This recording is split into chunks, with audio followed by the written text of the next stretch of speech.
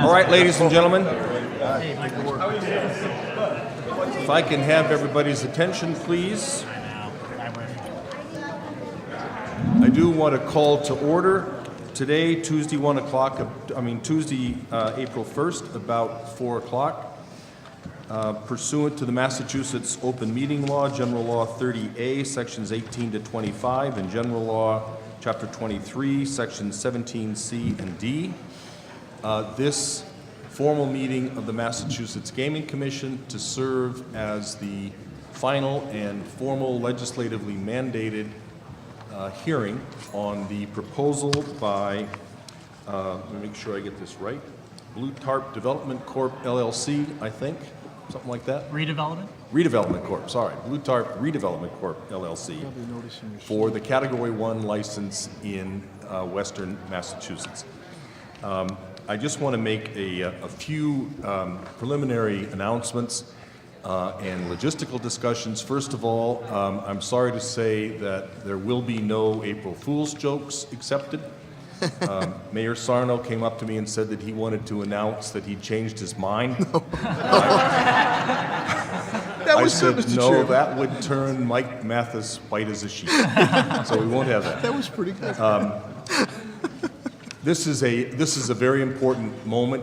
You all have heard us talk about the need that this process of selecting licensees be participatory, transparent, and fair. And an absolutely critical part of that is hearing from people and having you hear from us about this process. We've been in Western Mass probably, 10 to 12 times in different ways. We've received literally hundreds of emails and letters, all of which all of us have read. Commissioner Jim McHugh, had an illness in his family today, otherwise he would be here with us. As you know, we've reviewed the thousands, I think something like 12 to 15,000 pages of the application that came in from MGM. We have 5 evaluation teams looking into variables like mitigation, economic impact, finance, site and building design, and so forth, with consultants and investment bankers and traffic engineers and the whole bit.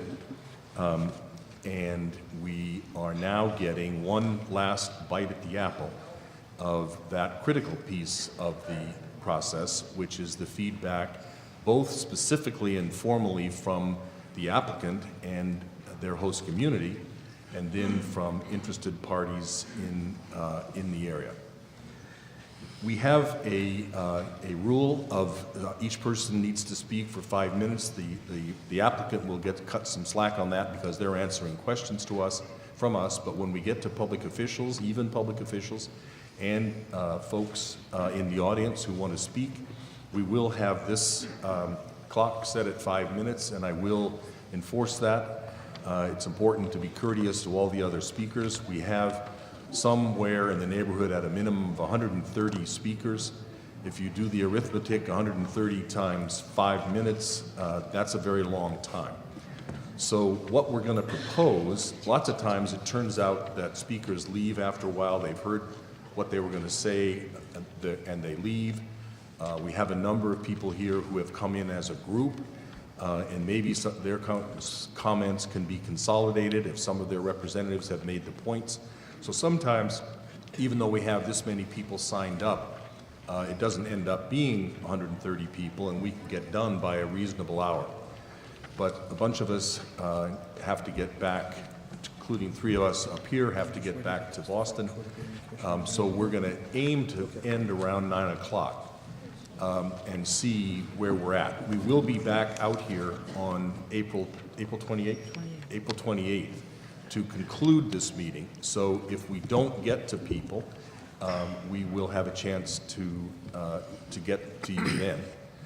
So you can keep that in mind as you see how the time goes by. On the other hand, if we get to 9 o'clock and we just have a handful left, we may go on, but for a little while. But we did one of these until 11 o'clock at night and almost lost a few commissioners, so we're not going to be doing that again. So keep that in mind, and I just want everybody to have a heads up. Some of you have had to leave work to come here, and we want to be respectful of your time. All of you I know are tremendously invested in this, and and we want to hear from you. I just want to give you a heads up on how we're going to try to manage the fact that we've got so many folks and so little time. Anything else? Any commissioners wants to add? We will open up with a presentation by the applicant, and I think Ms. Kelly Tuckey is going to start out.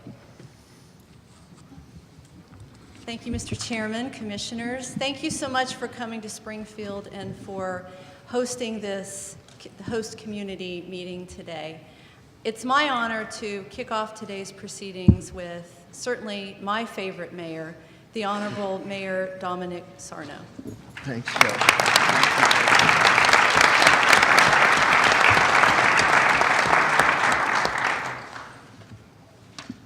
Chairman Crosby, good afternoon, and I want to thank each and every members of the Massachusetts Gaming Commission for once again coming out to the city of Springfield and being here today. As you know, I am Springfield Mayor Dominic Sarno, and I am here today to share with you the vision for the city of Springfield and to firmly and enthusiastically endorse the granting of the gaming license for Western Massachusetts to MGM Resorts. Your efforts make way for an unprecedented $800 million urban investment in downtown Springfield. The city of Springfield envisions this world-class entertainment development as far more than merely building a casino. As you know, Springfield, the city of first, is a city with a rich history, civic character, and urban fabric. These are sources of pride for Western Massachusetts, the Pioneer Valley, and the entire Commonwealth of Massachusetts. Before I speak to our future, let me touch upon our recent history. On the heels of the city of Springfield's 375th birthday celebration, the city endured unprecedented natural disasters in 2011, including an EF3 tornado, a freak October snowstorm, nor'easter, that resulted in catastrophic citywide damage. And if that wasn't enough, just before the holidays in 2012, a natural gas explosion rocked the downtown area, which leveled a building and caused heavy damage to dozens of nearby structures. However, from tragedy can come triumph, and the city's response to this devastation was comprehensive and resolute. As a result, the city emerged from these disasters and the Great Recession stronger than ever. While managing these disasters, the city remained steadfast in its commitment to strong financial controls and budget discipline. As a result, in January 2014, Springfield received a AA bond rating from Standard & Poor's, the highest ever. With Springfield's financial foundation set, it was time to lay the foundation for our renaissance. We have made smart investments in our infrastructure. We've opened our arms to good business opportunities and partnerships. I am now pleased to relay that a recent report this past March titled On the Rise was presented by Springfield's Department of Economic Development, headed by Coach Kevin Kennedy. And this forum was hosted by the affiliated Chambers of Commerce of Springfield. This presentation highlighted $2.48 billion, that's with a B, billion, in private and public investment recently completed, ongoing, or set to begin in the city of Springfield, with MGM Springfield as its cornerstone. MGM Springfield will also have a significant effect on the local economy. Annually, MGM will contribute $50 million in local spending for their procurement needs. I cannot overstate what this means to the local economy and businesses located in Springfield and around Springfield. In addition, the host community agreement commits $2.5 million annually for community programs.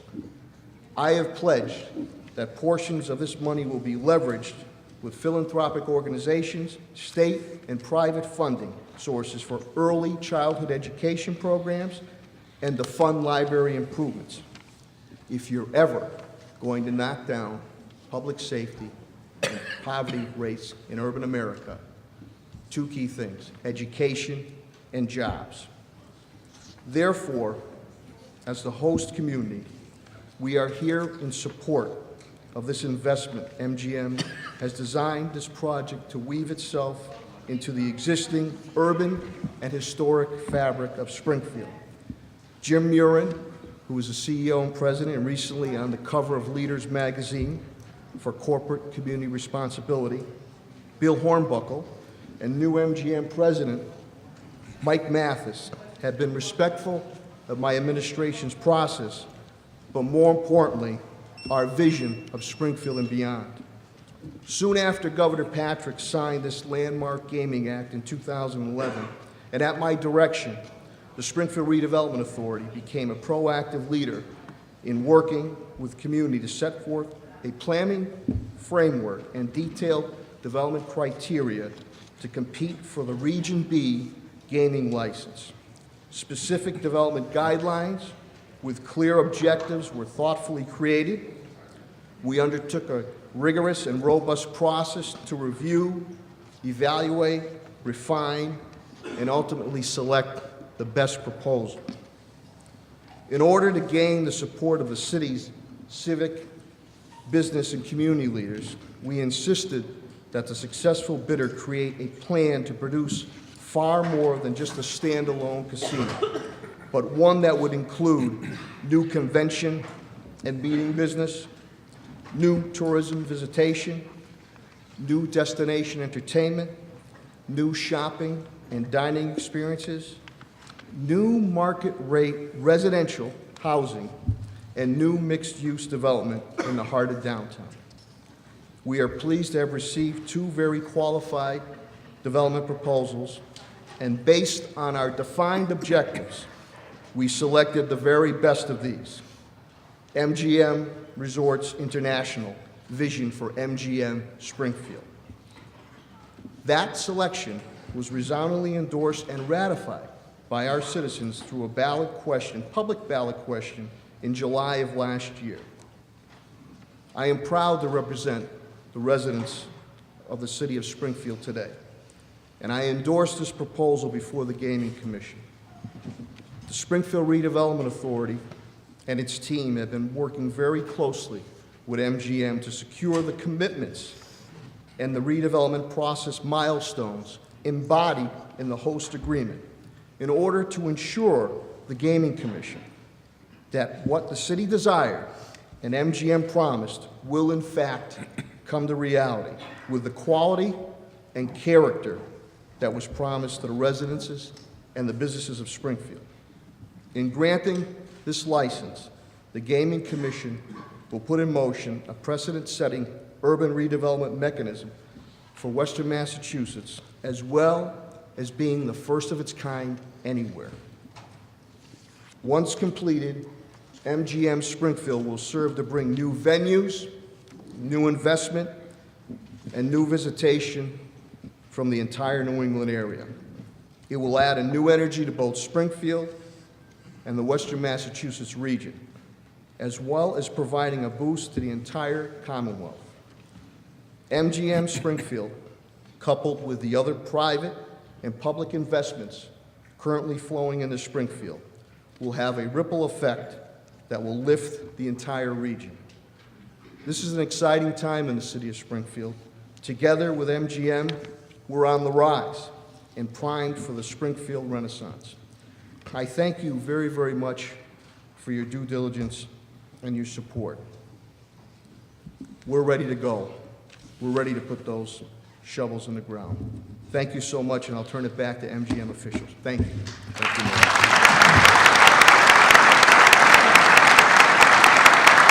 I didn't know if you had any questions at all. You're all set? Well said. Mayor, just let us tell you that from the standpoint of the commission, everything that we've seen about the process that you conducted out here has been a quality process too. So A lot of people were involved in the effort so far, and everything we can see is that Springfield has distinguished itself by doing a really fine job out here. Well, we appreciate that, and we appreciate the partnership that we've had with you, Mr. Chairman, and the commission in following the guidelines, and that compliment we'll take. And again, we're ready to go, and we're ready to put those shovels in the ground. But I appreciate your due diligence. And again, I appreciate, because you have, and the commission has been out here at least a half a dozen times, if not more, in the city of Springfield. Appreciate that. Thank you so much. Pleasure. Thanks, Mayor.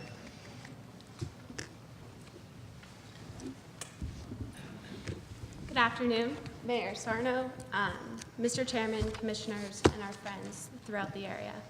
My name is Jody Collins, and it's my pleasure to be able to share with you my unique experience as both a native of Western Massachusetts and an employee of MGM Resorts. Growing up, my family moved around a lot, but without fail, we returned to Western Massachusetts. I spent every major holiday visiting my grandfather in Chicopee and spent summers playing with my cousins in Belchertown. When it came time for school, I was accepted into Smith College, and for the first time, I became a full-time Pioneer Valley resident. By the time I was a sophomore, my dad had accepted a position with a Holyoke company, and I benefited with home-cooked meals and clean laundry. I loved my time in Western Massachusetts, but I never saw myself staying after graduation. Instead, my friends and I were pursuing internships and jobs in Boston, New York, DC, and New Haven. My plans changed, however, when I attended a career fair at UMass Amherst during my senior year. That's when I met MGM Resorts. I knew absolutely nothing about gaming or even Las Vegas when I first sat down at the MGM table. I was just curious, and they were eager to answer my questions, and this initial exchange led to an interview and eventually to a job offer with Human Resources in the Management Associate Program at MGM Resorts. I accepted the position without hesitation. After all, I was graduating in an economy where jobs were scarce and companies were eliminating leadership development programs. But I figured MGM had to be different because instead of downsizing, it was expanding and strengthening its development programs. Until I arrived in Vegas, I didn't realize how different they were as an organization and how many preconceived notions I had about gaming. For several years, I had lived in a regional neighborhood right next to a gaming outpost in Pennsylvania, and I thought that all casinos operated like that, slots in a room in the woods. So I was surprised when I began at MGM. It was so much more than just a casino. MGM's resorts are entertainment destinations, and the casino floors are just one small part of the equation. In fact, only 30% of the experience, as you will later hear. When I began my job, I was genuinely surprised by how much MGM cared. In HR, I see behind the scenes. I see how we extend benefits to same-sex partners. We offer an annual floating wellness days so that employees may prioritize their health. We limit our environmental impact, and we offer professional growth opportunities to all employees, from line level all the way up to executives. All of the perks that other companies cut to save costs, MGM constantly invests in. This past fall, Mike Mathis, knowing of my interest in project development and my roots in Western Massachusetts, offered me the chance to help prepare the Massachusetts gaming license application. It quickly became apparent to Mike, who is the newly named president of MGM Springfield, and to me that I knew absolutely nothing about Springfield. How could that be, considering all the time I spent here? I began to realize that my time here was really spent around Springfield and not in Springfield. So, with Mike's encouragement, I set out to understand the people and the story of a city I thought I knew. I walked the site and saw the lasting damage of the June 2011 tornado. I sat with lifelong city residents as they described a thriving Springfield of the past. I pored over old maps and photos of the city and the Springfield Museum, and I sat in the attic archives of the Armory and listened to old recordings of concerts on the green. I began to see the spirit and strength currently alive in Springfield. I visited that same career fair at UMass Amherst that changed my course of life, but this time I was the one answering questions about MGM Resorts. This morning, I walked through the South End Community Center and saw the building's past and potential future firsthand. I started to visualize what downtown Springfield would look like in 3 years when we cut the ribbon for MGM Springfield. My experiences with MGM have given me a greater understanding of what it means to work for a Fortune 500 corporation that honors and upholds its mission, vision, and values, while remaining at the same time in the forefront of industry innovation. And they have also given me an opportunity to really appreciate this great city and its strong sense of community. I'm thankful that Mike gave me the chance to discover Springfield. And I'm thankful that MGM Springfield will give the same chance to the region, New England, and beyond. And with that, I'd like to introduce my boss, a guy whose passion for this project and this city is infectious, Mike Mathis. Go get him, Mike.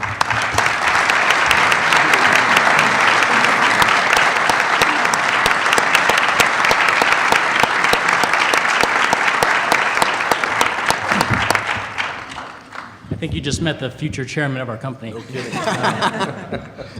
Jody turns 23 on Friday, believe it or not, which is opening day at Fenway. So I'm starting to learn. Really special. Thank you. Thank you for this opportunity. It's been quite a journey, and we're going to walk you through our project just in case there's anyone left in the Commonwealth that hasn't seen the slideshow. We're going to walk through it one more time.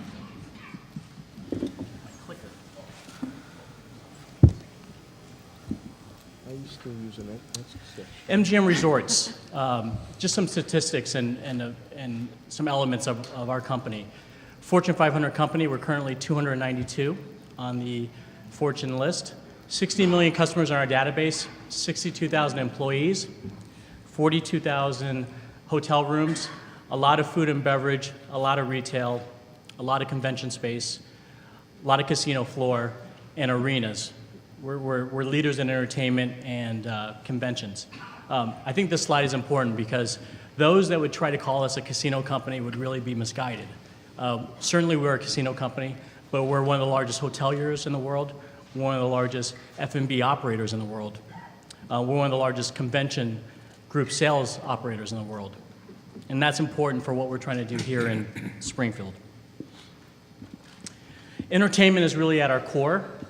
That's just a sample of some of the things we do in Las Vegas. The MGM Grand, which hosts the largest boxing matches in the world.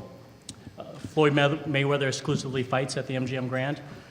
18,000 to 20,000 seat capacity in the MGM Grand, and we've got another facility, the Mandalay Bay Event Center in Las Vegas as well. And we're building yet a third arena in Las Vegas. We want to continue to be the leaders in entertainment and bring those relationships to bear here in Springfield. Cirque du Soleil. We brought Cirque du Soleil to Las Vegas. We have an exclusive with that group. There's one operation I believe they have in Florida, which we permitted in terms of our exclusivity. But those are the kind of relationships that we can leverage, and we're going to talk about this later on, leverage for Springfield and for the Mass Mutual Center, for example, which is a venue that we very much want to turn on and make part of our project. We're also leaders in retail. Those are just a sample of some of the names that we have in our retail facilities in Las Vegas. Not all of those will be replicated here in Springfield. There's a different market, but it speaks to our relationships across the luxury brands and as well as other brands that we hope to bring here to the Springfield project. Fine dining. We're one of the leaders in fine dining. We turned Las Vegas from a casino town into one of the finest dining towns in the entire world. James Beard Award winners, celebrity chefs, all of those chefs are in our properties, and we're in conversations to bring a celebrity chef to the MGM Springfield. It will be a sample of international, regional, and local, which I think is the key balance for the MGM Springfield project dining experience. You've seen this slide before. We're really proud of this slide. This talks about the way we make money as a company. Based on the Las Vegas Strip, our 2012 numbers, all publicly available, 30% of our revenues came from the casino. 70% came from outside of the casino, non-gaming. Those are the convention halls that I showed you. Those are the F&B restaurants, the entertainment, the 3,000 hotel rooms. We won't be able to achieve that mix necessarily in Springfield because we're scaling down everything. We have a 250-room hotel because we want to make sure that there's enough hotel demand at the other neighboring properties to ensure that their occupancy goes up. their ADRs go up. We've said we're not building a convention hall. Our convention hall is the Mass Mutual Center, where we're standing today. Our theater is City Stage and Symphony Hall. So that's why some of those statistics are a little skewed for Springfield. But this is our expertise. We make more money off the casino floor than we do in our Las Vegas operations. That's just a sample of some of the experiences we create. And you're going to see renderings of what we're doing here in Springfield. But some of the most iconic experiences in the resort industry happen in our portfolio. The Bellagio fountains, the mansions, City Center, which our chairman championed. We just opened a Michael Jackson Cirque show, which is incredibly successful. We've got the Tigers and Shark Reef, which is an incredible family experience, a large aquarium that we have at our Mandalay Bay. Now let's talk about the Springfield opportunity. You're going to see this map a couple of times in our presentation. This, we believe, is the key impetus for the gaming statute. This talks about the competitive landscape and shows what's been going on for a number of years, which is gaming dollars leaving the Bay State and going to surrounding competition.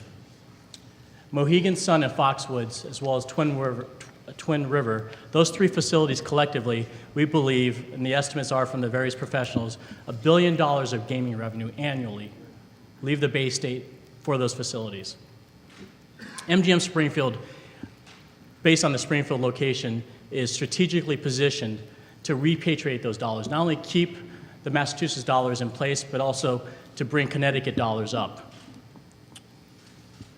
Hartford and West Hartford, a very lucrative market, you can see is equidistant from the Springfield site as well as the Connecticut tribes. In fact, it's probably closer and it's certainly a better drive based on our research. That's going to be a key market for us to reach out to, and we'll do that with some of the things that we're talking about in terms of entertainment, in terms of high-end restaurants, things that they have in that market that we believe we can replicate in Springfield. Let's talk about Springfield itself and all the existing great amenities that are here. It's really ideal for what we're trying to do. This is the project site in the center, and surrounding it are some incredible attractions, all of which have been underutilized, underleveraged. You got the Six Flags down the river, the Basketball Hall of Fame, Mass Mutual Center, literally catty corner to our site, and you've got Symphony Hall and City Stage. Add to that Union Station, which continues to be reinvested in to become a transportation hub for the region, and then all the great things that are going on in the Quadrangle, as well as the Armory Museum and some of the other elements. All it needs really is the engine, and what we've said all along is that MGM Springfield can be that engine to help unify all these great attractions. These are things that we would normally build. We don't need to build them. That's what the great marriage of our project and what the gaming statute is trying to achieve, is to utilize the existing assets. We won't compete with them, we're going to complement them, and we'll maximize their benefit, bring visitors back to these venues who haven't seen it for quite some time. A unified downtown. Those are some of the elements. The purpose of this slide is to show you the trolley system. We took a tour earlier today, some of us, and I showed you that there's elements that are there that are isolated on an island. What we want to do with MGM Springfield as the center is to incorporate a loop, a rubberized trolley system that will make various stops along the way to the museums, to Union Station, along Columbus, to hit the Basketball Hall of Fame, as well as to come back and make a loop through the project.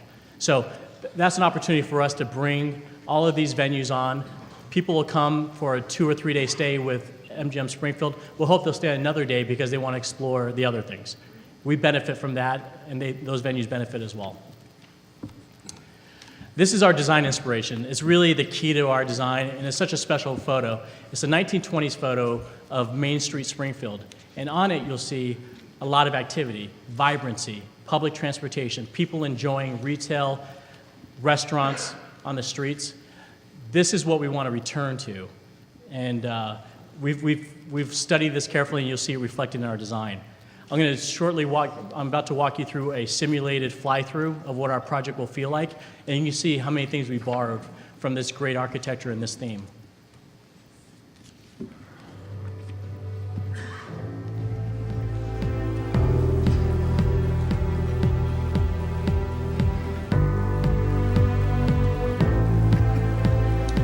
This is Main Street going north. The project is to the left. You've got apartments, you've got restaurants, you've got retail on the outside. This is the perspective looking south. That's our hotel tower. Again, along Main Street, retail, restaurants. The casino's on the inside. It's a porous design. You can go to a restaurant, you can go to a retail experience, and never go to the casino floor. This is the view looking up 91, circling around. 3,600 space garage, free parking. This is the perspective of our entertainment plaza, which is anchored by the Armory.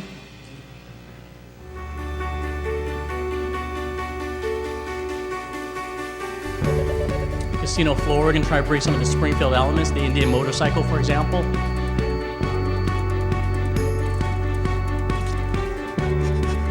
This is absolutely a product that will compete with the Connecticut facilities. You just saw them. You can get a feel for what our facility will compare against that one. It'll be competitive, it'll be different.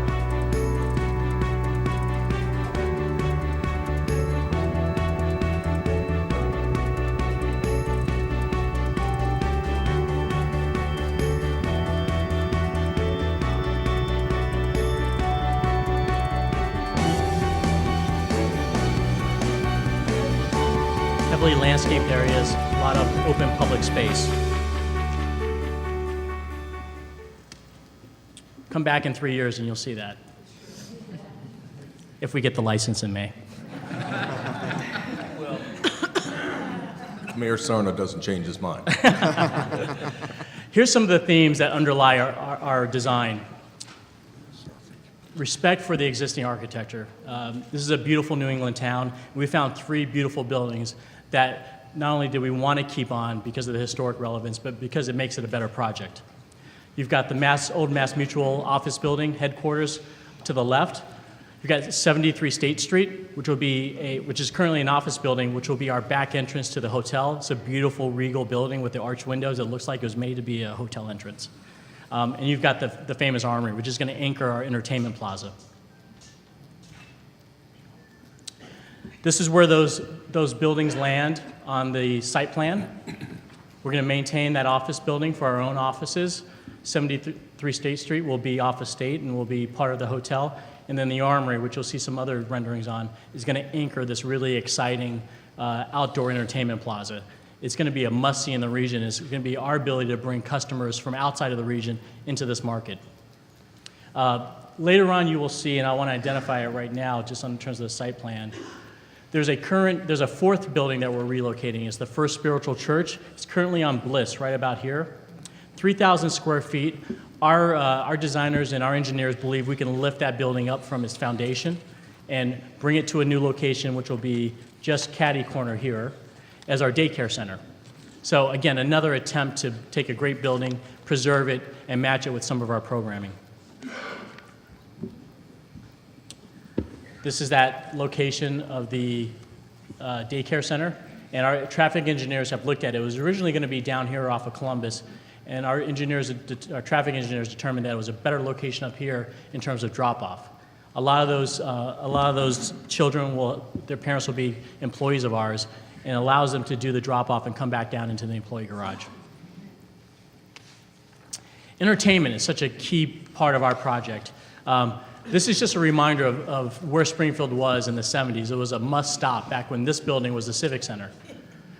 Elvis played here twice in the 70s. The Who played here, Grateful Dead. Because of competition in Hartford and other markets that have eroded the ability for this facility to attract that kind of talent, it's lost its entertainment background and core. We want to bring it back with our relationships, and we've done a little bit of that, as you'll see. Outdoor entertainment, we believe that's important. When we first landed here in Springfield, we heard often that no one stays in downtown after 4 or 5 o'clock. All the commercial business, they all leave and go to the suburbs. Well, the issue is there's not enough things to do in downtown Springfield, and that's part of what we want to do. This is a shot from Los Angeles and their downtown district, and that's the theme behind our entertainment plaza, is to give free public entertainment, a spectacle for people to stay with their families, and that'll create more energy, that'll create the spin-off impact of restaurants and retail. This is our rendering of what that might look like. This is obviously a seasonal winter view. This is the Armory that'll anchor our outdoor plaza. We show a skating rink in the winter behind it, movies, bowling. This is a market that doesn't have bowling and movies downtown. We had to go out into the market, talk to those vendors, and show them our business case, and now they're interested. So that is the catalyzing impact of our project, is that it'll allow a movie theater, a bowling alley to come downtown. Now there'll be reasons to stay downtown, and it has that spin-off impact. And we're very proud to be part of that story. This is another view, again anchored by the Armory. Conference and group. I'm gonna bring up Mary Kay Wydra from the Greater Springfield Convention and Visitor Bureau. We have a relationship in terms of our organizations that we're going to partner to make sure that this is a new tourism destination. But the key to conference and group is midweek stays. You got to keep the rooms filled during the week. When the FIT, the Free Independent Traveler, is coming in on the weekends, you got to make sure that there's enough activity during the week. It'll keep our restaurants busy. It'll keep Main Street busy. So part of that big story is this building right now. We've had our sales group attack the database to make sure that we can find groups that can go into this building. And it starts with convention hall, meeting rooms, and you'll see hotel rooms. We were going to bring the first 4-star hotel product to this town, which any meeting planner will tell you is an important checklist as they decide which venues they're going to go to. The Sheratons and the Sheratons, the Marriotts, which are presently in the market at 3 stars, are perfectly complementary to that business. We've got 250 rooms in this hotel tower, which will be a 4-star room. We're going to model it by some of our existing product. We've heard often that there's a concern that if there's additional hotel rooms, will it be competitive to us? We have just the opposite view. We want to sell Springfield as a city, and the larger groups need more than 250 rooms. Frankly, they need more than 500-600 rooms. So the more product, the better. We're hoping to create ignite a hotel development that allows additional product to come online, and then we can package it all to a big group in a single shot. So that's the strategy behind our conference group plan. This speaks to our commitment on entertainment. Mayor Sarno and Kevin Kennedy were tough negotiators. They didn't take our word that we would pump entertainment through these facilities. We have a 100-page contract that commits ourselves to 12 shows annually, 4 in each of those facilities.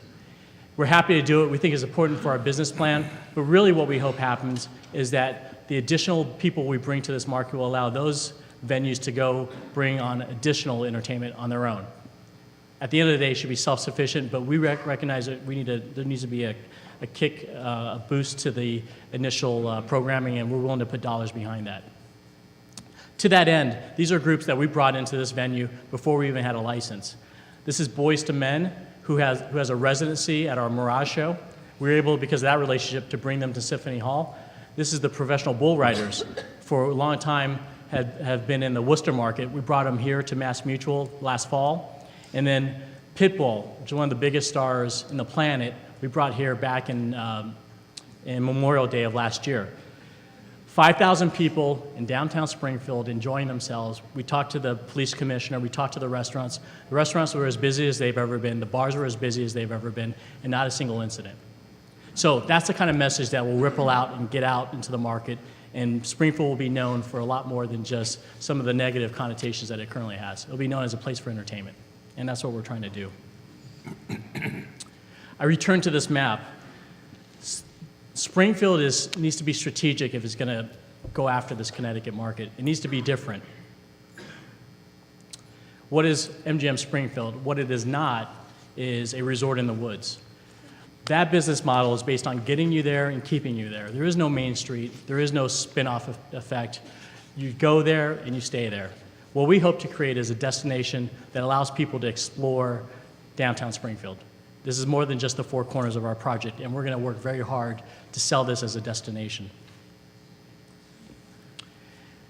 If we do it right, and we will do it right, the green will expand into the yellow. So this is about keeping Massachusetts dollars in the state and also going after some Connecticut dollars. I hope we're not trying to get a Connecticut gaming license anytime soon, because I think I've declared ourselves on that issue.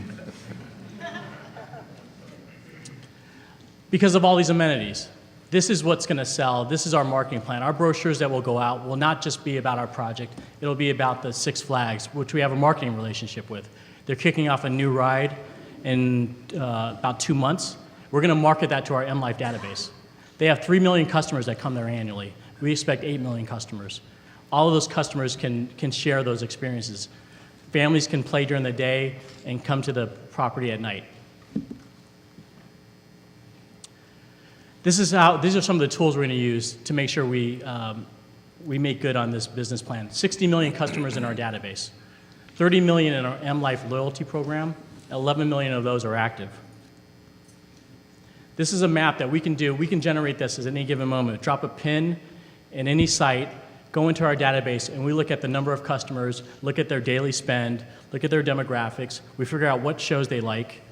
Within this hour and a half, 75-mile radius or so, we've got over 100,000 active customers who come to Las Vegas, say 3 or 4 times a year. But if we had a flag here in New England, we think that they would come more often. And those are probably likely customers of our competitors. So this is our ability to meet the demand that we think exists currently in the market that is not met by an MGM flag. These are some of our strategic partnerships that we're going to be able to leverage to make sure that we get messaging out about the MGM Springfield opportunity. I think one of the key ones, let me screw that up, is Southwest. With all of their flights to the Bradley-Hartford market, we're going to be able to message on Southwest for all those customers, again, targeted to Connecticut, to come up and explore Springfield. For those that fly into Springfield, you fly into Hartford Bradley. It's as convenient an airport to a major city as any that we've ever come across. So there's a wonderful opportunity to bring those customers up. There's also an opportunity to reach out to the Boston market as well. I want to talk a little bit about our sudden and really unexpected New England presence. In addition to the MGM Springfield project, which is here, we're proud to have been awarded the MGM National Harbor project right outside of the nation's capital. So as you can see, we're going to have metro centers like New York City flanked. We're going to bring customers down south around this market into this property, which is going to be a world-class property. We're going to have MGM Springfield drawing customers from the Northeast, New England area. And we're going to be able to offer what other competitors can offer, which is more than one experience. If you're an MGM Springfield customer, we can give you loyalty points that allow you to go to National Harbor and vice versa, in addition to all of our Las Vegas properties, which are premium as well. So that's the power of our portfolio and how we can leverage it for the benefit of all the projects. This is just a rendering that shows what's going to be a really beautiful, exciting National Harbor project.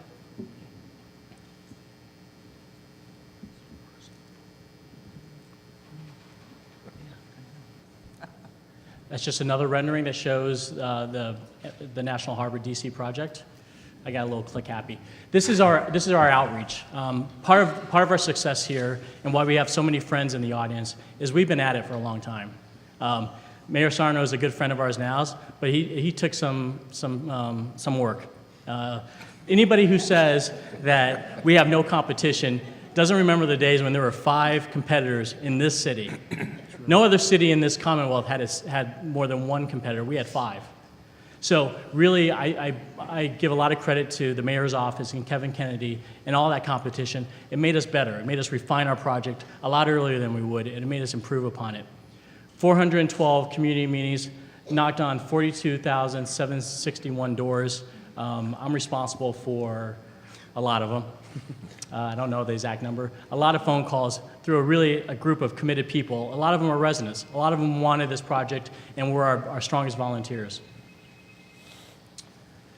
Then that fateful day when Mayor Sarno picked us really kicked off this process because we finally had a partner in the city, and he made us prove ourselves and made us sign a 100-page contract. That's my boss, Bill Hornbuckle. Great day. Again, I think it took place in this room where we had the entire community turn out for what was going to be a historic day in Springfield's history. This is our city council approval. This is our vote, 58-42, a 16-point margin. This is a city that turned down the casino vote twice in the 90s. July 16th, which I remember really well, was one of the hottest days of the summer. We turned out 25,000 voters. Some of them weren't fans, granted, but a lot of supporters that day. So really proud of that result given the history of this question in this city. That's my boss's triumphant fist pump. We call it the hero shot. That's the mayor and our group of volunteers. Incredible group, colleagues of Jody, who you just met. I'm happy to say 5 of those people are coming to Las Vegas to be part of our one-year MAP and HIT program. So we're stealing some of your talent. We're going to train up in Vegas, and I'm going to try to recruit them back here. Given the winter you just had, I don't think I'm going to do too well on that. Host community agreement. This is really a tremendous document that I worked very hard on, that the mayor's office worked very hard on. $25 million in annual payments that we're making to the host community. The project site currently generates $634,000 in taxes. That's what the facility does today. This is our commitment annually, in addition to all the other spin-off and economic impact that we'll create. Additionally, $50 million of annual spend that we've committed in goods and services here locally. I've got many partners here in Springfield. We're working really hard to make sure those opportunities stay here, and it's going to require work. It's going to require infrastructure and lead time to make sure those vendors get on board. And I know Commissioner Stebbins has got an advisory committee, and it's an important one, because we got to make sure gaming and the resort industry are new to this market. There's a lot of businesses in Connecticut that can service us. Let's make sure that there's Massachusetts businesses, and that's going to be a collective effort. $2.5 million for our community development fund. The mayor just talked about it. That comes out of the 25, but we're really pleased to see that there was a devoted amount towards early education. We think that's important. That'll train our professionals for the future. Public safety, they're key partners of ours. We got in their endorsement. We want to make sure they had money for the future economic impact of all the tourists coming in. And then $1 million for the Riverfront Park. The Riverfront is a key element of the project, and we want to make sure. Mr. Mathis, excuse me, are 4 and 5 annual?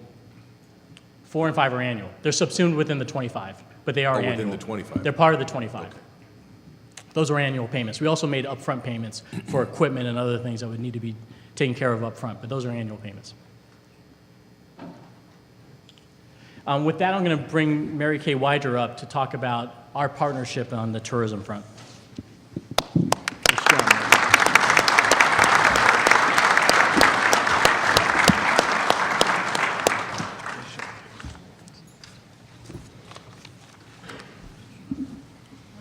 To multitask up here. I'm going to have John click my slides for me.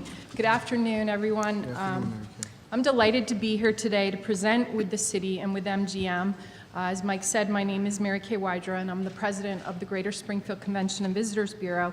And joining me today, I just want to acknowledge 2 of my board members, actually the chairman of my board, Michael Hurwitz, who's the owner of Pizzeria Uno and Chicago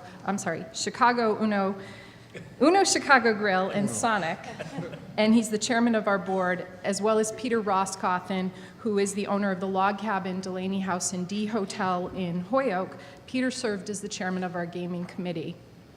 While I have addressed the Gaming Commission in the past, and I know all of you are familiar with our organization, for the sake of the audience behind me, I'd like to provide a little background.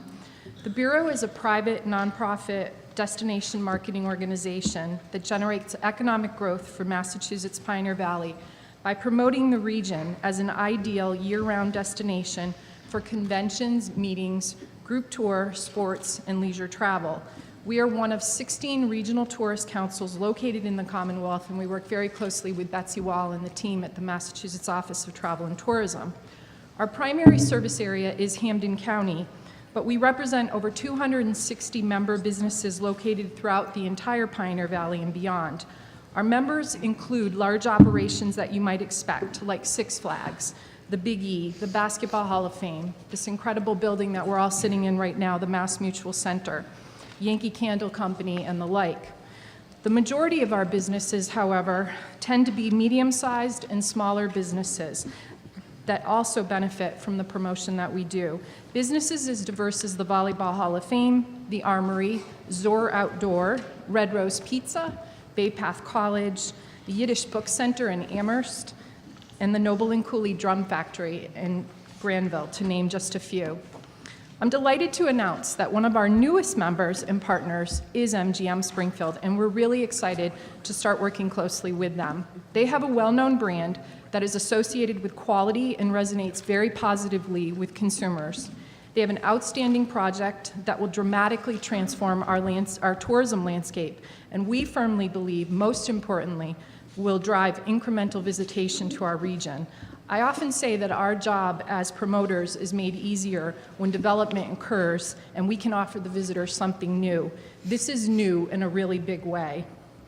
We are a sales-driven organization, and this slide shows you our product. We sell the Pioneer Valley. Our region is full of fun, as the slide says. It's easy to reach and navigate. It's about an hour border to border. And with the introduction of MGM Springfield, we're going to add a bright new icon to the map and provide our visitors with one more reason to visit for the first time or come back and stay with us again and experience this exciting new attraction. When I say visitors at the Bureau, we have 4 types that we pursue. This next slide will show you those. We strongly believe that the MGM Casino in Springfield will be appealing to each of them. Group tour operators are responsible for developing itineraries, and they literally bring busloads of people into the region. They will surely include this new attraction as a stop. Casinos are very popular attractions in the group tour market. In fact, several operators have already contacted us asking us when the doors are going to open. Just yesterday, a Peter Pan motor coach left our region with 24 salespeople representing all of the Western Mass Regional Tourist Councils, as well as many members that are interested in growing this type of business. They left on a 3-day tour for appointments with tour operators on Long Island who want to know more about our region's offerings, and we know we can sell this new attraction to them. As for sporting events, there are just certain ones that lend themselves well to a casino environment: billiards, darts, boxing, etc. Launching the Western Mass Sports Commission last April, we have just completed our first year in pursuit of this niche business, and events rights holders have already expressed elevated interest in bringing events to the area with the introduction of the MGM brand. In terms of sheer numbers, the leisure category is by far our largest, and it's also the most competitive. It's very clear that a great many leisure travelers will visit with the introduction of this new attraction, and given the unique design of this urban core development project, the folks at MGM have provided other entertainment opportunities for those who might not want to head to the gaming tables. They will have recreational facilities like a bowling alley and movie theaters, which we currently don't offer in our city center. In addition, they're going to introduce quality new retail development, which is lacking in our downtown. There's also a planned shuttle to take visitors to some of the other leading attractions, including the museums, Six Flags, and the Basketball Hall of Fame. This project's definitely going to enhance the leisure visitors' experience. Finally, our 4th segment, and Mike talked about this, meetings and conventions. It's one that's surely going to grow given the power of the MGM brand, their extensive database of meeting planners, and their great depth of experience in hosting conventions and meetings. They dominate this market niche, and we're so fortunate to partner with them and leverage their success. We have a need to increase our quality hotel room base near the convention center, and as Mike said, they're going to offer 250 first-class hotel rooms to our inventory. Given their proximity to this building right now, they're our natural ally in pursuit of this market niche. The Bureau recently updated, and this next slide will show you, our visitor profile and engaged a third party with an objective eye to conduct visitor research to tell us more about our customers. This slide shows you just some of those findings. The majority of our visitors, as you can see, come from the New York City area, Connecticut, and Boston. They stay for 2.9 nights, and they spend approximately $270 a day. We feel very strongly that with this new attraction, we're bound to open up new markets, extend the length of stay, and the daily spend. More heads in beds and more cheeks in seats, to borrow a few tourism terms. They're going to equal more rooms and meals tax for the city and the state. Currently, our research shows that only 20% of our visitors are attending our conference or meeting. I'm not going to lie to you, we have a hard sell right now. There's a huge opportunity to grow this number by working with MGM. Please note, the last bullet on the slide is one we're quite proud of. 82% of the visitors say they definitely will or probably will come back. And we feel strongly, again, that with MGM Springfield added to our mix, we know they're gonna come back. Finally, this is my favorite slide because it outlines for all of you the ways we're gonna work with MGM Springfield together to market the casino, the city, and the region. We formed a true partnership. Now, I'd be remiss if I didn't acknowledge to all of you that I've stood in front of you before and presented to the Gaming Commission in the past, and I've implored you to make tourism a priority in all of the gaming applications you receive, review, and ultimately approve. And I am thrilled to be here today to stand with our partners, MGM Springfield, and tell you that the Bureau Board has approved a partnership agreement that includes many elements, and this slide will show you what they are. We're going to work together on a marketing strategy that will bolster our efforts to bring more visitors to Springfield and to the region. MGM Springfield, working through the Bureau, will promote other tourism-related businesses with cross-promotional opportunities so that their guests truly become guests of the Valley, and they venture out to see many other treasures the region offers. MGM Springfield will use our guidebook as a valuable visitor resource and make it available to guests throughout their property. And they will join our Team Springfield, our cooperative convention sales effort, to bring more meetings and conventions to the Mass Mutual Center. As the head of an organization charged with promoting the region, and as a longtime resident, I'm a homeowner here in downtown Springfield, I truly believe the MGM Springfield proposal is the absolute very best opportunity for the Pioneer Valley. Over the past several months, I've met and worked with many members of the MGM team, and I'm wholly impressed with their experience, their professionalism, and their commitment to Greater Springfield and the region. To borrow a phrase from our new partners, we are stronger together. Thank you. Mary Kay, before you go, Mary Kay, anybody have questions? Bruce? Were you at the meeting? I think you were at the tourism conference that we held out here. Didn't you speak when we brought in the fellow from Detroit who talked about the up at Western New England University. Yes, right. Yes, we brought the gentleman from Gary, Indiana, Yes, it was Gary, Spiros. right. Yes. Do you remember his warnings and what he was alerting us to about doing this in advance and talking to people in advance of what happens if you don't? Do you remember that conversation? I do. More or less? It's implicit in what you're saying, but because that was such a striking presentation, was early in our time, we're out here a year ago or more. I think it was a year ago last August. Right. It was a long time ago. Right, and we were being warned by people from other communities about what can happen if you don't pay attention to how to build a collaborative marketing relationship with the surrounding areas. Given the warnings that we heard and versus your experience now, where is your level of comfort about how your tourism association is going to do? I think as I stated in my presentation, we feel quite comfortable. We feel very strongly that our collaborative efforts are going to pay off for the entire valley. As I've said to you in the past, we represent businesses up and down, large and small, and I think through the agreement that we've worked out and through the different nuances, whether it's cross-promotion with brochures and social marketing and website presences, the trolley system, we're going to move people up and down the valley, and that's our intent. And I think that's what Spiros also advised us to start early, talking to the casino companies, and we've certainly done that. Good, and I just want to, if we do end up, it's counterintuitive to many people that an organization like this would come in and spend real money trying to market its customers to other places. And as I've said to MGM, I mean, they are undertaking something which is a very, very ambitious strategy here, a very ambitious strategy, not the normal strategy, and proposing to be integrated with the rest of the community in a way which is, if not unique, certainly unusual. But critical. You know, we've heard all the anxiety from the Northamptons to every place else in the world about what's going to happen. And the criticality of the success of this relationship is essential, and we will certainly be talking about this as we complete this evaluation process. but I would just urge you and your members to really stick with this, you know, because it's essential to the way they're positioning this, and utterly admirable, and as I've said, ambitious. And I certainly believe in good faith, but also crucial in the final analysis that this really works for the area and for Western Mass. I think given the model that they have and its location within our region, they're moving into the tourism neighborhood. They're going to be next to the red roses and the forts, and I think it benefits everybody that people move in and out.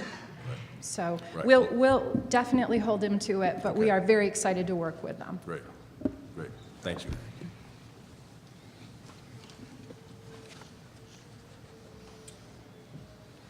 I'll just tell you, Mary Kay is a passionate representative for constituents, and she's cut from the trust but verify stock. So she wanted ink on a contract. So the things that she talked about are contractual as well, and we're happy to do it. At this time, I'd like to introduce my colleague, Kelly Tuckey. She's our Vice President of Community and Public Affairs for the Eastern Region. With more than 20 years of experience in communications, Ms. Tuckey identifies community partners and manages relationships with local civic, educational, and philanthropic organizations throughout the Eastern United States and Canada. Kelly earned her bachelor's degree in journalism and a master's degree in student, personnel, higher education with honors from Ohio University in Athens, Ohio. She's also uniquely qualified for a task that is critically important to our project, which is to build up our staffing for the MGM Springfield. She led staffing for our City Center project and managed over 100,000 applications for that project. So I don't know if there's anyone in our industry or anyone in the country that's done that kind of real work in that environment. With that, I'd like to welcome Kelly Tuckey.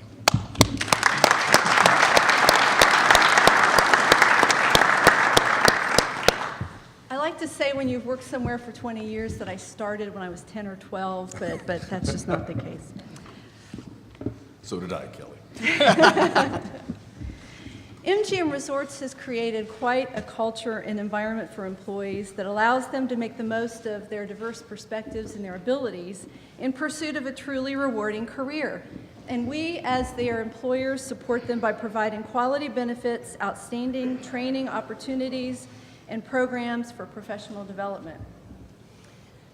This is MGM, and I'm proud to say that MGM Resorts is a majority minority company, with 63% of our employees describing themselves as a minority. And our representation extends well into the management ranks, where more than 37% of the 4,197 employees in management have also identified themselves as a minority. And we have maintained a more than 30% representation in minorities in management and over 40% representation of women in management for the last 5 years. And as far as addressing the representation of minorities and executives, look no further than Mike Mathis. In addition to Mike, in our National Harbor project in Maryland, right outside of the nation's capital, we have Lorenzo Creighton. And Lorenzo Creighton is President and Chief Operating Officer of MGM National Harbor. He began his career with the company as the head of MGM Grand Detroit and was one of the first African-American presidents of a major casino property. Now, you've also met Phyllis James, our Executive Vice President and Chief Legal Counsel, who also serves as our Chief Diversity Officer. Mrs. James is one of the top executives of color, not only in our company, but also in our industry.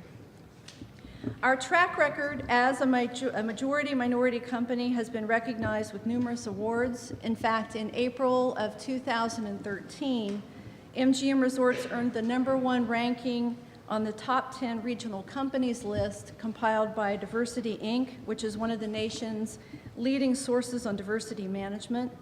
And just last year, Jim Murren, our CEO, was selected by Corporate Responsibility magazine as one of 2013's top 5 CEOs in the nation for corporate responsibility.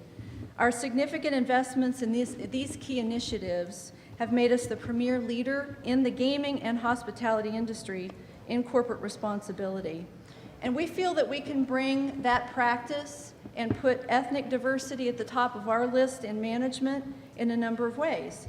First of all, by promoting transparent career paths and supporting people along the way and giving them the resources that they need for career development. We have nothing to hide in terms of how employees enter our workforce, how they are supported and managed, and that goes in part to a very strong mentoring relationship and upward mobility secured by these supporting managers and supervisors of these employees. Secondly, by hosting community-based job fairs. This past summer, during the campaign season here in Springfield, we were taking what we called career showcases into the various neighborhoods of Springfield. And we feel that that's a very promising practice as well when we come back and we can actually offer jobs. Third, we have recruiters who model the way. Our recruitment team looks like the people that they are recruiting, and we're very proud of that. As I mentioned before, we have a strong mentoring program, and additionally, we have been collaborating with, and we look forward to collaborating further with ethnic and cultural organizations, such as those in Springfield, including the Puerto Rican Cultural Center, the NAACP, the Urban League, and others that represent the minority organizations and people of Springfield. And finally, hiring young talent and identifying those strong performers for development and leadership opportunities in programs such as Aspire, and then finding more of the Jody Collins of the world who we can put into our MAP program. Let's be honest, if it's not the #1 reason, then it should be. The reason that we want to be in Springfield is to bring jobs back to Western Massachusetts. MGM Springfield will employ 2,000 construction workers, which is equal to over 5 million labor construction hours over a 2.5-year construction period. Upon opening, we anticipate that the project will create more than 3,000 permanent jobs in more than 400 job classifications. And these are jobs like financial analysts and food servers and front desk agents, valet parking attendants, warehouse attendants, guest room attendants, dealers, slot technicians, cooks, cage cashiers, casino marketing, and the list goes on and on. These jobs are good paying jobs with comprehensive benefits, and 80% of the jobs will be full-time, with 90% staffed locally and regionally. Now, jobs and vendor opportunities will both be sourced, starting with Springfield and then moving into the surrounding communities. Our first priority will be in tapping into the labor and business resources of Springfield and those surrounding communities, and then we will reach out further into the 4 Western Massachusetts counties, partnering with the regional employment boards, the one-stop career centers, community colleges, the chambers of commerce, and other organizations to ensure that we maximize their participation throughout the region. Now, we've already met with and entered into agreements with a number of these groups, and will continue to do so in the months and the years ahead. Now, we anticipate that these relationships will enable us to foster and grow the local supply of talent and resources. So this effort, coupled with the clear capacity for employment as well as supplier-vendor relationships, should ensure that the majority of our employees and supplier-vendor needs are fulfilled by Springfield and Western Massachusetts residents. It is only after we've exhausted all of those opportunities that we would feel the need to focus outside of the region. As for staffing levels, we anticipate that we'll maintain consistent staffing from year 1 through year 5 because, and I know there's been some concern about this because there's been discussion and concern that gaming is coming to New York State and that may impact our plans. However, our projections are based on the information, the best information that we have at the time that we make them. So at this time, while there have been discussions about potential expanded gaming in Connecticut and in upstate New York, there have been no specific parameters put around that scale or the timing of such new facilities. And furthermore, we believe that because of the maturity of this market and with the introduction of a Western Massachusetts facility, coupled with the large existing Connecticut facilities, any new competition is likely to be smaller in scale and less competitive to a full destination resort as we are planning. We believe these jobs that I mentioned can be sourced, as I explained, based upon the significant unemployment and the underemployment in the area, particularly in Springfield, this host community. Now, this map shows the number of people unemployed in the greater Springfield area. This constitutes 81% of 16,134 of the unemployed workforce in the greater Springfield area. In fact, Springfield and Holyoke have among the highest unemployment rates in the entire Commonwealth. Springfield has 10.5%, Holyoke has 10%. Many of the unemployed and the underemployed seek assistance from their neighborhoods, their family members, their churches, and cultural organizations. So with this in mind, MGM Springfield has built relationships with a number of organizations throughout Springfield and the 4 western Massachusetts counties to further our commitment to creating a diverse workforce. And we have spoken with several others regarding their support in sourcing a diverse employee base for our resort. I should point out that veterans are an important candidate pool for MGM, and you'll note that we single out the American Red Cross of Pioneer Valley as one of those partners. One of our most successful partnerships is with the American Red Cross, where we have launched our Boots to Business program. This is an innovative training program that has supported returning vets in their transition to civilian jobs by helping them apply their leadership and their experience to jobs in our industry.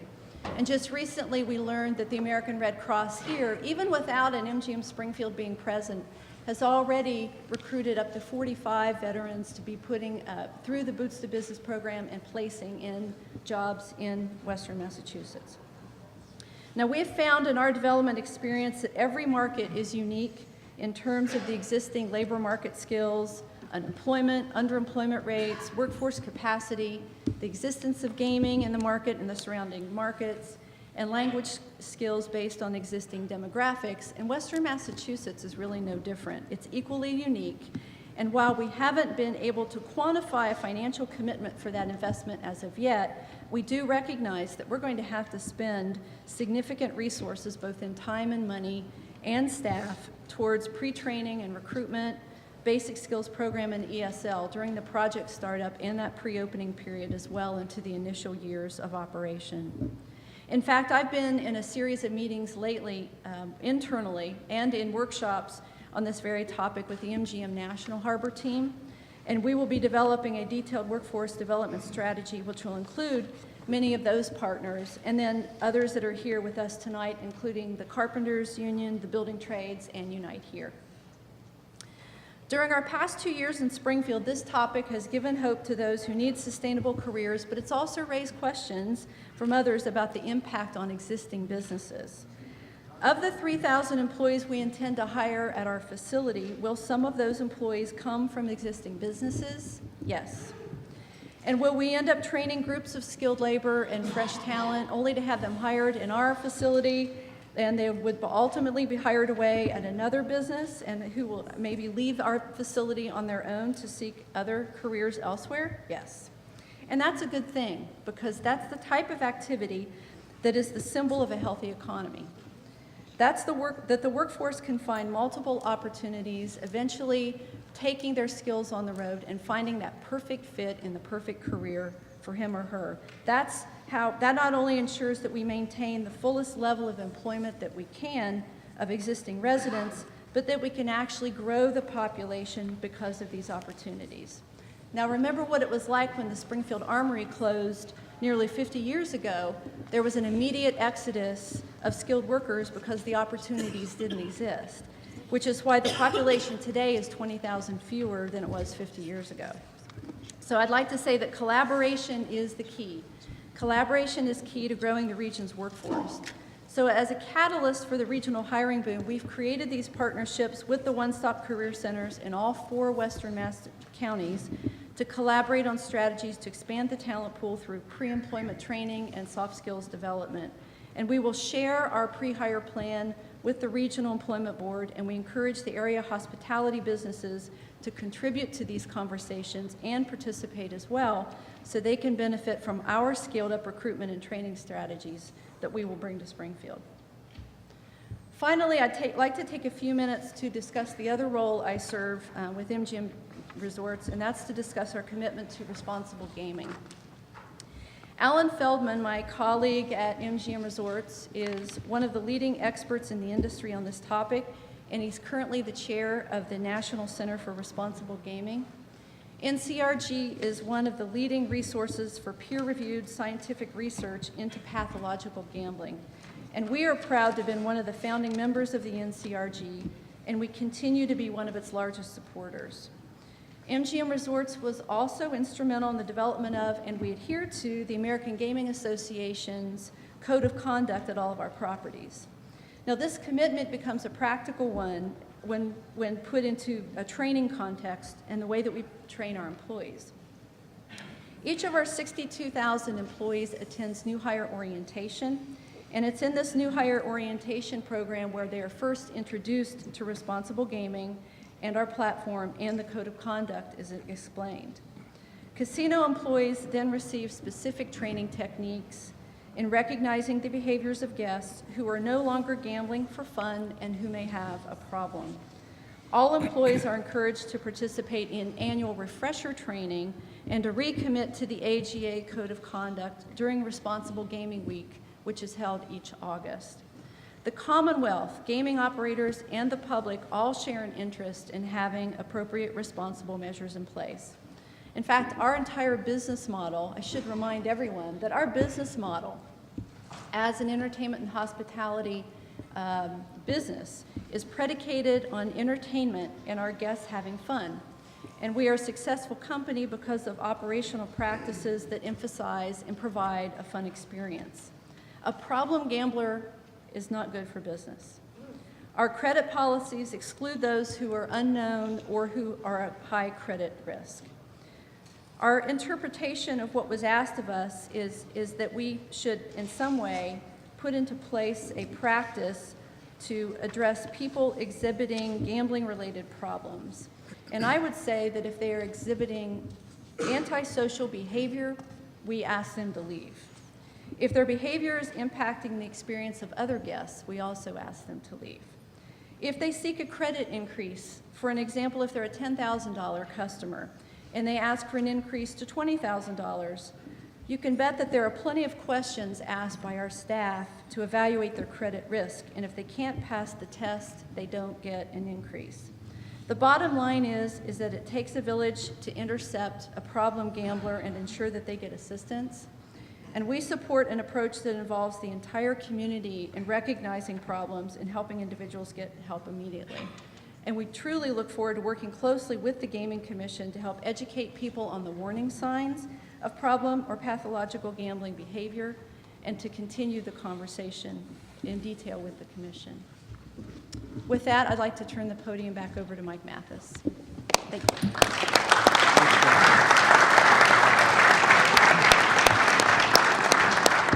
Chairman, Commissioners, we're going to wrap it up. We've got a few more slides, but I think we can possibly handle that in Q&A, and it's information you've seen before. So with that, I want to thank you. I'm sorry we ran over. We're passionate about this project. We've been at it for a couple of years now, so it's hard to go through it more quickly than that. But thank you again. I do have an update on the surrounding communities. I was going to play an April Fool's joke and say we got Long Meadow and West Springfield done, but alas, we did not. We'll be going to arbitration. The good news is that will be resolved soon, and then I think that will be the last element of what you need to rule upon for the license. So happy to answer any questions. Again, thank you, and thank you for the patience of this audience. Very excited to be here. Thank you much. Thank you.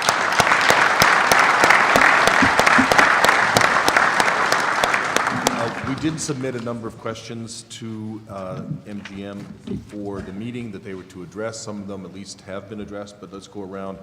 Each of the commissioners is responsible for one of the 5 categories of evaluation criteria: mitigation, economic development, site and building design, finance, and a general overview section.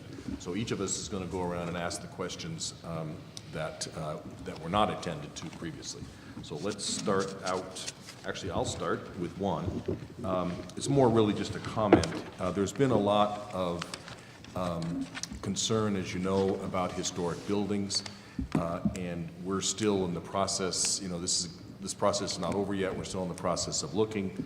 I actually think that you've done so far quite an impressive job. There are 4 of the principal buildings that have been discussed that are being, at least in part, utilized and recycled. And I'm a nut on old buildings, and that's great. 3 of the 4 that are on both the state and national historic registers, I think you have figured out a way to address.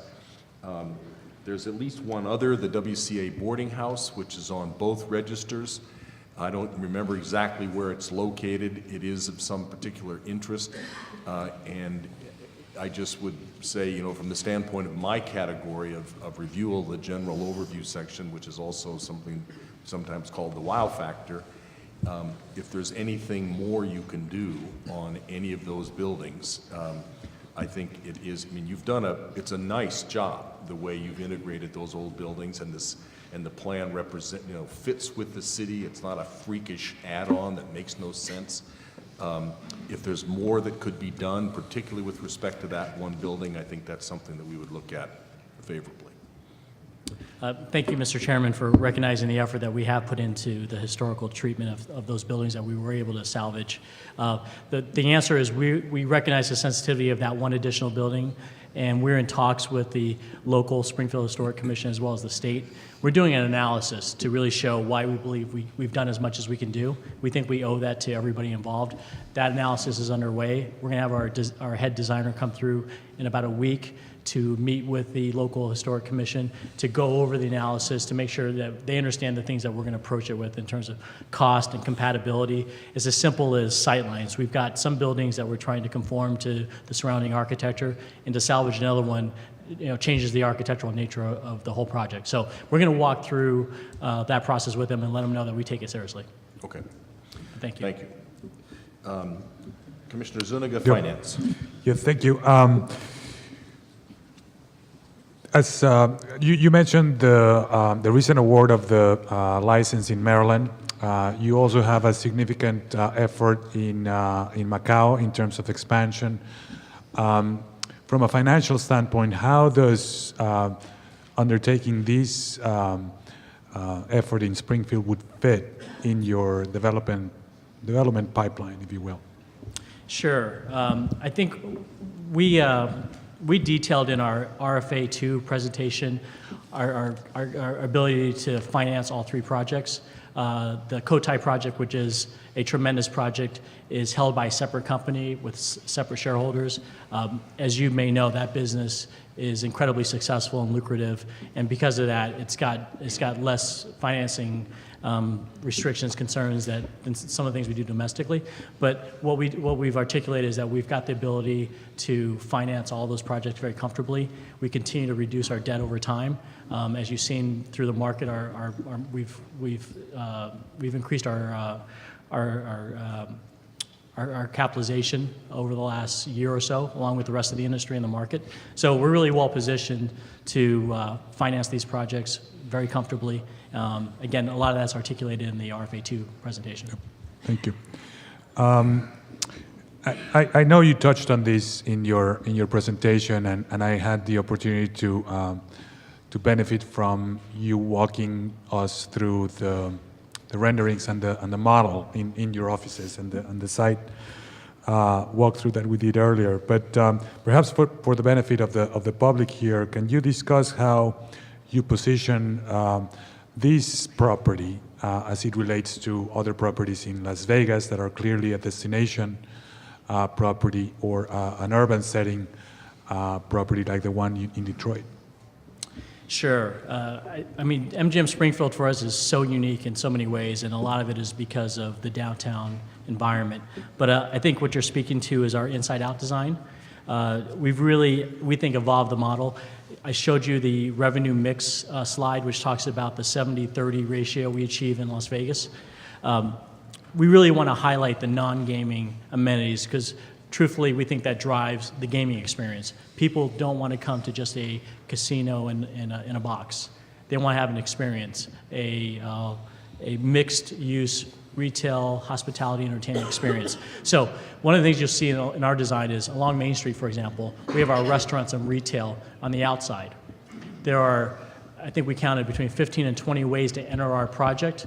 Normally, the old model would be you come in through the garage, through the casino, you come in off the main street through the casino, and we drive people through the casino to some of the other amenities. We flipped that.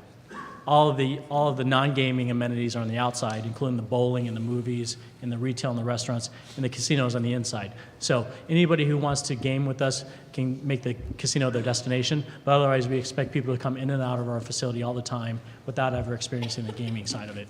It's just one of the components we offer. And I think it'll revolutionize our business. We're very proud of it. We think that's more sustainable, and that's what we do as a company and what we're hoping to do and highlight through the MGM Springfield design. I hope that answers your question. Yes, that does. Thank you. Thank you very much. Is that it? Commissioner Stebbins on economic development? Well, it's a good thing we sent you some of our questions in advance. It allowed me to skip some of these because you and Kelly addressed some of these. I want to reword my first question, though, just slightly. You talked about consistent employment in year 1 and year 5.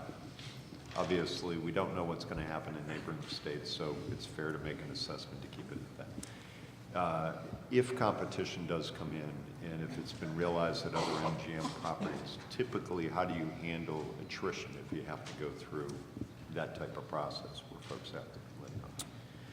Yeah, it's, as Kelly mentioned, for our projections, we based on the best information we had, certainly at the time. And while there are talks about encroaching competition, we believe it's a pretty saturated market, especially with a Western Mass presence.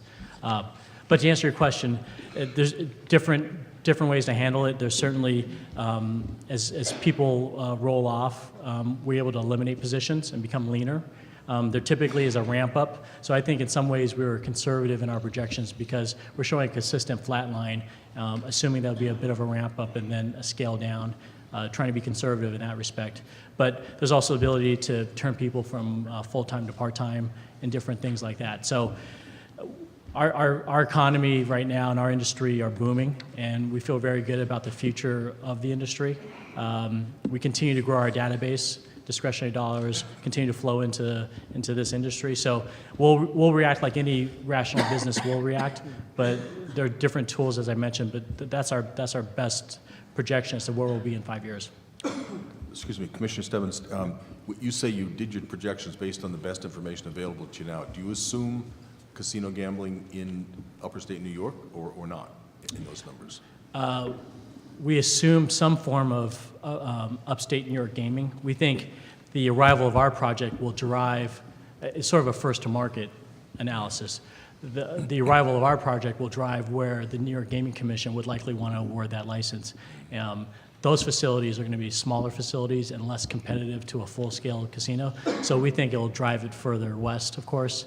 There's a lot of discretion, as we understand, about where they locate it. So it represents, upstate New York is I think, approximately 5% of our business. So it won't, from our perspective, it won't swing it dramatically. And we think the fact that if we're awarded a license at this time, it'll help push the competition even farther away. Okay, great, thank you. Michael, your project probably represents the biggest private investment construction project in the history of the region. What are you planning to do to make sure that as many of the local construction job needs are filled locally? From how you're going to identify the contractors, trades, subtrades, et cetera. And then second piece of that question is the legislation talks a lot about incorporating minority women and veteran-owned businesses into the design and construction phase. What strategies are you undertaking to meet those goals? Yeah, a lot of that, and we have our own personal corporate goals in terms of MWDB participation by contractors, and the way we do it is really through the marketplace. We impose those obligations in our bidding agreements, so that when general contractors come to bid our work, we'll identify the targets that we're looking for. And I'm happy to say we've already had, as you can imagine, there's a lot of interest in doing the construction work for this project. We've already had contractors approach us, general contractors approach us, and ask us what is going to be important to you in addition to pricing. And we tell them about building up the Western Mass infrastructure. We've learned from prior experience, the Bay State Medical Center set some aggressive goals that they weren't able to meet because I think there's a lack of local infrastructure. So we know that going in. And I'm happy to report that we've had preliminary interest from general contractors who are out there talking to subcontractors, working with them to see what their capacity is, working with them to see if they can improve their capacity. What we envision is they'll come to us with a package. We want to be your general contractor. Here's the subcontractors that we believe are available in the market, MWDB-owned contractors that we're willing to support because a lot of the smaller businesses need the infrastructure. So a lot of that happens at the general contractor level, but indirectly it happens because we're going to make it a priority in the bidding. Okay. Talk to me a little bit about, and again, referring back to the statute, there's certainly a great deal of emphasis that the legislature placed in the legislation about helping underemployed and unemployed individuals. And you had a slide up there talking about the density of unemployed individuals in your surrounding community, cities and towns. Talk to me about some of the job categories that are more frequently accessed by folks who find themselves underemployed or unemployed, and how do you plan to engage them in those positions and maybe potentially give them an opportunity to get into a career track to move up the corporate ladder, so to speak? Yeah, I think, Kelly, you may want to come up and assist on that answer. We saw the question and started to look at our numbers. I mean, it's intuitive and logical that the lower your skill level is, the more that aligns with a line level service job. But we have great examples of people growing throughout the organization. We're trying to find some. Detroit's a good example where we have 50% employment in Detroit. In terms of some analogies on their unemployment when we enter that market, and a good number of them have grown to the management level. So we're collecting that information in response to the question. It's a fair question, but some of this is about getting people into the system, getting them into our company, and then growing them through all the different programs that we have. And Kelly can talk a little bit about that. Okay. One example that we like to talk about, and I've mentioned this to my new friends at the Casino Careers Institute and the Regional Employment Board, is the Culinary Training Academy in Las Vegas is a good example of what we'd like to see replicated in some form here in the Commonwealth. That facility was constructed in a disadvantaged part of Las Vegas and has attracted close to 30,000 people that have been put through the training programs on 11 different culinary classifications since 1993. We helped fund it in partnership with the Culinary Union in Las Vegas, and we find that's a good example of taking a facility into the neighborhood where the jobs are needed most, and then helping those individuals not only get the basic training to get employed, but then they provide incumbent worker training as well.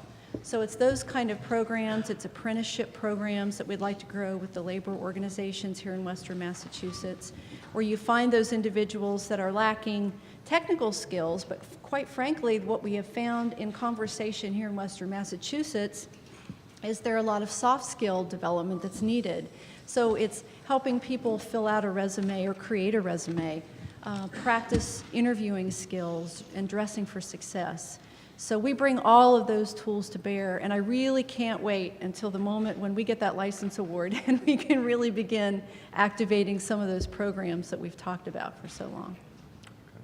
Are you talking about the Unite Here facility? Is that the Camilla? Yes, Yeah. I think you toured that Yeah, facility. we were there. It's a really phenomenal, Very impressive. phenomenal facility.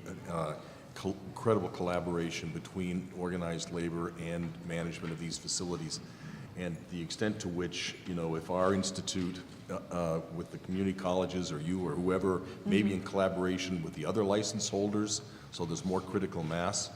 But if we could do something like that in Massachusetts, that would be a great benefit, because that's a very impressive operation. They do a wonderful job there. And you had a number of slides which I think demonstrated MGM's commitment to ethnic diversity. Can you give a little more detail in terms of MGM Springfield, how you're going to ensure ethnic diversity in some of those middle and senior management ranks? Absolutely. It starts with, and Mike alluded to it too, it starts with sourcing. You know, where do you find your applicants? And I'm lucky to have folks like the Puerto Rican Cultural Center and the NAACP and Urban League identified initially. We also are going to be planning to work with the Latino Chamber of Commerce to help those individuals get in the pipeline to start with. I know when we've done those career showcases here in the various locations around Springfield, we saw a tremendous turnout in terms of diversity. And we think another factor to that effectiveness is bringing our employees who look like the applicants here to tell their story about how they actually entered into the industry as well. But then once you get them in and get them a job and help them see their potential, it is the mentoring programs that need to kick in. And it's the training that we provide first-line supervisors all the way up through executive management in finding people who have talent and helping nurture them and move them along. And we're happy to say that for the past 5 years, we've achieved those statistics in management, and we continue to make great strides to increase that number. This past year, in fact, we introduced a number of networking groups within MGM Resorts. So there is a Working Mothers networking group. There is a Latinos in Hospitality networking group. There's a Veterans networking group. So we're beginning to look in terms of what we can institute in Las Vegas and then bring to a place like Springfield as a best practice as well. Again, it's all about engagement, and it's helping people get the information at the right time. And we'll go through the pain of the next question, because I think you answered it in terms of what you consider the region and the fact that we sit so close to the Connecticut line. I like the fact you look north and west before you look south. What consideration or what discussions have you had, perhaps with the city and or with the PVTA, about using public transportation to either get guests here, but more specifically probably to get employees to and from work? I know those conversations have started, and maybe Mike and the other folks at the PVTA have had that conversation, and I think there was one in particular about shift workers that you wanted answered. So I'm going to have Mike check that one. We've been in extensive conversations with the PVTA, trading a draft memorandum of understanding, which is really close to final form. What we talked to them about is once we figure out our hiring strategy, where are the pools of the unemployed, which neighborhoods are our employees going to come from, then that will drive where the PVTA needs to respond with public transportation. So that's really an ongoing process. We believe public transportation is critical to making sure that we meet our commitment to employ, for example, a third of our employees from Springfield. That's in the host community agreement. We committed to make best efforts. But I think it starts with the employment sourcing strategy and outreach into the communities. That needs to happen first, so we know where those lines need to service people. The one thing I'd point out is, there's the concept of the 24-hour employee and how the public transportation responds to that. I think one of the benefits of our project is at Bay State, which has those same professionals that may not have the critical mass to justify a line overnight or after hours. Combined with the MGM project, we now will have the ability between both of our employees to maybe create the business case that allow a line to run 24/7. So there's already that condition in the market, and it's something that we need to do to make sure that we reach out to those markets anyway, those labor markets. Okay. You addressed my next two, so I got one last one.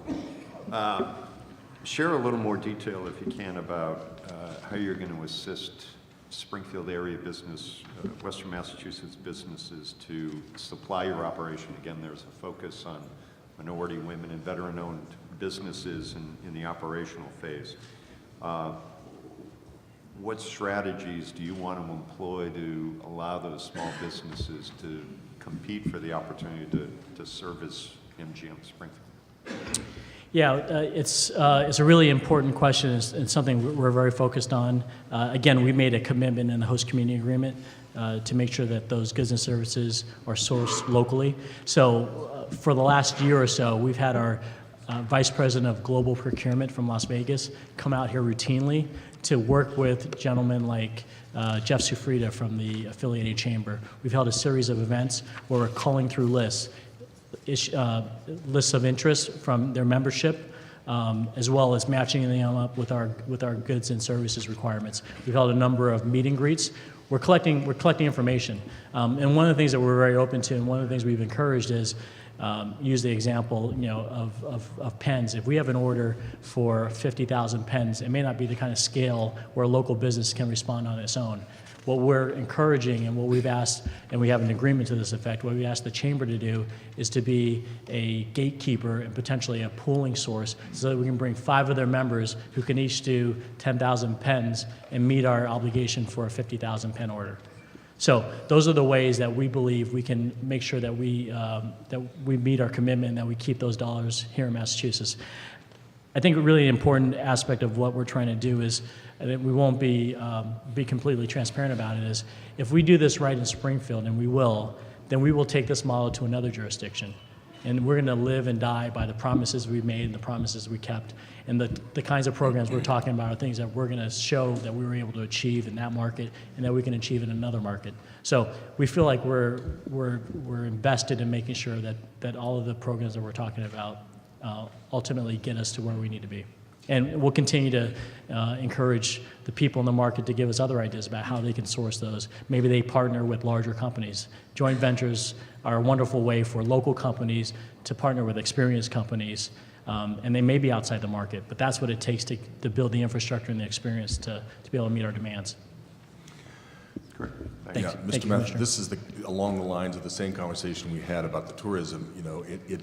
The commitments, and they're in writing, they're firm, and I certainly don't doubt the good faith of it, but your example of the pens is instructive because there's a diseconomy of scale. If you have to buy pens in 5 batches of 10,000, it's going to cost you a few more pennies per pen, and that's a problem for you.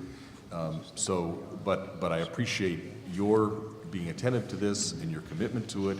We're trying like the dickens to make sure we can do everything we can to get the businesses prepared. There are performance standards that a lot of these businesses know nothing about that you're going to hold your vendors to. So it's going to be a mutual effort. I hope Jill Griffin, who's our Director of Supplier Development and Diversity Development, is watching. But it's going to take a real, it's hard work. I mean, your margins are involved. The true reality of the capabilities of local vendors are going to get tested. So for all of us, it's something we're really going to have to watch closely and make. If we're going to make it work, it's going to take hard work on all our parts. Agreed, and there is no magic answer. Price will be the biggest component of a bid, but secondarily, we're going to also look at our requirement and our need to source locally. So it'll all be about, what's that pain threshold, and hopefully, with your help, we can build an infrastructure that reduces that gap. And we don't, right, exactly. We don't want to put you in the position where you're having to, to cut your profit margins in order to meet your obligations. If you have to do it, you will, but that's not a win-win situation. We're trying to figure out a way to get you to meet these obligations without compromising your own best interests. Otherwise, it's not going to work. So it's in the big picture. So Agreed. It's just something we're all really committed to, and I appreciate that you guys are sensitive to it, and we're going to have to really pool our smarts to make it happen. We have a vendor advisory team that we've organized that's a collection of state agencies, other resources to help with business identification. Local chambers are obviously involved, but also financing, technical assistance. How do you manage this growth for your small business? Again, to make sure that they're sustainable and they're meeting your objectives. So that team is just beginning now to work with the folks at Penn, and certainly going to be an opportunity. We're going to engage them and to work with you if you receive a license. Very much looking forward to that. Commissioner Cameron.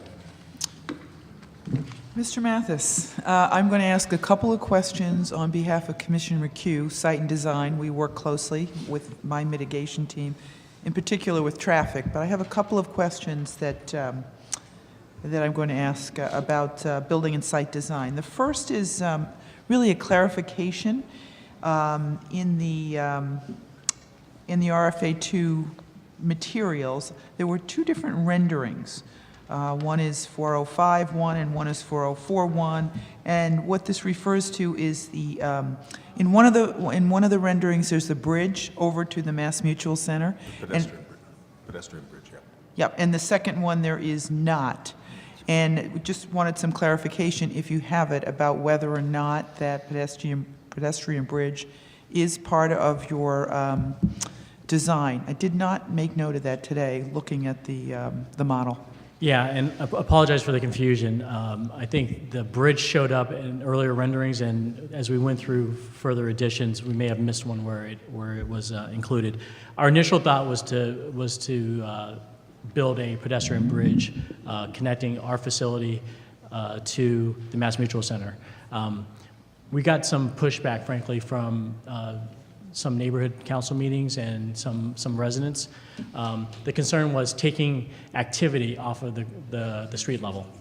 There's currently a bridge, for example, between the Sheraton and the Marriott, and while it works well in the winter, and I think a lot of the meeting groups would prefer a covered bridge, the downside of it, if you look at a city like Minneapolis, for example, is that it creates a second economy where people are traveling throughout all this infrastructure. So our thought was to take it, to bring it down to the ground floor, to have all that activity happen at the street level.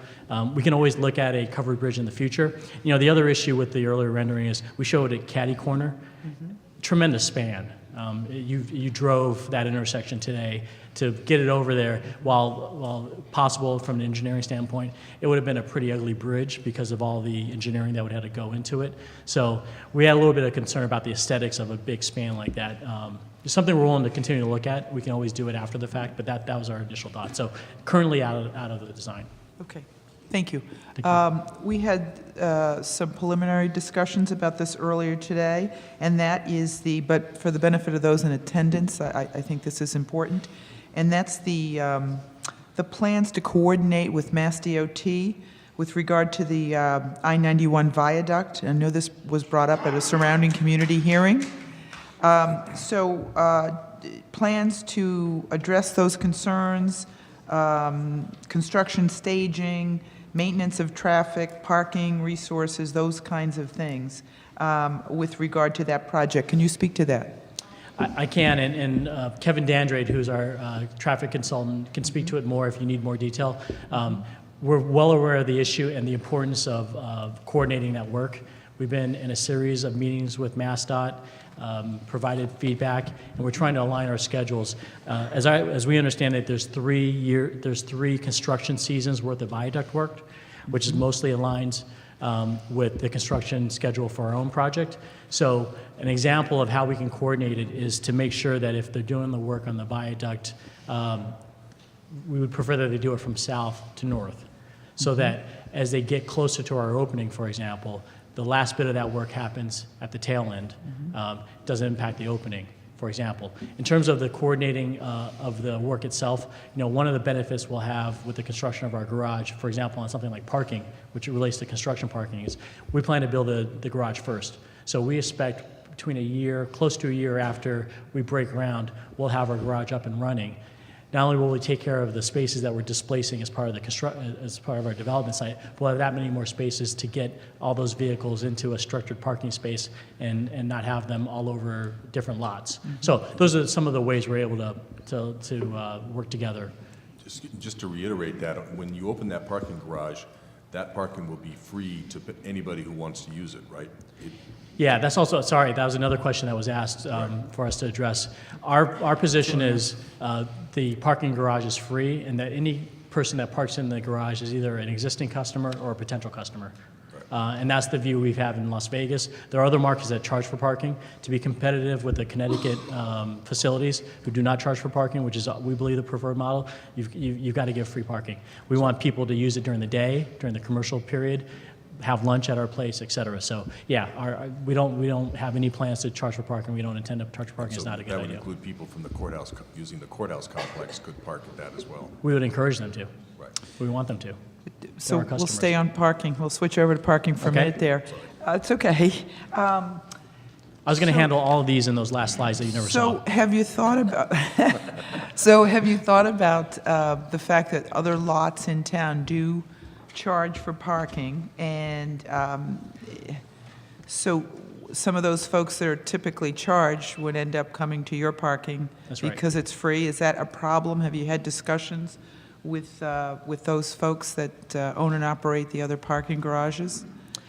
We have, for the most part, those are city-owned garages. They have a Springfield Parking Authority, the SPA, and one of the last pieces of negotiation with the mayor was a recognition that we were going to hurt their revenues with this free parking model.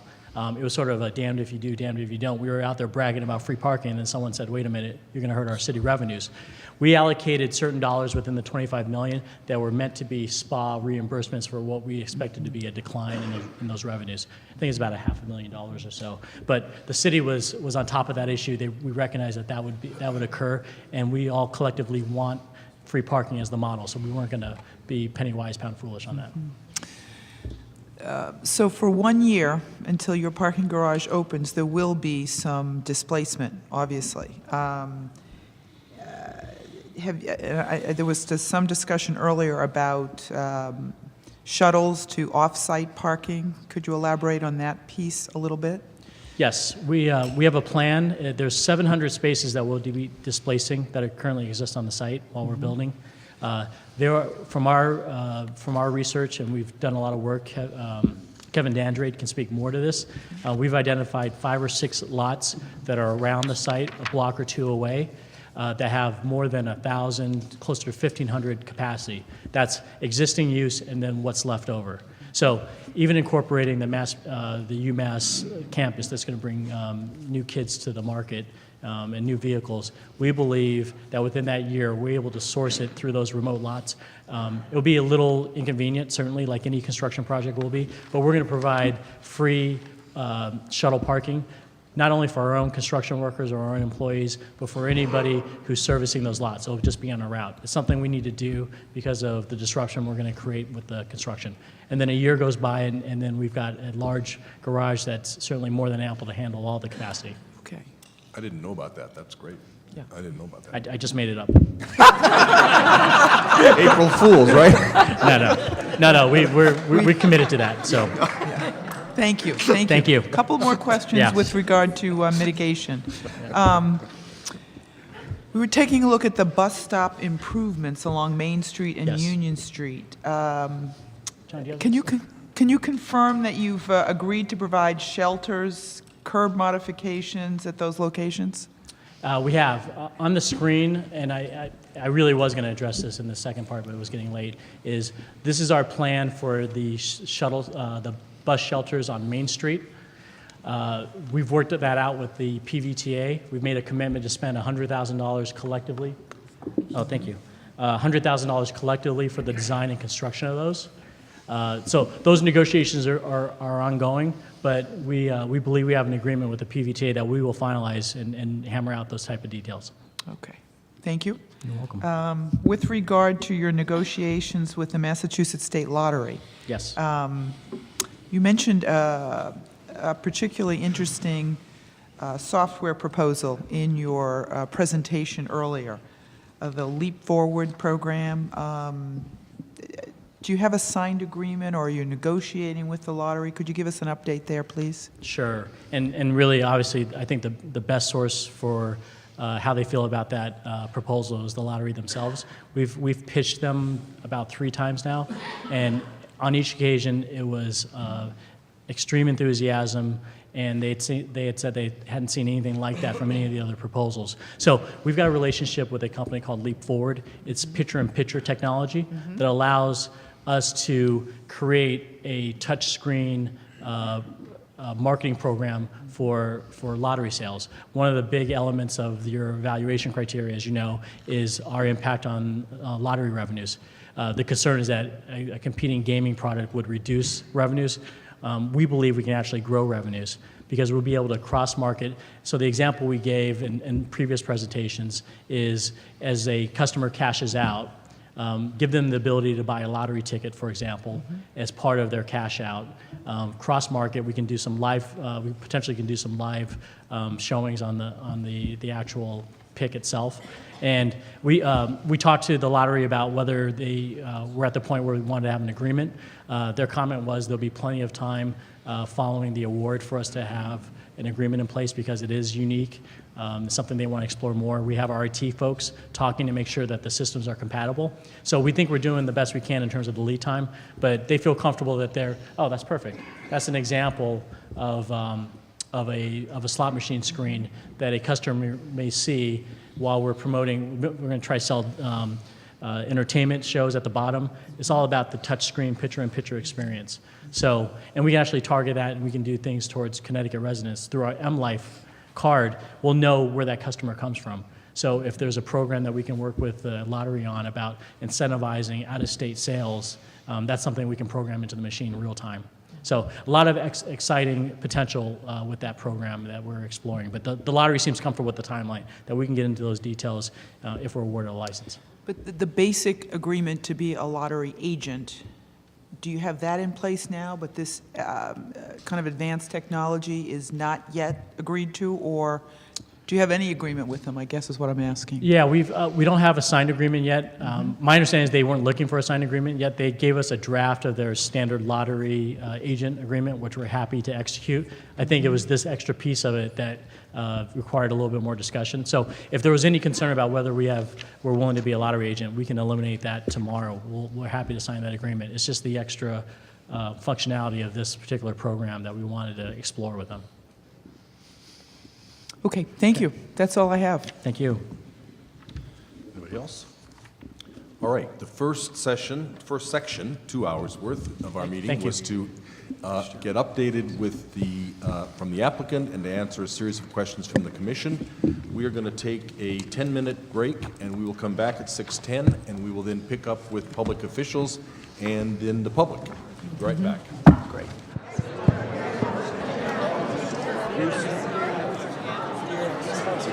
Okay, ladies and gentlemen, we are ready to reconvene.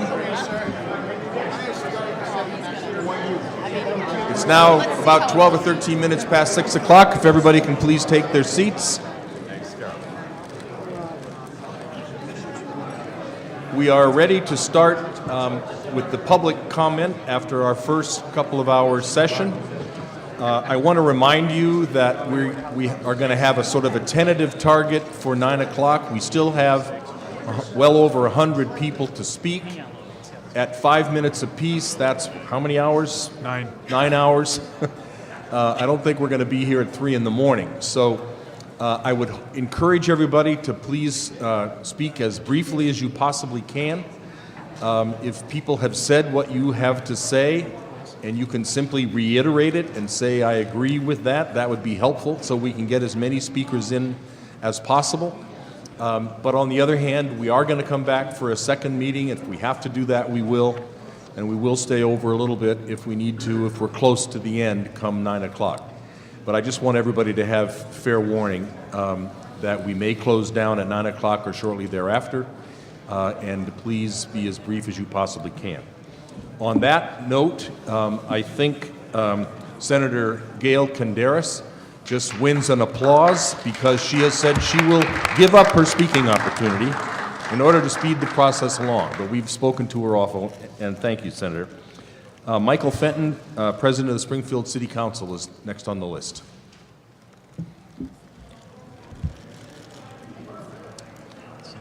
If I call your names, why don't you come up close to the front so we don't waste time walking. Timothy Rook, also from the City Council.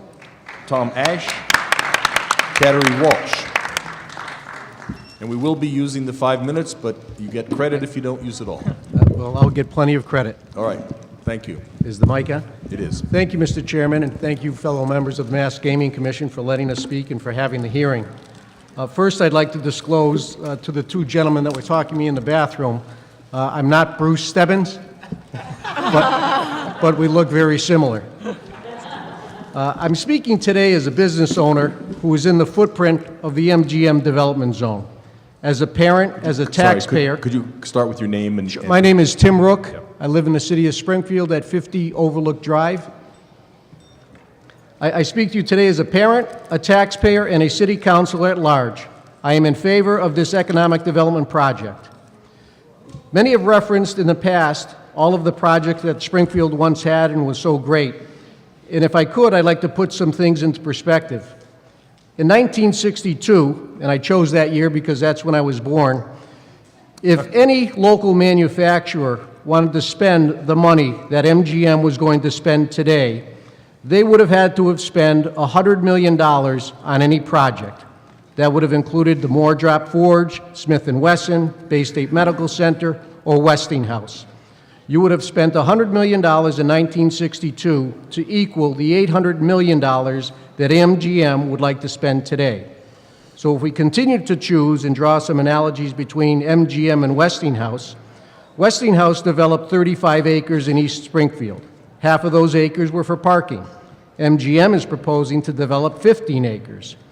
I think MGM will provide the catalyst that Springfield desperately needs. Like Westinghouse, it'll provide an economic engine for Springfield. It will create a much-needed and desired new energy, new opportunity, and entrepreneur opportunity, much like many of the manufacturers in the past. The economic development project of MGM is the spark that Springfield needs. It's needed because we have to allow Springfield to build the partnerships with our local businesses, our local colleges, and speaking of the $50 million in revenues and services that may be generated, and the individual jobs that those will create in the small businesses is a tremendous impact. This $800 million development project could possibly reverse the brain drain in Springfield and allow many of the graduates at the high school level and the college level to return to Springfield. The secret to any great city and its vibrancy is its walkability. MGM will make Springfield walkable again. I think this is a great project, and as Bruce Stebbins had referred to earlier, Mr. Chairman, it probably is the largest private economic development project in the city of Springfield, and we desperately need your help to give us that license in Springfield so that we can have a new future and new opportunity. Thank you for your time. Thank you very much. Tom Ash, Katira Walsh, Zeta Luna. If I read out your name, please come sit up front so you're close. I am Kateri Walsh. I am the Vice President of the Springfield City Council, and I welcome you and thank you for coming to Springfield and holding this hearing here. I will be brief. I hope to get extra credit because I want to talk to you about something that I hear constantly from my constituents that has happened since the referendum passed. And I have worked on other referendums for gambling that did not pass, so I know how special it is that it did finally pass, and that is hope. I cannot tell you how many meetings I have attended as a city councilor, and 2 in the past week, where both agencies talked about how much better their future was going to be when the casino came here. One was Holyoke Community College, and interestingly enough, Mr. Stebbins, one was the PVTA, where I attended a meeting at Forest Park Middle School about PVTA's decisions to be closing routes, to be cutting down on their ridership. And they said at the meeting, if MGM came, they did not think that that would have to happen, that their ridership would increase. I mean, this is going to be so positive for so many people, not just the people in the building trades, but so many people in the city of Springfield. And as a mother, I am hopeful that you grant this license so we will finally have jobs that will keep our children here. None of my grandchildren live here, and I am hoping that there will be opportunities so our children and grandchildren will stay here. Thank you. Thank you. Zaida Luna, Orlando Ramos, Bud Williams. Any of you folks? Can you repeat them, Mr. Chair? Zaida Luna, Orlando Ramos, Bud Williams, Dawn Rogers. Come right up. And then we'll start with Joshua May, Hillary Weisgerber, Betty Agen, Rhonda Latney. Please come forward, sit up close so you can be nearby. Good afternoon. My name is Dawn Rogers, and I'm a lifelong Springfield resident, a certified vocational guidance counselor, and a school-to-work coordinator employed at the High School of Commerce. I am a resident of Classical High condominiums in downtown Springfield. I work at the high school closest to the proposed MGM site, and I live in the condominium development closest to the site as well. I was laughing at Mike Mathis's talking about hotel demand, because it went from, I can't believe you live in downtown Springfield, to every friend and relative saying, I can't wait to come and stay at your condo. So that's really great. I stand here proudly and state that my commitment to the city and its young people, and the prospect of them having the employment opportunities afforded by the MGM project, is so strong that I joined a group of city residents in a suit against anti-casino forces trying to reintroduce the ballot question to stop the legalization of casino gambling. And I just want to backtrack briefly here. Last January 2013, I scheduled a meeting with MGM officials to discuss potential employment opportunities for our youth at the proposed MGM project, to include potential construction phase jobs, internships, and jobs in all sectors of the gaming, entertainment, service, and retail sectors of the casino and the development. And it was a snowstorm that was bad enough to cancel school, and Kelly Tuckey, MGM's Vice President of Community and Public Affairs, Ed Marin, Dennis Murphy, they all came to the High School of Commerce on that day to meet with myself and the administrators from both Putnam and Commerce, so that we could talk about maximizing the potential opportunities for employment for our youth here in Springfield, if and when the project did become a reality. And from that day forward, I knew that the project was exactly what Springfield needed. Our youth need to begin to build a better future, and as residents, we want them to come back to the city. And today I brought two students with me, Jessica Lozala, who's sitting behind me, who is going to pursue a business degree and is going to UMass Dartmouth. And I also brought Armando Collado, who's working in getting into the Painters Union.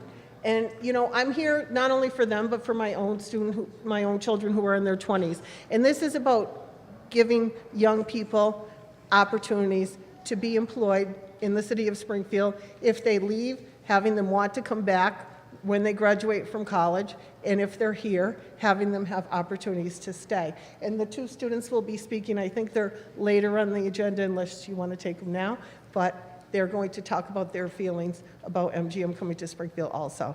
Thank you very much. Okay, thank you. Now, it's only fair to take people in the order they signed up. When Rhonda, as you come forward, it's also Minister Glenn Turpin, Tanisha Andrews, Zia Caesar. If you all would come forward, if any of you is there.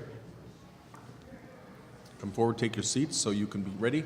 Any of those names? Yes, they're here. Welcome. Thank you.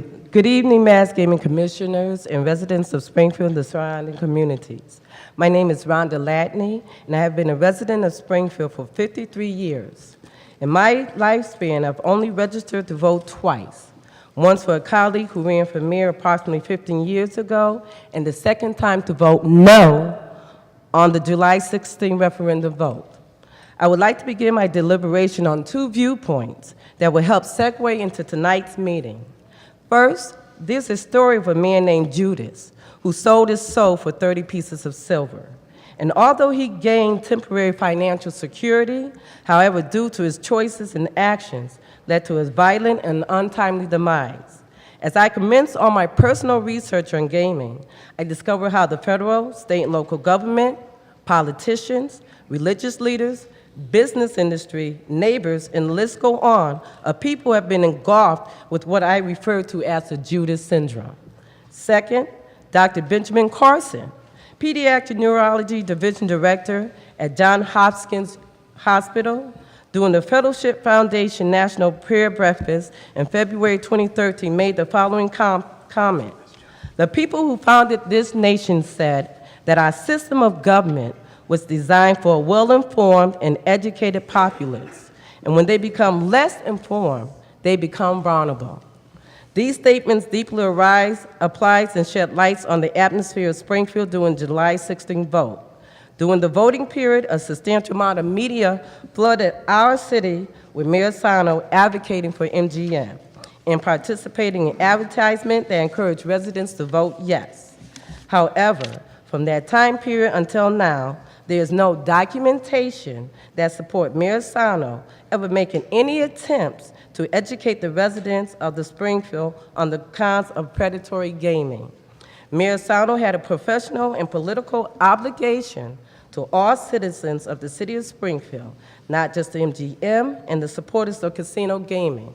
As a public figure, he had a duty either to remain neutral, like the mayors in Palmer and West Springfield, or at least level the playing field by addressing the pros and cons of a casino.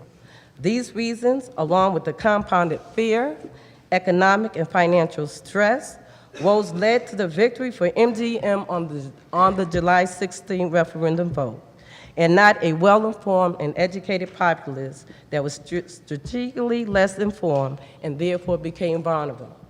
However, after all that was said and done, MGM still did not win by the large margin they expected, especially when comparing their win to that of Wynn Resorts with more than 86% vote for a casino. Mr. Cosby and commissioners, it was stated that MGM's narrow win would be taken into consideration during the final gaming stage. Also taken into consideration should be Mayor Sano's advocacy for casino gaming. Therefore, under Mass General Law I-94, Section B3, forming a pattern of misconduct, I hope you and your colleagues will vote no on MGM's license and not be ensnared with the Judas syndrome, and to be well-informed and educated in order not to become vulnerable. Finally, here's some food for thought. While gaming will provide jobs for a minuscule amount of the populace and economic job growth for approximately 4 years, you'll be voted for Springfield in the state of Massachusetts to become the 40th state to accept predatory gaming. With gaming being strategically situated throughout the 3 regions and having an impact on a 50-mile radius, and the adjoining states with casino, compounded with the unequivocal documentation of the negative, long-lasting impacts of casinos, I hope Massachusetts would be the first state to break the cycle of vulnerability, and these are infinitive and definitive reasons to say predatory gaming will not take place here in Springfield. Thank you. May Yahweh and Yahshua keep us. Thank you very much.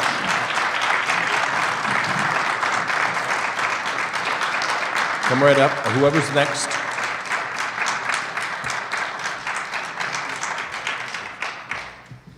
Good evening.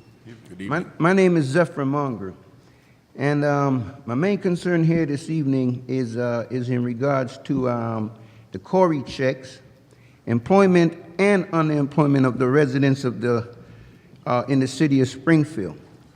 The preceding statement is based on one of the key evaluation criteria for the gaming proposal, which is mitigation. This criteria provides extreme and deep concerns after comparing the host community agreement and the procedures and protocols of Palmer of having their impact studies completed before they proceeded with their referendum vote. A final vote of the Palmer Citizens Impact Study Committee to the Palmer Town was completed between 2007 and 2009. The Casino's Impact Study Committee report was conducted prior to the establishment of the Massachusetts Expanded Gaming Act. Their impact study consists of a report on infrastructure, housing, education, social and cultural impacts. No impact studies were ever completed prior to Springfield's July 16 referendum. However, the city council members accepted the host community agreement unanimously, and Mayor Sano pushed for Springfield to vote first on the casino referendum vote. The report that mirrored anything regarding the impacts within the city of Springfield was the Western Mass Health Impact Study. This report was completed in January of 2004 and was quietly posted on their website. West Springfield Host Agreement identifies specific organizations that will provide interventions for their residents and close to $1 million in mitigations. Springfield is required to pay 50% of any mitigation before any proceedings can move forward. And with the various genres of mitigations and costs of filing, it is apparent that mitigation costs will seemingly exceed more than the allotted amount in the host agreement. This is a major concern. The Corey checks. Not only is it necessary for residents to pass a Corey check, the other requirements are passing a credit check. Training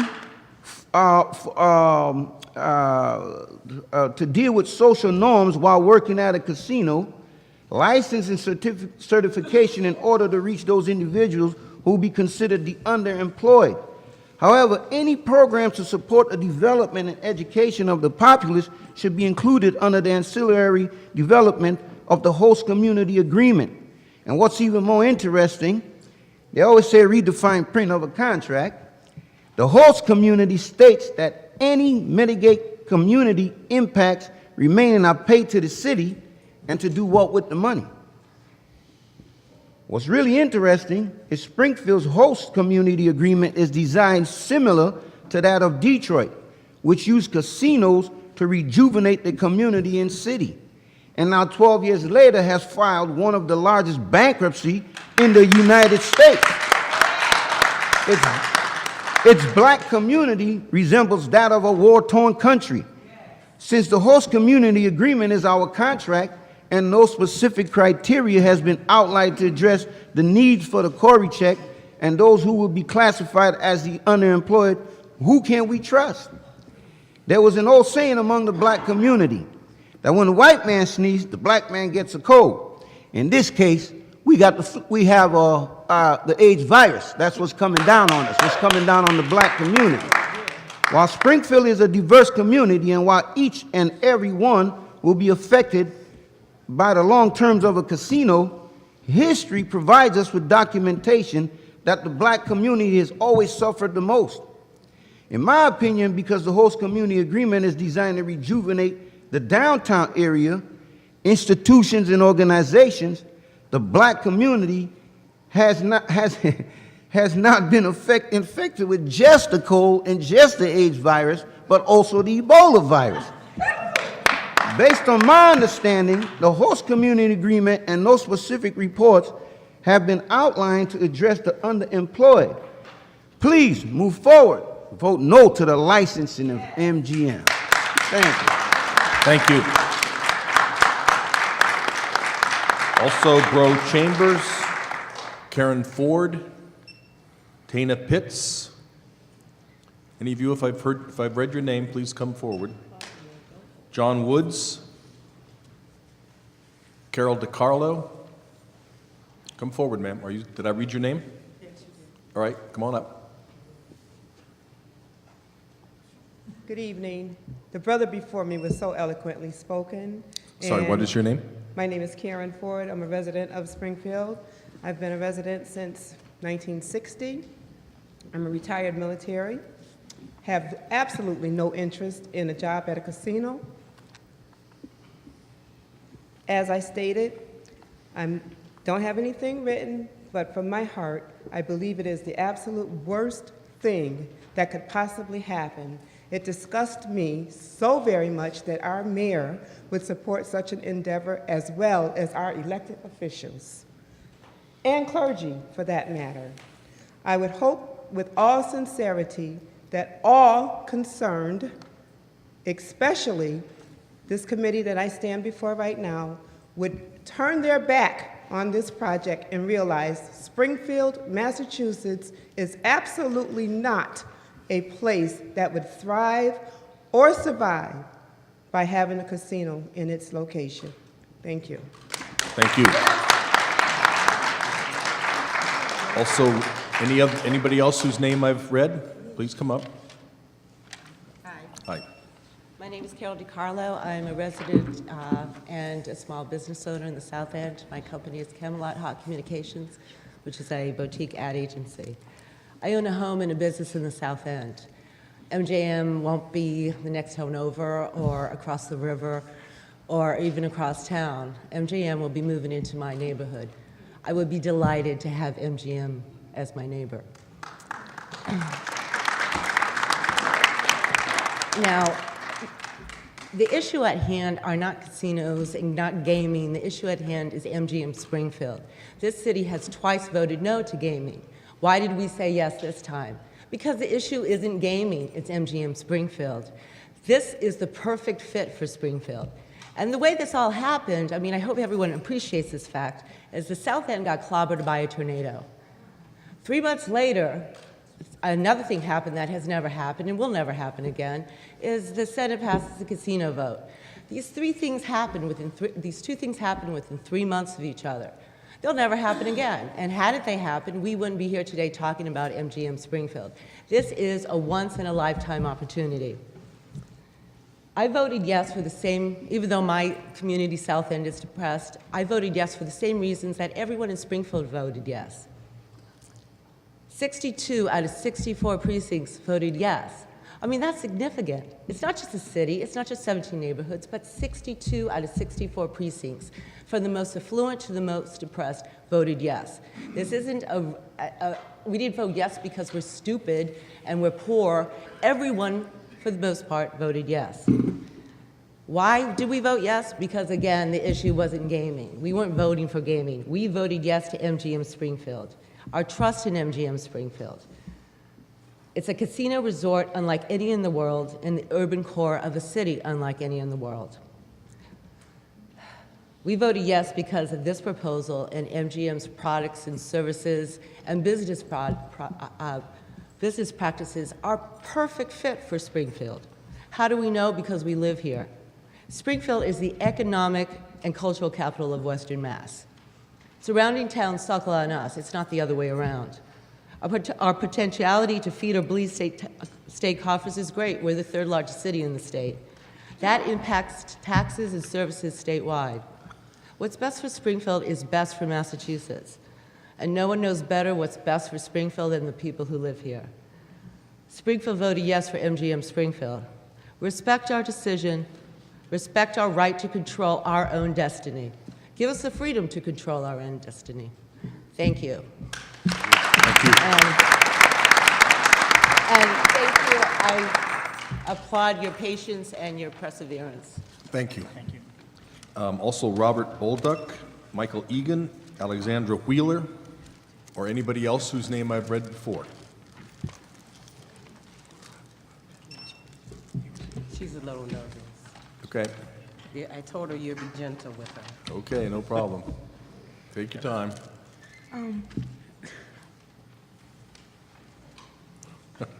Start out by telling us your name. My name's Tanisha. Say it again. Tanisha. Tanisha what? Andrews. Okay. And what do you have to say? Good evening, Mass Gaming Commissioners and residents of City of Springfield and surrounding communities. My name is Tanisha Andrews, and I'm a 7th grade student at Kennedy Middle School. I'm here today because I'm the future, and I'm deeply concerned with the type of world you are creating for my generation. I don't fully understand all the long-term effects and pros and cons of gambling. You call it gaming, but I do understand that gaming is designed to take people's money and not give it back. When I listen to my great-grandmother and my grandma talk about how it is when they're growing up, I hear about segregation, working on farms, jobs, and being plentiful. Factory jobs and how kids would play outside before technology. Now I'm hearing of a new world order of how my future is geared towards technology and jobs that are designed around gambling. Things will truly be different for my generation, and our future is based on the decisions that are made today. Instead of using big and fancy words, if you look at casino gaming in a simpler picture and for what it truly is, or look at things in a kid's point of view, maybe you might see things differently.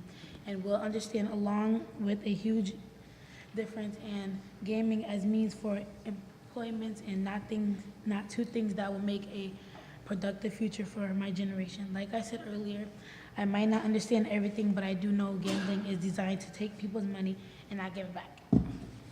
Thank you, Tanisha. Anybody else whose name I've read? Sir, please come forward. Also, Betsy Port, Julie Kushner, Alan Cabot, please all come forward. Yes, sir.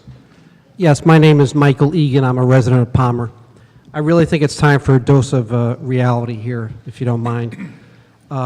There are two different kinds of casinos, and the industry is aware of this. There is a destination resort casino, which I'll talk about at length, and there's also convenience or regional casinos, however you want to refer to them. I'm here to tell you that basically Springfield and the rest of the Commonwealth is not getting destination resort casinos. They're getting convenience casinos. Everybody lives within a 50-mile radius of a casino. I'll talk about this in a minute. Mr. Mathis is on record as saying this is a Western Mass casino. It's not a destination resort casino. Why does this matter? Why does this matter? Because for a number of reasons. The projections of revenue, I'm going to assume, came from a destination resort casino. That's a different pool of gamblers, entirely different than a convenience casino. The ballot that people voted on in Springfield said, if approved by the voters of Springfield, requires MGM to develop a destination casino resort. My God, this is not a destination resort casino, and this is what people voted on. Furthermore, besides the ballot, you have the host agreement, which is a legal document. And that says in it right there, promises a destination resort casino. These are legal documents. You're not getting a destination resort casino, which I'll define hopefully in a time. Your own website, you go onto the website, click on the About tab, and you immediately bring up Expanded Gaming. It talks about the destination resort casino. Okay, so what the heck is a destination resort casino? Little researcher here, little research. Gambling researcher William Eddington coined the phrase. He coined that phrase. He described this kind of casino as a facility with 3,000 or more hotel rooms, unique, often spectacular architecture, extensive entertainment offerings, indoor-outdoor recreation options, extensive culinary and shopping experiences, and of course, state-of-the-art gaming opportunities. Mr. Mathis has said it's a Western Mass casino. It's not a destination casino, okay?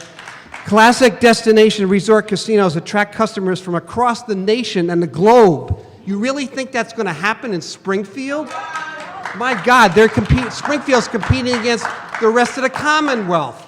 People are going to prefer to go to Boston over Springfield any day in terms of a destination. Patrons usually travel long distances to get to a casino, arrive in rented cars, stay in hotels, spend money on high-end restaurants, elegant shops, concerts featuring blah, blah, blah. Okay. That's one casino, a destination resort, on your ballot, on your host agreement, but it's not being delivered. The public has been duped, and you people are perpetrating it. Regional casinos attract the great majority of the customers from nearby communities. Does this sound like what Mr. Mathis was saying? Western Mass and Hartford coming up, sometimes including nearby communities across the borders of neighboring states. Their patrons typically travel distance 70 miles or less, arrive in their own cars or buses, spend all their money, go home and sleep in their own beds. No need for hotels here, guys. Okay? Again, destination resort casinos, they attract high rollers, partial to table games, slot places like the one they're going to propose here in Springfield, low rollers who play slot machines, okay? I think there's a legal basis here. You guys are not following what the heck the legislation's all about.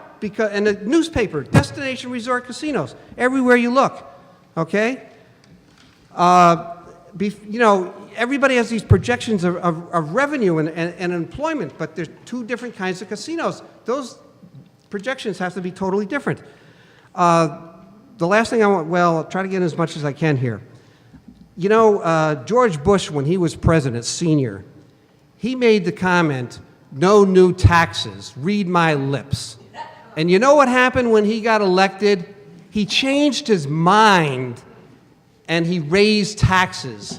And you know that the JFK Library is giving the Medal of the Courage Award to George Bush for changing his mind. I hope to God you people have the courage to change your mind before you rubber stamp all these licenses for the Commonwealth. And talk about destination resort casinos. Talk about destination resort casinos. How the hell would you like to go to Everett where there's a chemical dump site and that's where they're going to build it? What a destination that is. Thank you very much. Sorry I didn't have enough time. Thank you. We would have talked about problem gamblers. Anybody else whose name I've read? Also, just before you start, Carol Singh, David Cruz, Vera O'Connor. If any of you are in the room, please come up to the front. Yes, sir. Hi, my name is Gene Kelly. I represent Channel 22, but they left April Fools. Just to lighten it up a little bit. But my name is Gene Kelly. I'm a veteran of 11 years, born in the military, best branch, United States Air Force. Job, procurement. Out of the 11 years, most of it's been over in the Far East, Wakarimas. My high school was in Japan. And then we went to UK. I came here because my father took this place as a residence before him and my mother passed away, before Westover closed down. Being here in Springfield is no different than anywhere else in the world. I've been to casinos. I've been stationed at March Air Force Base, which is in Riverside, Orange County. Went up to Vegas many times. MGM was a competition with everyone else. Here, the simple process is jobs. I'm not here to define casinos, resorts, it's jobs. Statistics shows that. One of the greatest things that I've learned behind a desk in procurement, regardless of the commander, whether he had stars, bars, or more stripes than me, we kept it simple. Trust me, we got peer pressure, but we had to validate it. Just as much as those who say they do not want casinos here, what do you have here before it came here? No jobs. This is more jobs. New England is the greatest place because they debate more than any other place in the nation. California is more laid back. I've been there. Come here, trust me, once the casino goes in place, trust me, the haters will still be there, but it will make you a better team. Just like the Patriots, who I don't enjoy. I'm a Giants fan. Red Sox, I'll work with you, but it is.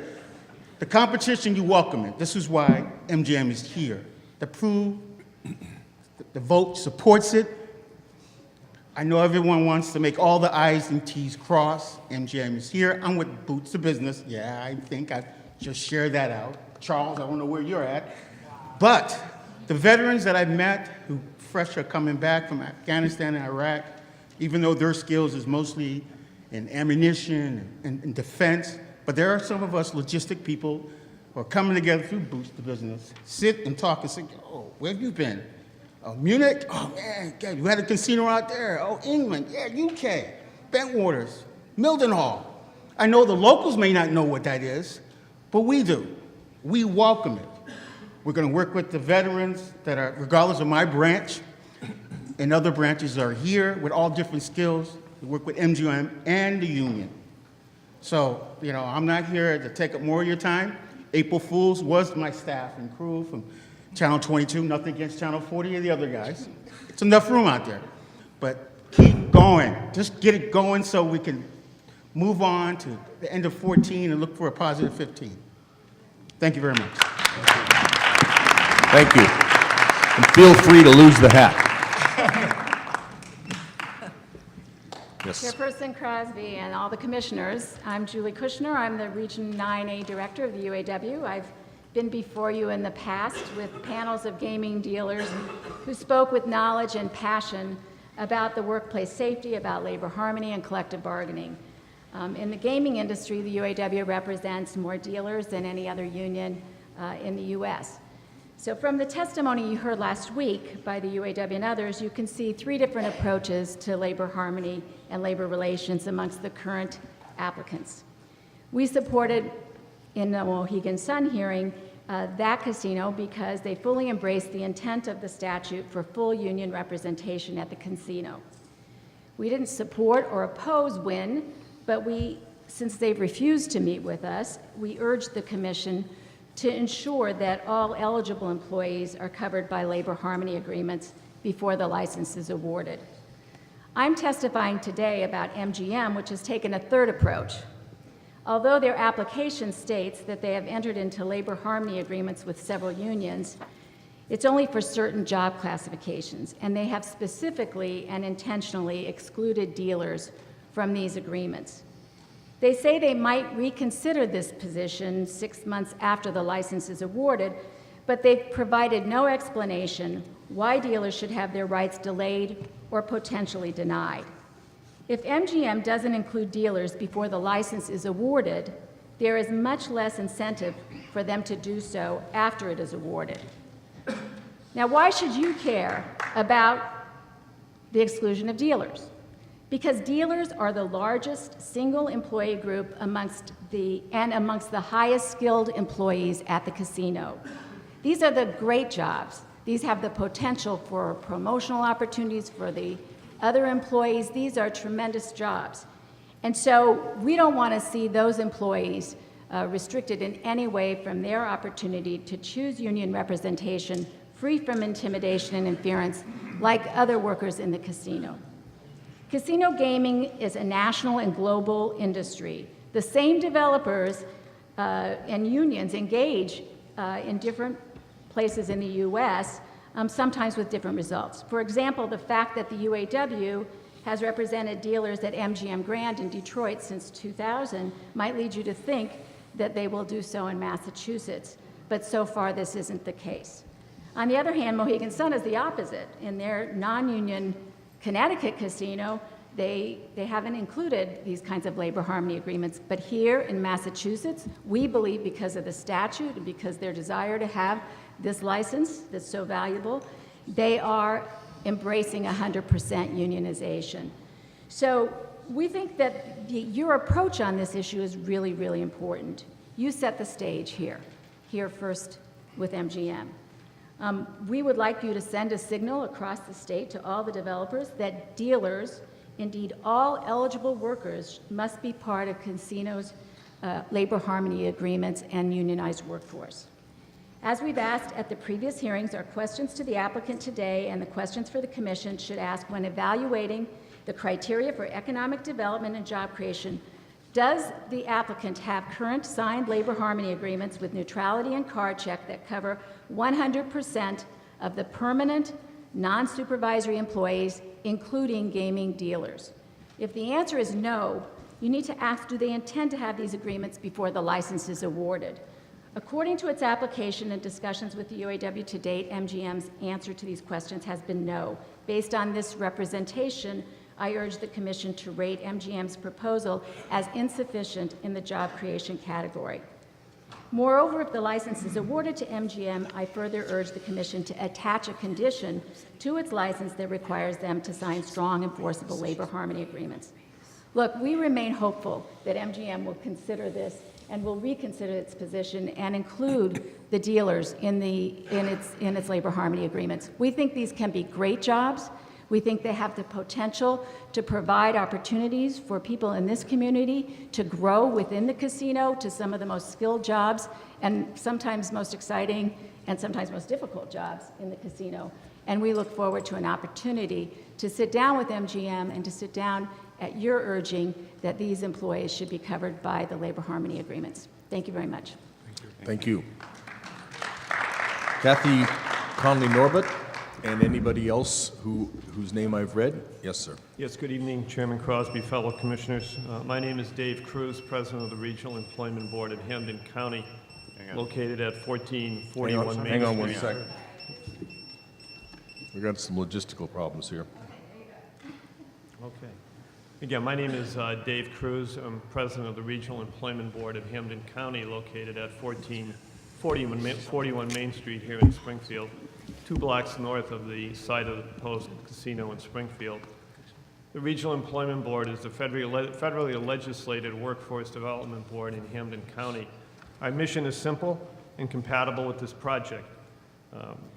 We plan, coordinate, and oversee the growth and use of public and private investment in workforce development initiatives for quality careers. The Regional Employment Board believes that the MGM Casino in Springfield is not about table games. It's not about table games and entertainment. It's about economic development and sustainable job creation.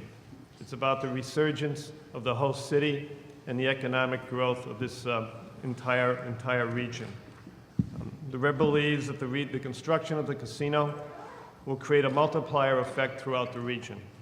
Companies who will provide goods and services at the construction site will see a significant increase in business, resulting in increased sales and revenues and an incremental increase in new jobs. With the opening of the casino, local businesses will become vendors and suppliers and will provide services and supports that will expand their book of business and allow them to grow and increase their workforce in response to this surge in demand. As it has successfully done in advanced manufacturing and healthcare throughout the region, the Regional Employment Board is prepared to work collaboratively with its longstanding partners in the regional workforce development ecosystem to facilitate the coordination, to facilitate and coordinate the outreach, recruitment, assessment, and training of applicants for the 3,000 gaming and non-gaming employment positions that will be created at the casino in Springfield. The Hampden County Workforce Development Partnership is arguably the strongest in the Commonwealth, and has clearly demonstrated its capacity and capability to respond to large-scale business needs in a timely, equitable, and professional manner. Economic expansion and sustainable job creation strengthen communities and improve the quality and fabric of life in those communities. During the past 2 years, we have seen compelling evidence of MGM's desire to be both a good corporate citizen and an engaged neighbor. We believe that commitment will continue and accelerate. In closing, the Regional Employment Board of Hampden County believes the awarding a license to MGM to operate the casino in Springfield is a sound economic and business decision, and we are prepared to assist MGM in this exciting work ahead. Thank you for allowing me to speak before you this evening. Thank you very much.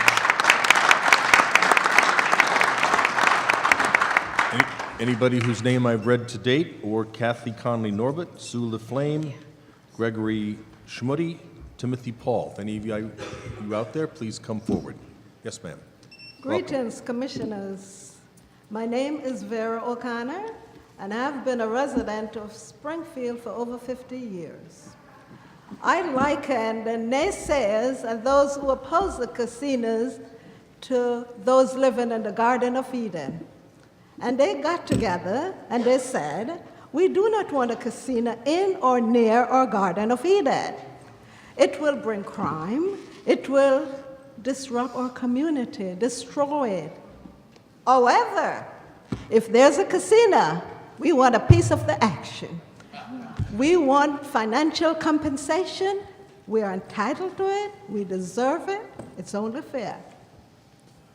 I support MGM and the city of Springfield in having a casino built here. It will be economically beneficial to this city. It will attract visitors from near and far. And just look at Six Flags in Agawam, Biggie in West Springfield, Bright Nights here, and the Basket Hall of Fame. They're all successful. If a casino is built in Springfield, it will attract many people. 3,000 jobs are supposed to be created. Over 2,000 construction workers will be needed for the project. I would say the unemployment rate will be historically low. The employment rate will go down. We need it. We need the economic development here. And I hope you will grant them a casino license. They have the wow factor. Wow, I said. And I think the entertainment will rival Las Vegas and Atlantic City. So I hope you will grant it.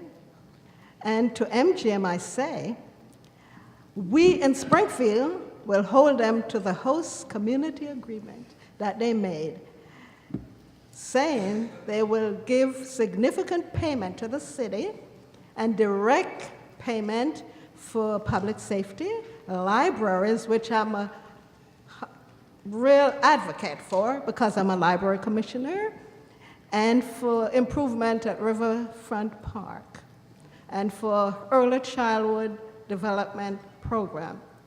That is a great thing.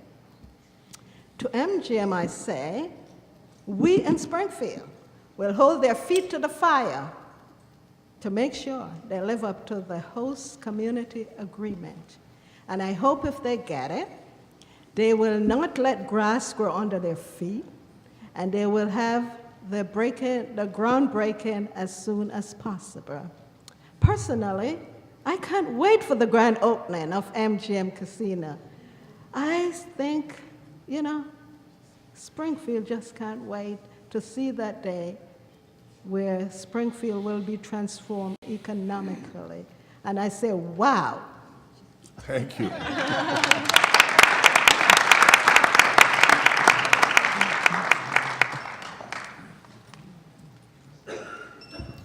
Good afternoon, good evening. Hello, I'm Al Cabot. I'm a resident of West Springfield and a local businessman there. I've lived most of my life between Springfield and West Springfield. I want to say a little bit to dispel some of the economic, nonsense that I've been listening to for 2 hours. For 2 hours. Excuse me, just 1 second, Mr. Cabot. Please, no comments from the audience while somebody was speaking. It's important to be respectful for everybody and their opinions. Thank you. For 2 hours, we listened to a presentation which spent approximately 2 minutes on the aspect of gambling itself, even though gambling is going to represent 80%, maybe, he's not here at the moment, of the total revenues. I wonder why is it that they avoid talking about the issue of gambling. There's good reason, and we all know that. Gambling, according to the American Medical Association, American Psychiatric Association, pathological gambling is a disease. I worked as a controller for many years at a medical device manufacturing company. The advances that we have made in determining the workings of the brain and the diseases of the mind and how to cure them are just incredible. You can attach an MRI and scan the brain of a gambler now, and there are studies that have been shown that the exact same areas of the brain are stimulated as would be stimulated when an alcoholic takes a drink or when a drug addict shoots up. This is a disease that we are spreading. The closer you are, it's just like any other disease, it's communicable. The closer you are, the more likely you are to spread it. Typhoid Mary had an excuse. She wasn't quite sure what she was doing. Today we have the science to prove it, and this is nothing I want to see in my backyard. I've personally seen individuals who have suffered. Back to the projections. The financial projections that we've been watching, the information that we've been seeing here is given with the understanding that this somehow is a destination marathon, as they put in the ballot summary that we threw before the voters in Springfield. They use the term destination. That means, I've been to destination locations, Paris, Las Vegas. I've been to a destination casino in Egypt. They drew almost half of their crowd from Russia that were flying 3 or 4 hours at a time. Those are destinations. They bring money from a distance, and they help the economy because of that. None of the projections and none of the information that I've seen here tells us that this is anything other than feeding off the people that live within a 30 to 40 mile radius. They put a picture up here of Massachusetts with a big green circle. Maybe the green represents money coming into to Springfield, I don't know.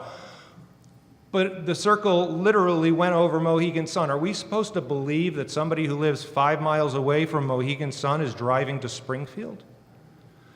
It went over the middle of Worcester. Are we supposed, I love Springfield and I've lived in this area all my life, but are we supposed to believe that because of some tourism plan that's put out there, people are going to drive west instead of to Boston, where you're going to find the aquarium, the Museum of Fine Arts, the harbor, all the other amazing tourist type attractions? That's not going to be the reason. Horton hearing a who is not the reason people are going to come here to gamble. People come to gamble because they gamble.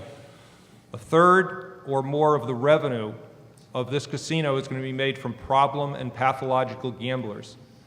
And that percentage doubles in the area of a casino. It's not going to help us here. The assumptions that are made, like I said, stretch incredulity. They're not going to drive past other casinos to come here. Gambling isn't a family adventure.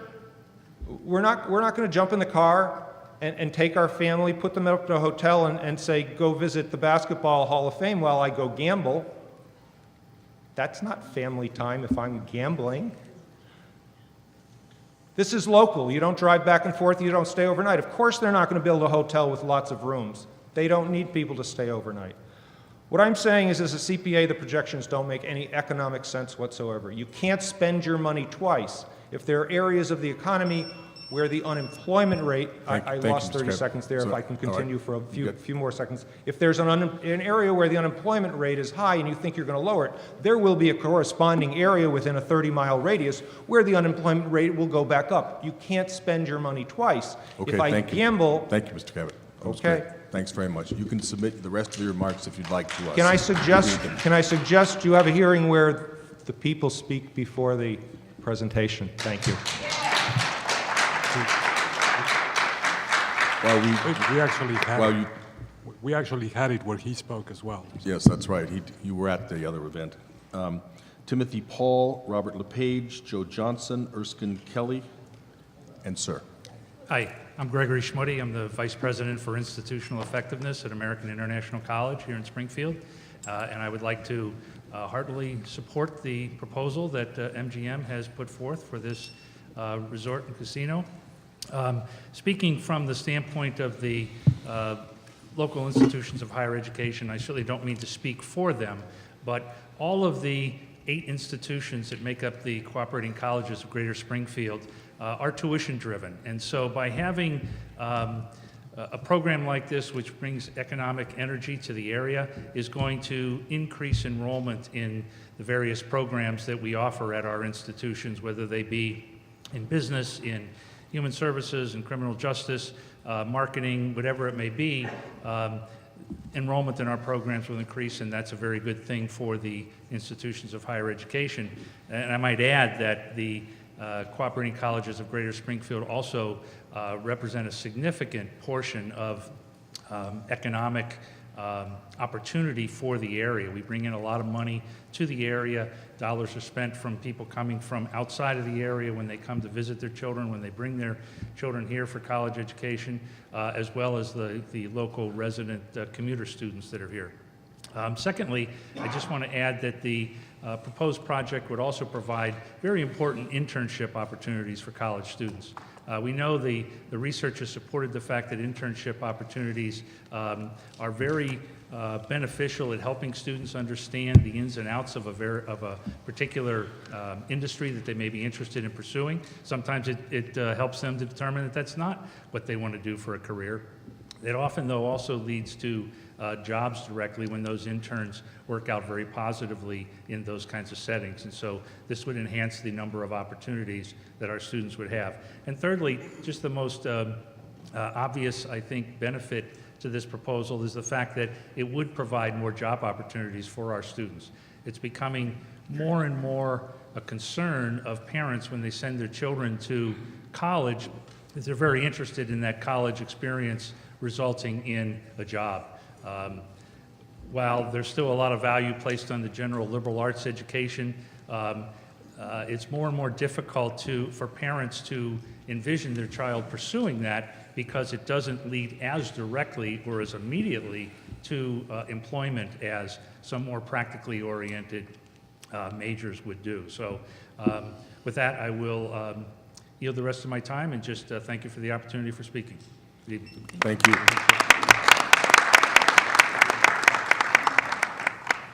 Good evening, Mr. Chairman, members of the Commission, Archbishop Timothy Paul, President of the Council of Churches of Western Massachusetts. Say it again. Archbishop Timothy Paul, President of the Council of Churches of Western Massachusetts, and the Western Massachusetts Council for Gaming Accountability. Can I just tell you a little quick story, if you don't mind? A little young man. As long as it's in 5 minutes. It's in 5 minutes. A young man is looking for a job. He's out of a job. He's unemployed. Scouring the newspaper and notices that at the local zoo, the gorilla that was the main attraction at the zoo died. He had an idea, he had an epiphany. He says, let me go down to the zookeeper and let me ask the zookeeper if I can perhaps stand in for the gorilla, and perhaps I'll get a gorilla suit, and maybe he'll hire me. And sure enough, the zookeeper thought it was a great idea. He became the main attraction of this zoo. I mean, he did jobs, he did tricks that no gorilla could ever do. One day, as fate would have it, he had a stunt that he would swing from a rope from his cage to the cage of a lion. And the crowd gathered, and this was a great anticipated stunt. As fate had it, the rope broke over the lion's cage. And suddenly he realized that he was a gorilla, and he hollered, "Help, help!" And in the cage of that lion, there was a small, still female voice, and she said to him, "Shut up, dummy, before we both lose our jobs." I don't know which one of us is the gorilla or the lion, but I will say to you that the Council of Churches, I heard people talk about it, we were the leading opponent against the casinos in the first 2 rounds, and we fought a good fight.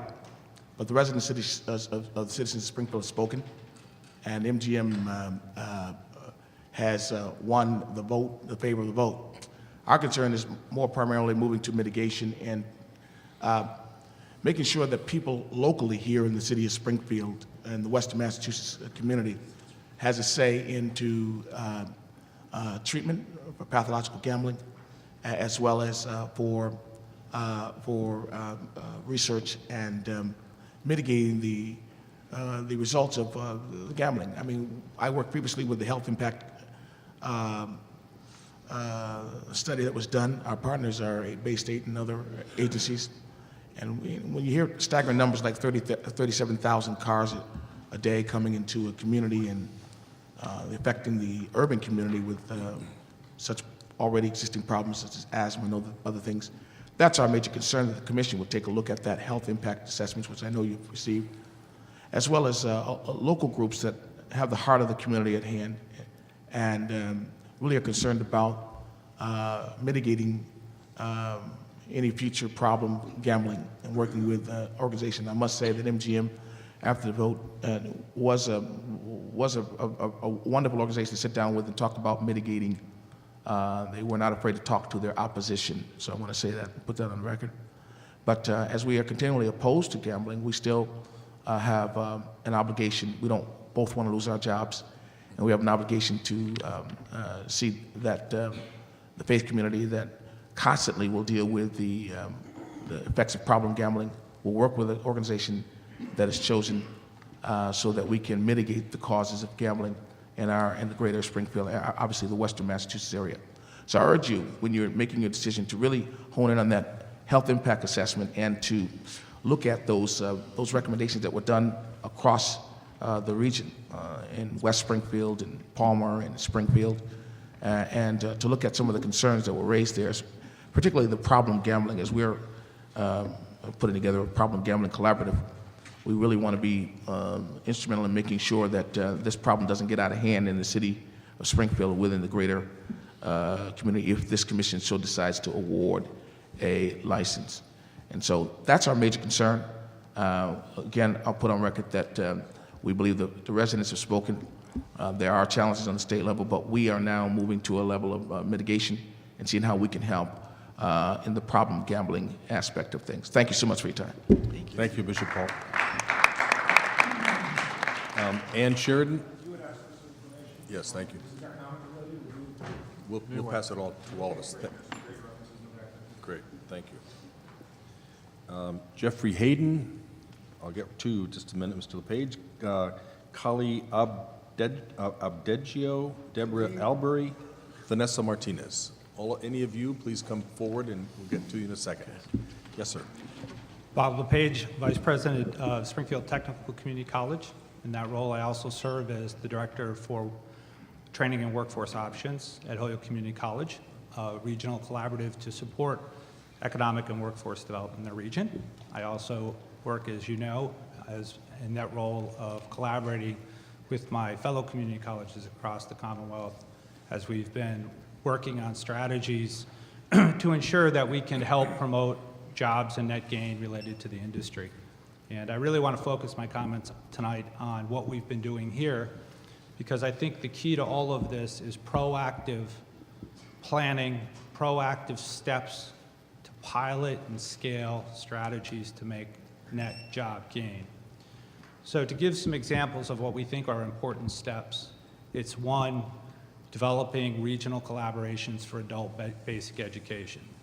Just alone in the last year, the two community colleges have been able to partner to capture state funding to now be the largest providers of adult basic education in Western Mass. We are serving now, under a new project in Springfield, 200 people a day. In less than weeks, we already have, at both community colleges, weeks of starting this round of sessions, we have 500 to 600 people on the waiting list to get in our adult basic ed programs. These are individuals who are very committed to getting educated so that they can get careers, the careers that MGM and other employers in our region have for jobs and openings. The challenge in the Commonwealth is a commitment of resources to move people through systematic education and systematic career-oriented training. It's with the help of employers, MGM, and others in the region that I think this region has been proactive. We are piloting new innovative programs to teach people faster. We are bringing up new certificates in customer service to get people prepared. We're using new tools, including WorkKeys, a tool that the Commonwealth is adopting, to pilot test now to prepare a systematic approach to evaluate people's skills. We are now developing new recruitment and placement strategies into business and industry. We know placement to vendors is as important as placement into anchor organizations like MGM. We've secured recent state rapid response funding to develop new culinary training programs as a partnership between the two community colleges to build models that can be scaled across the state. I think my message is that we are prepared, we are getting organized, we are planning. It is collaborative regional planning. It is not just casino planning, it's regional economic and workforce planning.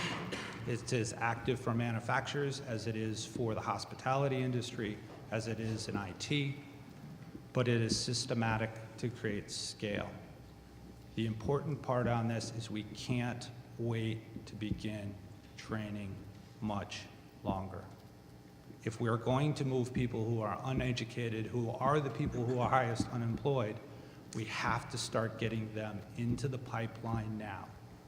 The 10 to 12,000 people that will need to come through to fill the 3,000 direct jobs is a sizable number of people to move.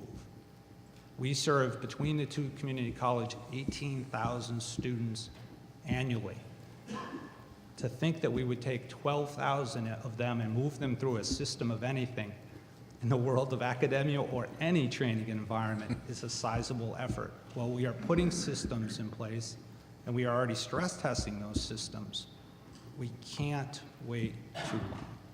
To that end, I have to thank the Gaming Commission for your proactive dialogue on workforce development and support across the Commonwealth and locally. I think the things that we're doing will help lead to net job gain, but it is going to take a continued commitment from the developers and regional partners to make that happen in each location. And it is going to require resources to allow people to get through those training programs. Many of these training programs are going to be new training programs, which is going to mean they're not going to qualify for traditional funding formulas in the state. They are short-term certificate-oriented programs. They will not follow under federal Pell funding, which means there is going to be a barrier of funding to make these jobs accessible that is going to require the Commonwealth and the developers and other industry to help us move people through this system. So again, I thank you for your continued support. I want you to know in Western Mass we've taken this seriously for a long period of time, and we are building the systems to assist to make net job gain. Thank you. Thank you. Also, Jeffrey Hayden I read these names: Kali Abdegio, Deborah Albury, Vanessa Martinez, Julie Pimentel. Excuse me, how do you find out if your name was already called? I mean, I've been here since the beginning, I'm just not sure if I did an interview There's someone outside. there's someone in back with the list. You can check with them. Okay. Her name is Janice. Ask for Janice. Wait. Sir, sorry. Good evening. My name is Kali Maddox Adizio. I'm a resident of Springfield. I reside in the Forest Park section of the city. I know there's a lot of different issues, pro and con, about the casinos being here. I'll leave that to more astute people and organizations and efforts and whatnot to deal with those. The reason I'm here is to declare my support for the casino's development, providing it is approved by you. If it's going to benefit across the board contractors in this city and in the region, the nearby region. I came to Massachusetts originally August 28, 1970. I moved to Springfield February 2nd, 2000. What I found is a lot of the problems in Springfield I found that when I first went to Boston. I worked as executive director of two contractors associations, the Contractors Association of Boston and the Greater Boston Truckers and Contractors Association, both minority contractors associations. I worked with the National Surety Bonding Company, ensuring that those contractors could get bonding for significant types of jobs. What I found here in Springfield, like especially when I had a division here, which was disassembled back in the 80s, that there's not been much a welcome for minority contractors on major capital projects of any kind, public or private. So I'm hoping that this casino development will take that into account, will make sure as part of their due diligence, so to speak, to the community, make sure there's conscientious and significant consideration to qualify experienced minority contractors, be they women-owned businesses or men-owned businesses. There are quite a few here who do not do business in their own backyard because they figure they will, based on their experience, they will not get the opportunity. They will run into all kinds of unconscionable types of interference. Recently, there have been two instances of platforms in this here city that were supposed to support the development or the enhancement of qualified minority contractors and women-owned contractors. Those platforms were subject to fraud from within, and those people who committed these fraud and these types of what I call sacrilegious crimes against the community they were supposed to be serving were rewarded, so to speak. One person was accorded a job with the city of Springfield, yet that person is under indictment by the federal government and the state of Massachusetts. Another person, went to prison. She and her husband, etc. But the point was they destroyed a positive atmosphere for the selection of minority contractors, particularly African American contractors. When I first came to Boston, I was told there were no good minority contractors, or African American contractors. But I got the first set aside construction projects, whether it was in the city of Boston for a minority contractor and the state highway program, as well as federal contracts. My first 3 months there, I got over close to $396 million worth of contracts awarded to minority contractors in the eastern part of the state. That was both public and private sector. Here, I've seen very little of that type of effort come to fruition here. So I'm hoping this casino will make sure it does like it does in Las Vegas. I happen to know they have a very good record on minority contractors hiring and agreements in Las Vegas because I happen to know some of the officials there they work with. So this is all I have to say, and just give that due consideration to that. Thank you. Thank you very much.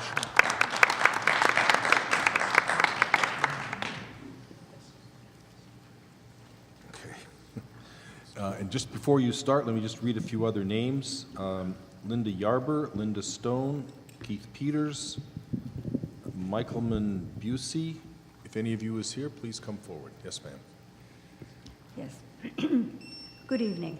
My name is Ann Sheridan. All right, one sec. All right.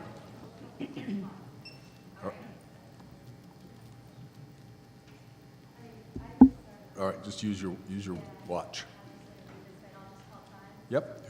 All right. Sorry, go ahead. It's quite all right.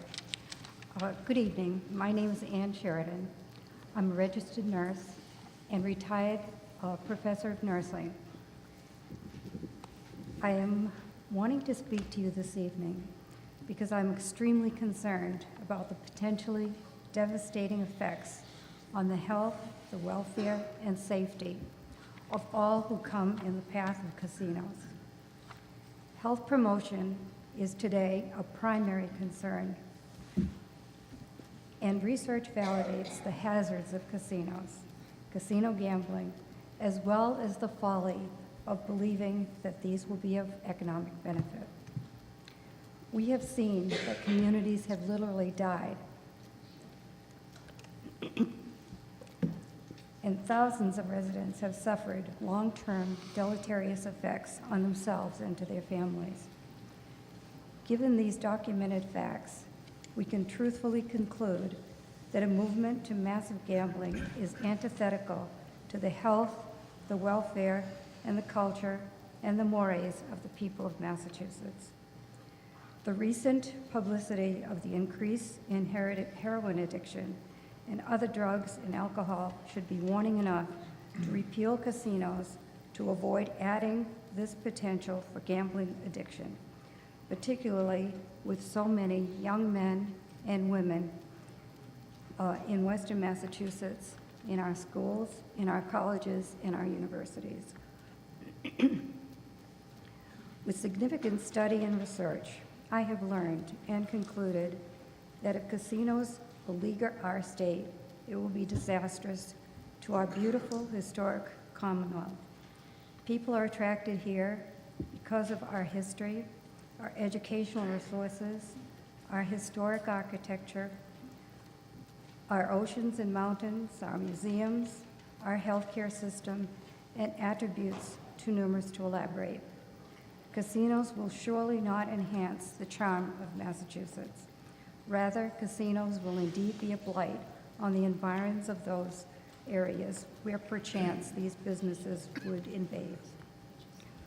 All of the arguments about jobs and increased revenue are truly empty promises, particularly when one considers the high costs and threats to the health and welfare of citizens, to say nothing about the exorbitant costs to fill hundreds of positions mandated by Chapter 194, the Act establishing expanded gaming in the Commonwealth. These will be state jobs to be paid with taxpayer dollars.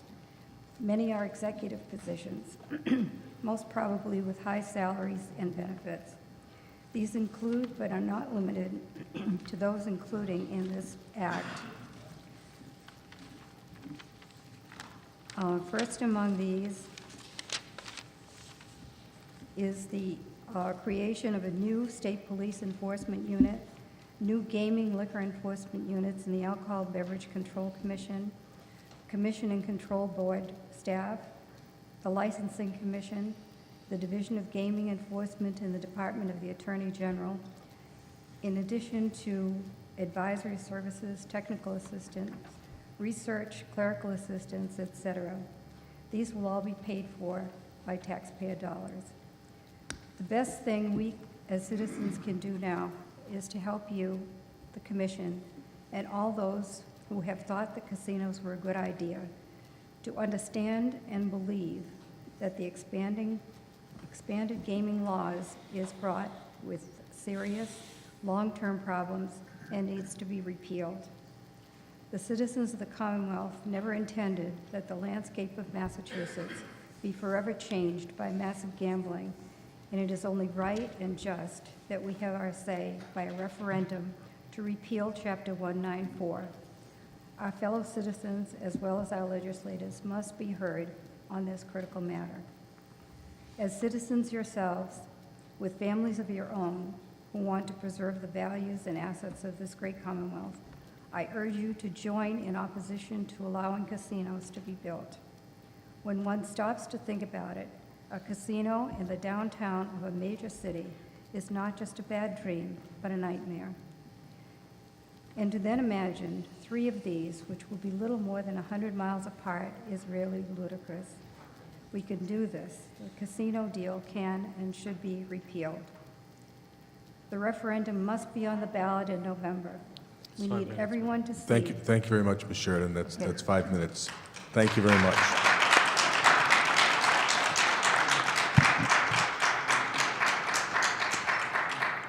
Anybody that has leftover comments that they want to submit to us, you're welcome to, and we will read them. Neil Boyd Prophet, Isabel Pellet, or anybody whose name I've read previously, Paula Moore, Maurice Howe, yeah, I see it, Patty Woods, J.P. Morgan, that might be an April Fool's trick. Lisa Jordan, yes, sir, come on up. Anybody else whose name I've read, please come forward and take a seat. Good evening. Good evening. My name is Robert Bolduck. I have a handout also and some plans I'd like to refer to. I'll be brief. I represent Pride Stores, an immediate abutter to the proposed casino. Pride owns and operates a very busy gas and diesel fueling station with a busy convenience store, Dunkin' Donuts, and Subway, right at the intersection where the majority of vehicles are proposed to enter the casino. Without doubt, we have the most experience with that intersection and the traffic problems that already exist there. The intersection ties for number 8 as one of the most congested in the Pioneer Valley. And with that, I would like to submit plans by Pioneer Valley Planning Authority and by Mass DOT, which indicate that the congestion in that area. Remember, they tie for number 8 as the top ones in the Pioneer Valley. You can give it right here. She's the mitigation expert.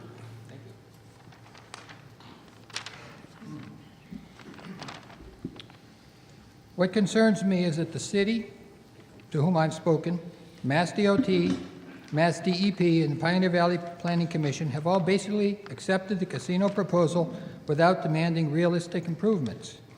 For these agencies to accept MGM's promise to fix the problems after they are open is very questionable. If the city, many agencies, and MEPA have changed their standards for this project only, many developers in this state and many anti-casino people will find this fertile for litigation. Another concern is air quality. Our company has had to address air quality concerns and complaints from MEPA and Mass DEP on what are far less important issues, some in fact just recently. The fact is the significant traffic and bus additions of this project will certainly add air quality problems to the area. It appears that these are not being addressed or even questioned by anyone either. Another issue I'm asking to question is what I understand the discrepancies in the traffic counts that MGM is using. I'm told they use their Detroit casino for traffic data, but Detroit has 4 casinos in their city, so their Detroit numbers, and now our numbers, should be increased by a factor of 4. Is this being done? Another major problem is that all businesses in that area will surely lose customers who go elsewhere when the traffic problems exacerbate our already congested area and they stay away. How do we reconcile this with MGM's promise to not harm anyone? There are significant, very serious problems here. I'm asking you to not approve this project as it stands. There are many questions to be answered and significant changes to be made. Most of all, MGM must be held to the same standard as the rest of us, who live, pay taxes, operate businesses, and employ residents here. We have played by the rules and now must insist that this project does also. Double standards only provide rich material for prejudicial treatment and litigation. Now, since I have time, I'd like to refer to that plan again. If you would have the opportunity to look at it, you would see that Union Street is a very narrow street. If you stop and think about all the traffic issues throughout the area, and we're all hearing about mitigation from all the towns, they are all going to come and funnel right down to the very intersection at Union Street, which is already a highly congested area, and nobody is doing anything about it. When you talk to officials, they say, yes, we're aware of that. But that's all. Nobody seems to care. It's going to, if you think there's a traffic problem there now, imagine what it's going to be like when all this traffic comes down to one focal point, that intersection. I seem to be the only one in this state that is saying anything about it. That does not seem right. I would ask you people to investigate. Something needs to be done, investigation needs to happen, and the question is, why do all these agencies that I mentioned, why are they all saying, well, we're working on it? But it doesn't seem like anyone is. It doesn't seem like anyone cares. That is a serious question. Thank you for your time. Thank you, sir. Lisa Jordan, thank you. Thank you. Noel Lee, Scott Lamont, Jovan Zaida, Julius Lewis, Lewis Mitchell, Aaron Goldman, G. Dudley, David Woodsum, David Elvin, Frankie Moselles, Francis Smith, Fiore Grazzetti, Malcolm Chu, Doris Madsen. It's getting easy. Mario Fiore. Yes, sir. Ted Steger. Please come up too if you're here. Lakeisha Collins. Jessica Lazela. Yes, sir. Welcome.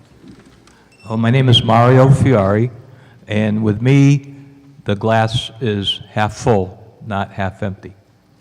And Commissioner Crosby, and to the Commission, I'd like to thank all of you for this opportunity to voice my feelings at this host community presentation. I did attend the MGC hearing last month in West Springfield, so I'll make my comments brief, as we all know and are well aware of the 2,000 construction jobs, 3,000 permanent jobs, $100 million to the Commonwealth of Massachusetts, $25 million to the city of Springfield, $2.5 million to public safety, all annually, and I could go on and on. Once again, I'm going to make it brief. My name is Mario W. Fiore, 63, a U.S. Army veteran, and a resident of Springfield. And I was born and raised in the city's South End. And I look forward to the day when, like the phoenix that rose from the ashes, MGM Springfield rises up from the blight and ruins created by the tornado of June 1st, 2011, and that my place of birth will be then known as a world-class resort destination. Thank you, MGM. Thank you. Anybody else whose name I've spoken? Plus, well, just before we start, Mario Fiore, Ted Steger, I did see these names, Lakeisha Collins, Jessica Lazela, Amando Collado, Robert McCarroll. Yes, sir. Hi, I'm Ted Steger from No Casino Springfield, and I'll be referring to a presentation I handed out to you all. I brought an electronic copy, but I guess my check didn't clear, so I don't get to present it to the public here. But, you know, we heard the presentation with a lot of promises, a lot of best efforts, a lot of things that can be negotiated around with good lawyers. What I look at is the past and what the history is. And I cannot find a single example of a casino coming in and rescuing a city. It just has not happened. And what I can find are examples of casinos increasing inequality, increasing problem gambling, increasing crime, etc. It doesn't work. So if you can refer to your presentation, page 1 has the quote in context from Mr. Mathis saying that this is a Western Mass casino. Also, it's a little troubling to hear he's already planning for the first round of layoffs. Page 3 talks about the referendum. If you can flip along, it'd be helpful.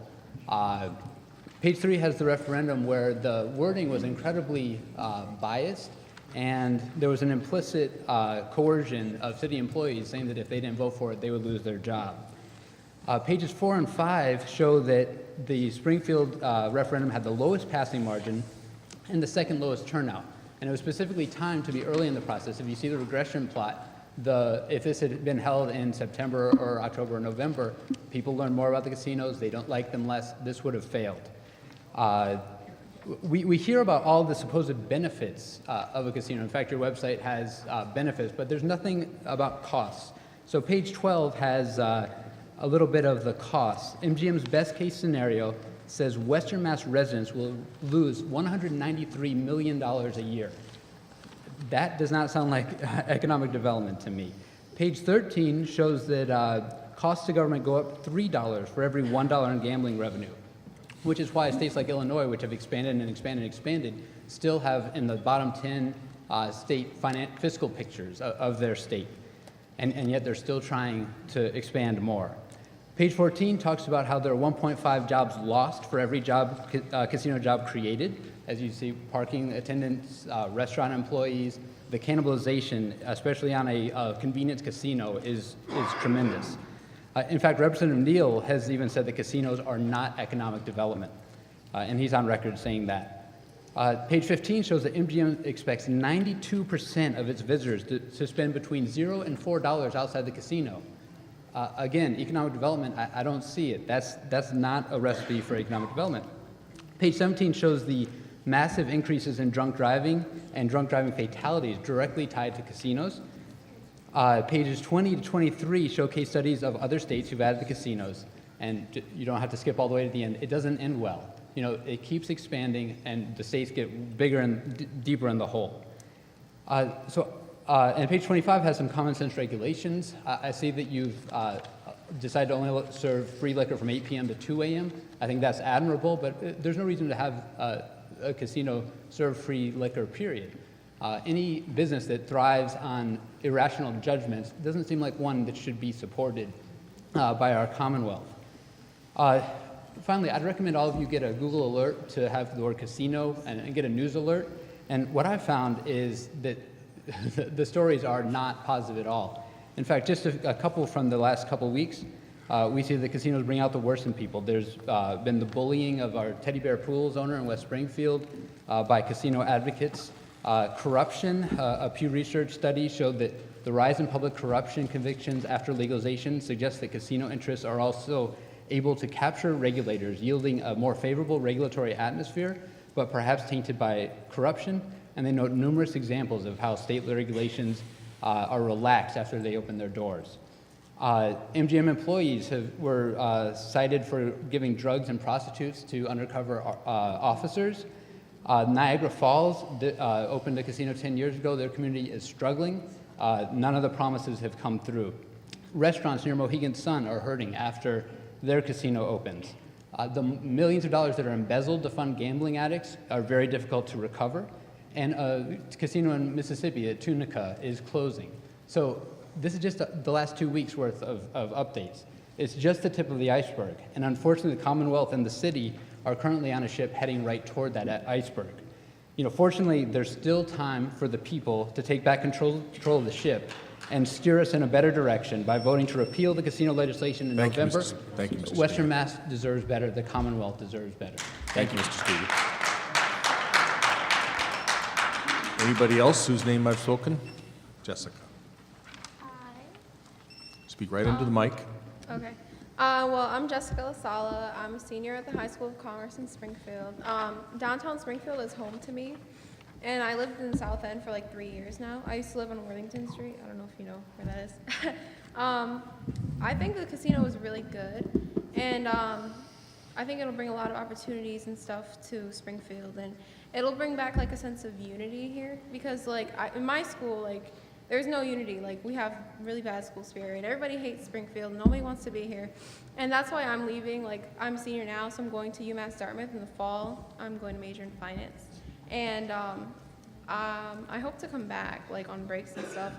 And back to the unity thing. I lost my train of thought.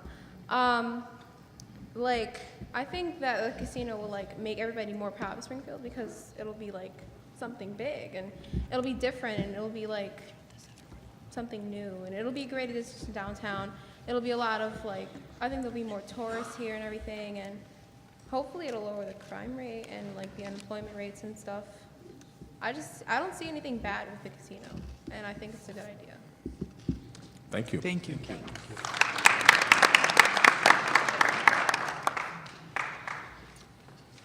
Speaking on behalf of Lakeisha Collins, who had to leave, her union representative. My name is Ethan Snow. With the New England Joint Board of Unite Here. We represent food service workers here in Springfield at Springfield College. We also represent thousands of workers in Las Vegas who are employed by MGM casinos.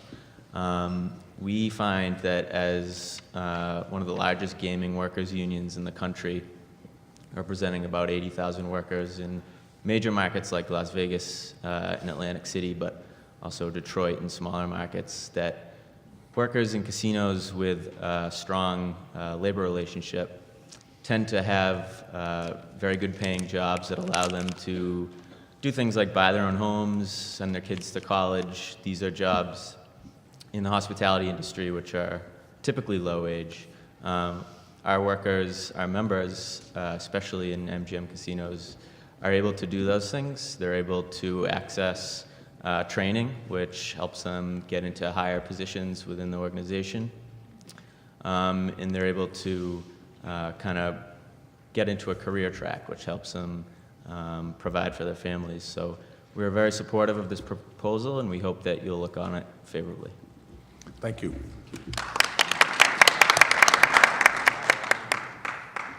Yes, sir. My name's Bob McCarroll. I live at 96 Elliott Street in Springfield, a historic house about 3 blocks from here. I've lived there for 37 years. I'm a retired principal planner with the City of Springfield Planning Department, where I worked for 30 years. And I now volunteer in a variety of preservation groups, and I'm going to speak to you about preservation. I personally support the MGM proposal and getting a license. I think they will do great things for the city. I especially give them high marks on their urban design, which knits their complex into the fabric with human scale buildings, and for reusing our own existing entertainment venues. I give them, however, low marks when it comes to respecting the historic resources on their site. There are 14 buildings of historic or architectural interest of varying degrees. Their proposal, as it currently stands, saves 2 buildings, half of another building, and 1 facade. So I count that as 2.6 buildings out of 14. That's only 20%. The preservation community has made what we consider to be modest requests and major acquiescence. We have asked that they incorporate 4 more facades that are in locations where their building facades will be, the most important of which is the YWCA facade. We've asked that the rear of the State Armory be kept, part of the crenellated armory. And lastly, we've asked that all of Union House, an 1846 building, the 3rd oldest commercial building left in downtown, built as a hotel, and such a fine hotel that the year after it opened, President James Polk, while on a trip to New England, stayed there with his entourage, which included James Buchanan, who became our 15th president. That's to be demolished. It's a 4-story building, and we'd like it to be kept because there are going to be more 4-story buildings put up there. Springfield is not a blank canvas. It is not a racetrack or an empty site. It's a living city with more than 375 years of history, and sadly, we've lost much of that. Our 17th and 18th century buildings were wiped out during the Victorian growth, and much of our 19th century buildings were wiped out in the early 20th century. So I'm going to suggest to you that a greater wow comes from artfully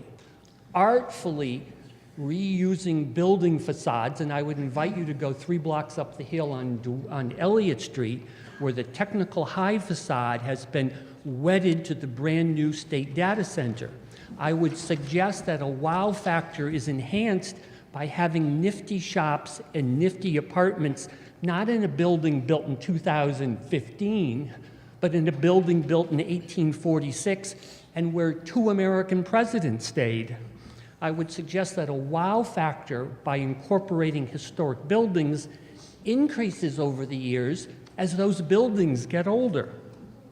Preservation is not necessarily easy. It's not necessarily the cheapest solution.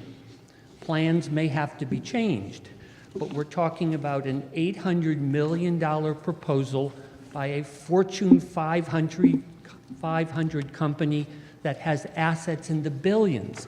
They have a very clever design team, and I'm sure that they can rise to meet the challenges. So in closing, I just want to say I urge you to grant the MGM license, but in so doing, I would ask that you help to craft a proposal that does more to keep history and heritage in the wow. Thank you.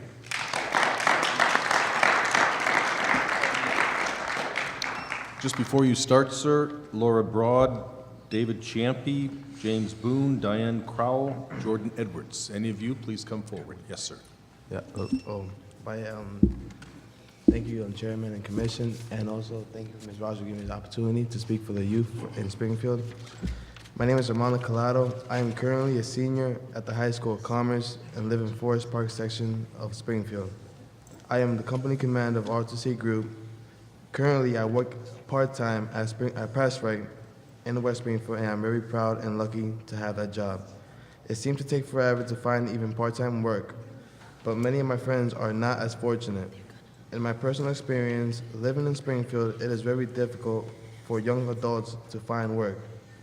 We are competing with older adults in a tough job market, and often we lose out to people with more job experience. It can be discouraging, and frankly, some of my friends just stop looking. Youth and minorities especially need jobs to be able to pursue their future goals. In my case, I hope to become a union painter's apprentice as well as a muralist. I have done a lot of mural paintings and used some of my earnings at Price Right to purchase my paint supplies. If MGM comes to Springfield, I hope to be part of the construction team that helps Springfield realize the dream of a beautiful and vibrant downtown, and for myself to realize a future with a wealth of job opportunities for all. Thank you.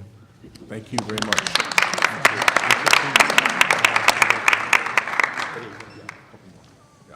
Chairman. We're going to get a couple more, and then we're going to take a break at 8 o'clock. Yes, sir. Chairman, members of the commission, ladies and gentlemen, my name is David Champy. I'm a third generation of the Champies who have called Springfield home.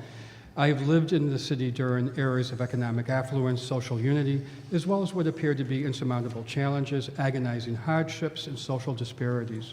Springfield has always been my principal residence, even though I completed my undergraduate education at John Carroll, a Jesuit university in Cleveland, New York University, where I earned a doctorate degree in communication, and Walden University, where I earned a doctoral degree in psychology.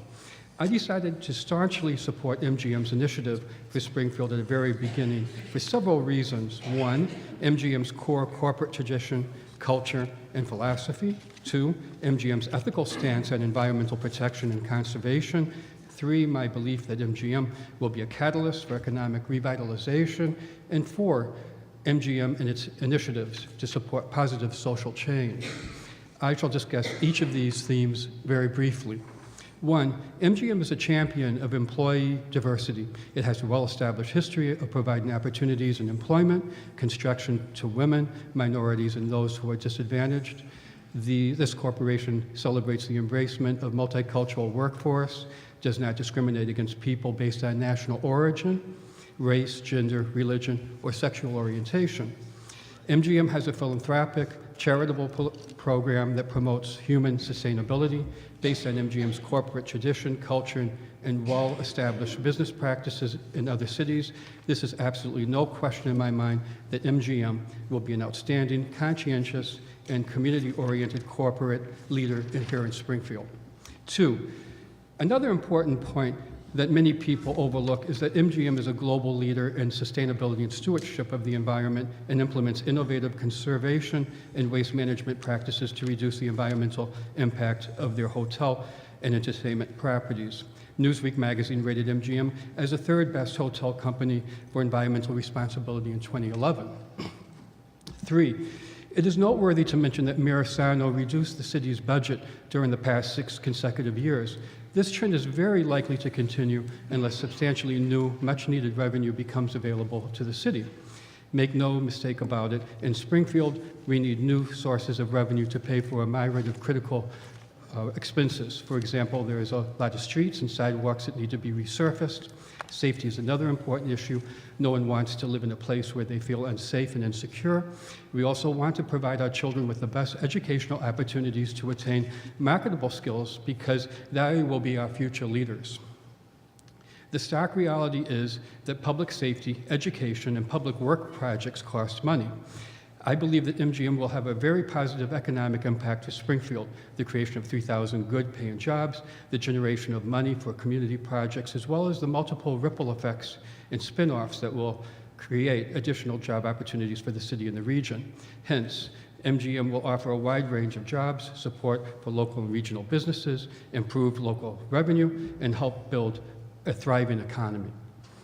4, MGM is clearly a pathway that will lead to positive social change by improving human and social conditions, creating an environment that will promote the worth, dignity, vocational, and social development of individuals, communities, and organizations.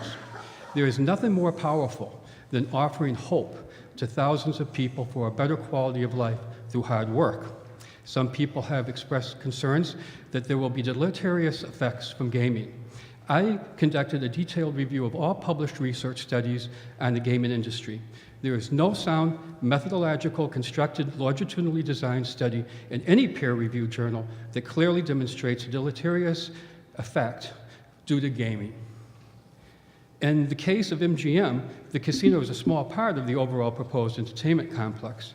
If it is positive social change that everyone is striving to realize here in Springfield, then I believe the public would best be served by forming partnerships with not-for-profit, community-based organizations to provide services for those who experience mental health challenges. The incredible benefits and enjoyment that the public will derive from having a world-class entertainment resort complex in Springfield is, in my opinion, unquantifiable. MGM represents the prospects of ushering in a new era in the history of our city, an untold vibrancy that will reflect, unite, and celebrate the cultural, racial, and ethnic diversity of its people and visitors alike. This is exactly one of the many reasons why I support MGM. I therefore urge the Massachusetts Gaming Commission to issue a gaming license to MGM Resorts International. Thank you very much. Thank you, sir. Excuse me, it's 8 o'clock, it's been 2 hours. We are going to take about a 15-minute break, and then we will come back and see where we stand for our last round. See you soon. If I can have everybody's attention, please say the word outside. We're getting started again. I don't want to read anybody's name and have missed them, but I think we had one speaker already teed up, or two. We're going to go ahead here and go up until 9 o'clock. They're coming back? They're coming back. Okay. They're right there. We're going to go until 9 o'clock and then see if we're close to done or see whether we're going to need to convene on another night. Sir. All right. It's all on the record, sir. It's all on the record. All right. Streamed live on the web. Thank you for the April Fool's joke. Pardon? Thank you for the April Fool's joke. Yeah. Cutting me off right before I was about to go. Right. My name is Jordan Edwards. I am the vice president of the Chart organization. We're a family business and one of the largest landlords here in town for commercial office space. We have all the buildings from Falcon Way over to Harrison Ave along Main Street, which include Harrison Place, Johnson's Bookstore, and Northwest Mutual Life Building. I'm here to endorse MGM, and more specifically, talk about the positive effects it's had so far. Being a landlord in this town over the past 5 years has not been easy. We're talking about almost zero economic stimulus, almost zero new leasing activity, and almost no outside investment. As a matter of fact, the 4 deals that we did to put our assemblage together was one of the biggest outside investments the city had seen in the past 30 years. I live in New York. I'm not from here. I did go to school in Boston. But the past 6 months, something amazing has happened. And we've already done over 20,000 square feet of leasing, and in new businesses. 16,000 square feet of that leasing was from 2 tenants. One started by a young guy, IT company, and he has 35 employees right on Harrison, Maine. The second is a not-for-profit called Tech Foundry, and they're training inner-city students, college students, returning Army veterans, tech jobs, so that they could turn Western Massachusetts into a tech center. Something happens every time we sign a lease.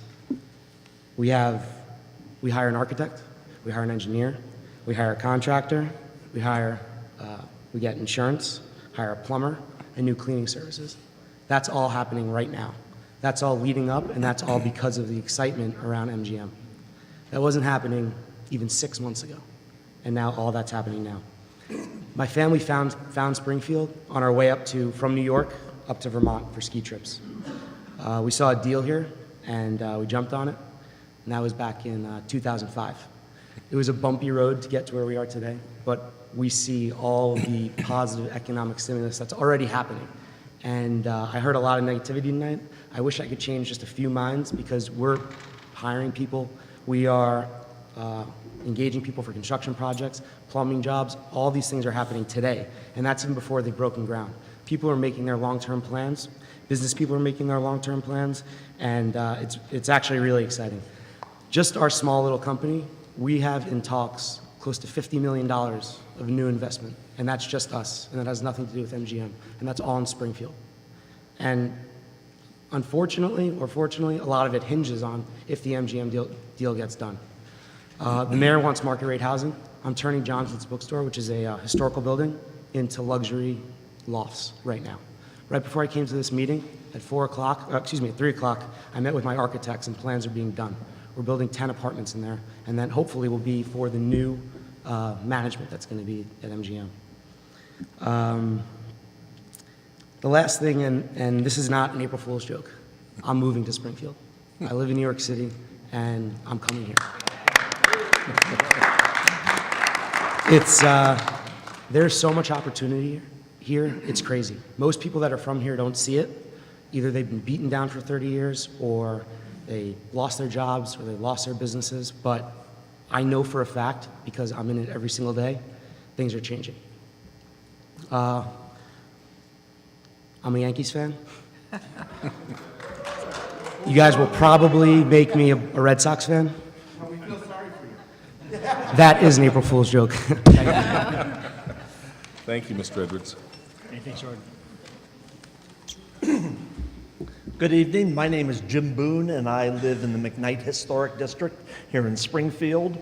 I want to thank you all for the excellent job you've been doing since this commission's been started, and so carefully vetting the entire process and all of these companies. I think the whole state of Massachusetts, and Springfield especially, will benefit from the fact that you're doing such a thorough and honest job. I've lived in Springfield about 49 years. I've been involved in historic and neighborhood preservation for the last 38 years.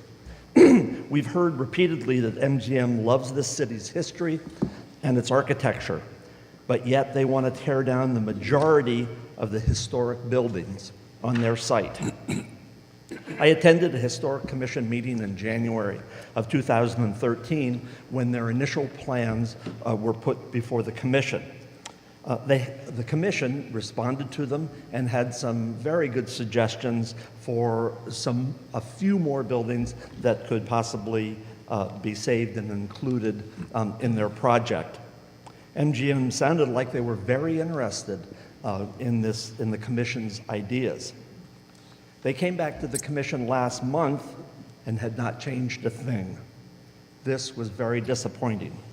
They still want to demolish 10 historic buildings within their site. There are several buildings that are intimately a part of the culture and architectural history of Springfield, and more attention must be paid. Mr. Chairman, I thank you very much for acknowledging the YWCA building. You've heard from others, obviously, what an important building this is to Springfield. The YWCA was designed by the very well-known architect Eugene Gardner in 1907. It was based on a 1610 English country residence. In 1907, Springfield deserved this level of architectural excellence. It still does. The building is located where MGM wants the entrance to their casino, right across from the Armory. What could be better and show ultimate class than to incorporate this facade into their new building? They say no. The facade of 73 State Street is probably the finest Beaux-Arts style building in Springfield, and the facade of it is scheduled to be saved. The incredible stained glass atrium just inside the building must also be preserved. There's nothing else like it in Springfield. The Union Hotel on Main Street is one of the oldest commercial buildings in downtown. It's a 4-story building. MGM proposes to tear down this 4-story building and build, yes, a 4-story building. Buildings are part of our cultural history, and architecture represents the values of our community. To tear them down is to negate so much of our heritage. MGM says it's too hard to save these buildings. Well, any decent architect with any historic restoration experience could design a plan for these buildings. They do it all the time. I would suggest that MGM employ a historic architectural consultant that has experience with reuse. Maybe not having worked in urban areas before, they haven't had the opportunity to consider reuse, but architects who specialize in this can handle that very well. I think that this whole problem is more one of unwillingness than it is of inability. You, the commission, are in a unique position to do something about this. If you instruct MGM to save these cultural icons, they'll do so. You are our last hope. Please listen to the citizens of Springfield who speak for our past, our present, and our future. Do not let them destroy this important part of our city. Thank you very much. Thank you. Ralph Slate, Rick Lee, Bill Malloy. If you hear your name, please do come up. John Baker, Antonio Caputo. Good evening. Good evening, Mr. Chairman and Commissioners. My name is Rick Lee. I'm the Executive Director of the American Red Cross Pioneer Valley Chapter. Our organization does not as such have an opinion or a formal position on this issue. I'm here tonight, however, that because we're an organization that believes that credit needs to be given where credit is due, and I like to think that I've learned a thing or two about recognizing a good corporate community citizen when I see one, and I believe MGM has been that in the 2 years that we've worked with them. The Red Cross and MGM started a program in 2012 in Las Vegas called Boots to Business that was extended to our community last year. Approximately September of last year, we began this program. You heard from Gene Kelly tonight, the magnanimous Yankee fan who would work with the Red Sox fans. You remember him. This is a program that is designed to help those who have served our country find employment. MGM, I think, truly understands that military veterans bring some unique qualities to the job market. Among them, discipline, teamwork, and sometimes training background that applies to their post-military jobs. The kinds of people that we've been dealing with since last September are right now unemployed, underemployed, and laid off people. There are a few students, and 85% of them have issues that need additional help, ranging from PTSD, medical issues, financial counseling in order, for example, to keep from blowing out of a car payment that would then not enable them to commute to a job. We've been working with MGM to try to provide basic services. You heard Kelly Tuckey talk a bit about our program, and I won't belabor that with you, but let me give you just a little bit more detail to what she told you already. The kinds of jobs that these people are seeking and that we're building bridges for them include manufacturing, business, and retail. In 4 other communities in the country where Red Cross and MGM have this partnership, MGM is a major employer. Here, of course, they are not yet to that point, but we're hopeful that should that happen, that this program will enable us also to assist veterans in being placed there. But I think the key things that I'd like you to know are the partnerships that have sprung up around this. We're working with the Regional Employment Board, boards, I should say, the Bilingual Veterans Center, Springfield Partners for Community. We have relationships with 20 employers in the greater Springfield area who will hear from us resumes and proposals to set up interviews for veterans. They include companies like Pelican Products in Deerfield, ABF Freight Systems in Worcester, Granger in Springfield, and the Social Security Administration. There are right now 5 veterans who have passed first cuts, if you will, at jobs with Social Security. I'll leave you with 3 figures. 20 employers are currently taking veterans from us who fit their profiles. 45 are in the pipeline in this program, which started in September. And I'm proud to say that 18 have found employment as a result of Boots to Business. We think MGM has been a good community corporate partner, and they're an organization that recognizes that veterans are a business resource in our community. Thank you very much. Thank you. Anybody else whose name I've read? Carol Costa, Jason Garand, Dan Dalma, Michael Aflito, Raymond Berry, coach of the Patriots, Dora Robinson, Randy Blake. If you are any of those people, please come up. Jennifer Connolly, Star of Noah, Tina D'Agostino. Any one of you. We'll bring the New England Patriots up first, Ray Berry. I just want to thank you, Chairman Crosby, the rest of the commissioners, for, again, giving the public an opportunity to share our perspective. I had an opportunity to speak to you at the West Springfield Open Forum, so I will not be long and be very brief, and will yield my time to the other folks that are with us. I'm a Senior Vice President, CFO over at the United Way, but today I stand before you as a member of the executive body of the Black Leadership Alliance right here in the city of Springfield. I was one of 14,000 residents that voted in the affirmative, asking that the city of Springfield move the MGM proposal forward to the state. And I'm proud to be a supporter of the MGM project. I want to speak to you on 3 different components that led me to my personal endorsement and working throughout my community to support the project. Job development and business services. We all heard the number 3,000 permanent jobs. But we all also have to recognize the economic spinoff that will transpire with this particular project.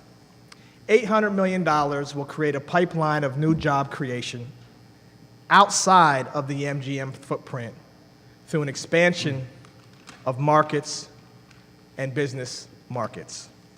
MGM's annualized commitment of $50 million in vendor spending provides validation of an ongoing commitment to support local and regional enterprises. Our good mayor, Mayor Dominic Sarno, likes to call this project a game changer. And I will add to that and state that, in fact, it is a game changer, but at the same time, it will change lives generation over generation. I would like to add the entertainment component. Partnerships, partnerships, partnerships. There are a number of good gems in Western Massachusetts. We talk about the Mass Mutual Convention Center, City Stage, Symphony Hall, across the bridge, the Majestic Theater, and Six Flags.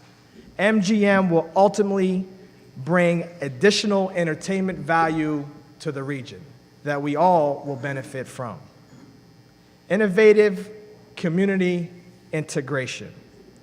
I envision with MGM a vibrant downtown, increased pedestrian traffic, special events, market rate housing.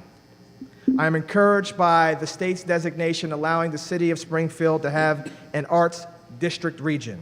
I'm encouraged by the University of Massachusetts' commitment to invest in downtown Springfield with a satellite office.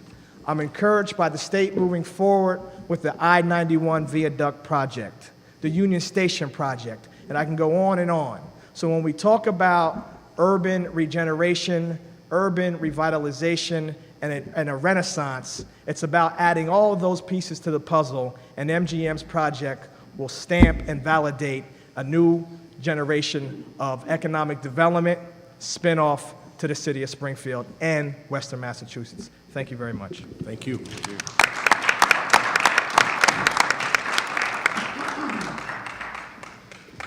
Good evening, Mr. Chair and members of the Commission. My name is Dora Robinson. I am a resident of this fine city of Springfield, and I work at the United Way of Pioneer Valley as the president and CEO of this fine organization, which is located in downtown Springfield. I really see it as a privilege and an opportunity to speak to you tonight about one important factor that I think needs to be considered by the Commission. And my good colleague, Rick Lee, alluded to it earlier. But MGM employees last year raised $4.7 million for nonprofit organizations in the communities where the organization is hosted, in Nevada, Michigan, and Mississippi. A little bit more than almost 2 years ago, one of the first people I met from MGM was Ms. Tuckey, who came to my office and asked me to have a conversation with her about the needs of this community and the needs of individuals throughout the Pioneer Valley. And that was the beginning of conversation. So while I'm here to endorse and support MGM's application, host community application, I'm not here simply to talk about the United Way, but to talk about the needs in our community. This United Way represents 25 cities and towns throughout Hampden County, South Hadley, and Granby. We represent almost 500,000 documented residents. That does not include those individuals who are not documented as citizens and residents. And so we care very deeply about organizations, companies that come into the region and their commitment to join us as solid philanthropic partners. I read in one of their most recent reports, foundation reports, this statement, and it kind of resonated for me. When we use our time, talents, and resources to help others, we not only improve lives today, but we also preserve our communities for future generations. That quote was made by one of the leading officers, corporate social responsibility officers, and chief diversity officer of MGM International. And from everything that I've read, and the conversations I've had with their foundation representatives, conversations with my colleagues across the country where MGM entertainment centers are located, MGM has consistently been viewed as a solid organization with a commitment to corporate responsibility, social responsibility. And I think we've already seen that over the last 2 years, and I think moving forward we'll see even more of that. And I'm just absolutely delighted that moving forward as a community we will have additional resources coming in to support nonprofit organizations. And just as a side note before I finish up, I was at the Hometown Heroes event last week. And I sat with folks representing MGM, Springfield MGM, and I was really excited to hear that not only did they support that event financially, but they also are so deeply involved in the Boots on Grounds initiative. And that speaks volumes about their commitment even before the license has been granted. So we ask you to give them full consideration, and as we look at the opportunities in terms of job and economic and community development, you also recognize that they would be a solid philanthropic partner throughout Hampden County and the other supporting communities. Thank you for this opportunity to speak to you this evening. Thank you.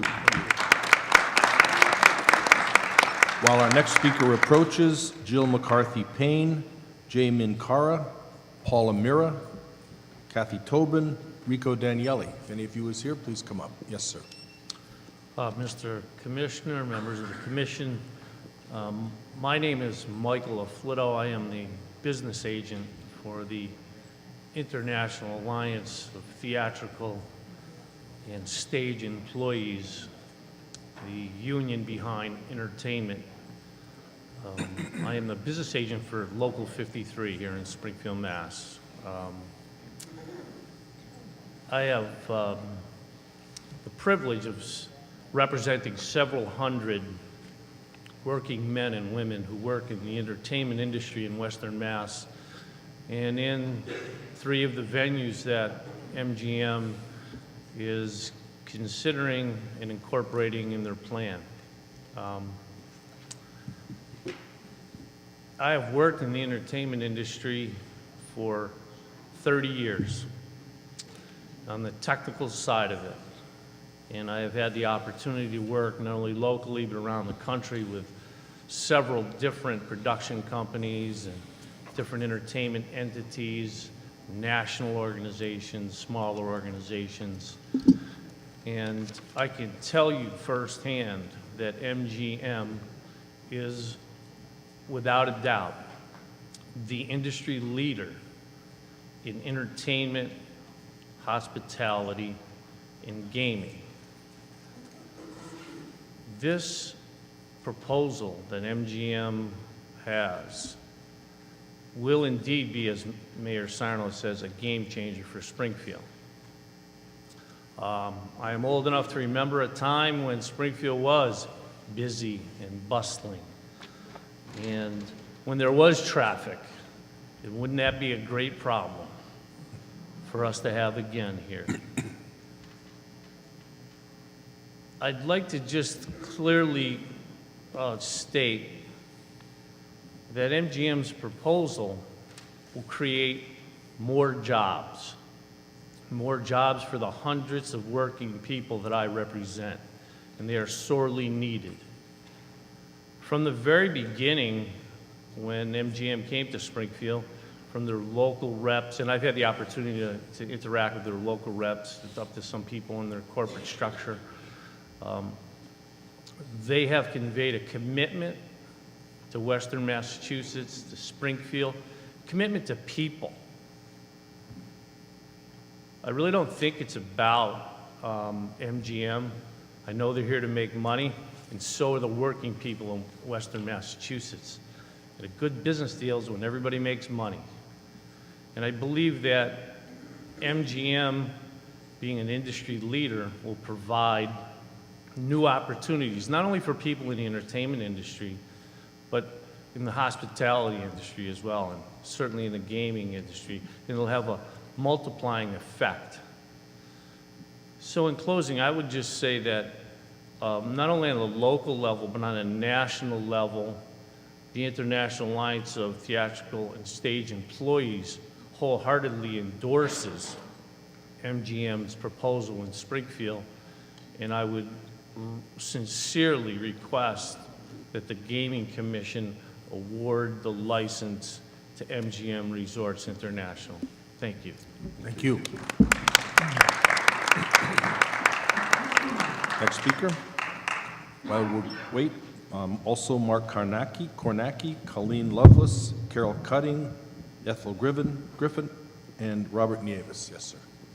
Thank you. Jamin Kara, President and CEO of Develop Springfield. We're a nonprofit development corporation located at 1182 Main Street in one of the historic buildings that is going to be preserved and integrated into the overall project. I am also an area resident. I live less than 2 blocks from here at 45 Willow Street. And as an area resident, as somebody who is down here literally night and day, I enthusiastically welcome MGM Springfield to this neighborhood. I welcome the vibrancy that it will bring. I welcome the opportunity to access the type of retail that we haven't seen in downtown Springfield in literally decades, increased restaurant opportunities, the opportunity to walk to a movie theater or go bowling, the opportunity to access top-shelf entertainment at venues such as this, or Symphony Hall, City Stage. Those are tremendous for somebody living here, and I believe it would be a significant magnet for more people to want to live in downtown Springfield.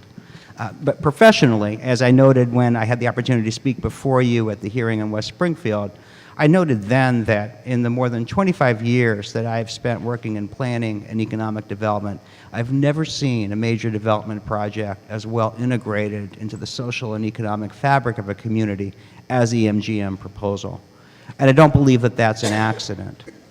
After the tornado in 2011, Develop Springfield, working with the city, was charged to lead the Rebuild Springfield planning effort.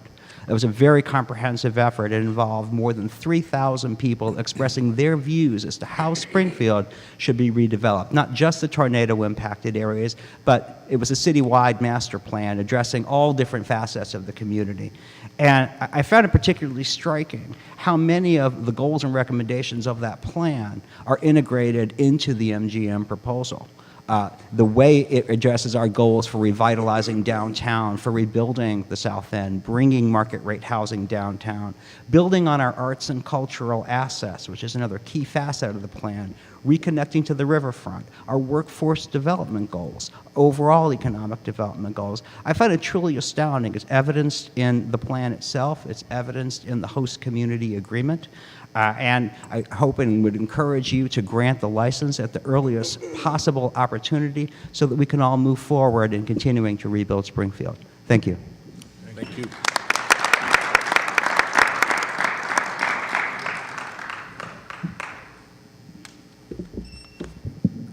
Good evening. Good evening. I'm Carol Moore Cutting, and I'd like to just say thank you so very much for this opportunity. I'm a member of this community for 45 years, and I've been a Longmeadow resident over 42 years. My husband and I have 2 children who were born here, grew up here, went away to college, later returning after graduation, and they are now raising our grandchildren here. I've been very involved on boards and vested in making our community a better place for everyone. And the community has awarded me a number of awards and honors. Please allow me to present a brief background. In 1984, I applied for a construction permit to build a commercial FM radio station to serve this community. After over 15 years, and with final granting of the construction permit from the Federal Communications Commission in Washington, D.C., WEIB 106.3 Smooth FM began test broadcasting. This station was the first and only commercial FM radio station built by and 100% owned and operated by a female in Massachusetts, and in fact, all of New England. Today, WEIB 106.3 Smooth FM is the only Springfield, Massachusetts metro market station that is independent and locally owned.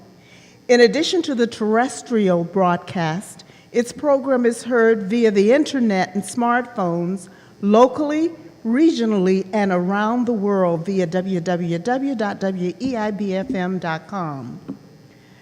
Through it all, I have been and continue to be committed to our community and want to see it even better. I believe with an MGM presence in downtown Springfield, our community can be better. 45 years ago, I remember Springfield's Main Street, and the surrounding streets were humming with exciting activities. Shopping downtown at Forbes & Wallace or Steiger's department store and having a leisurely lunch at Steiger's Tea Room. Unfortunately, over the decades, this has changed and there has been a decline in the area. Of course, we still have the Symphony Hall, the Mass Mutual Center, and with MGM's plans, there are fantastic possibilities that focus on family entertainment and the use of these existing buildings. I look forward to seeing a more inviting downtown Springfield. MGM has the only plans I have seen that I believe would bring the vitality and excitement back to Springfield. MGM Springfield's proposal would use its Metro-Goldwyn-Mayer entertainment history as a company to revitalize the community by incorporating MGM's rich history with existing Springfield history.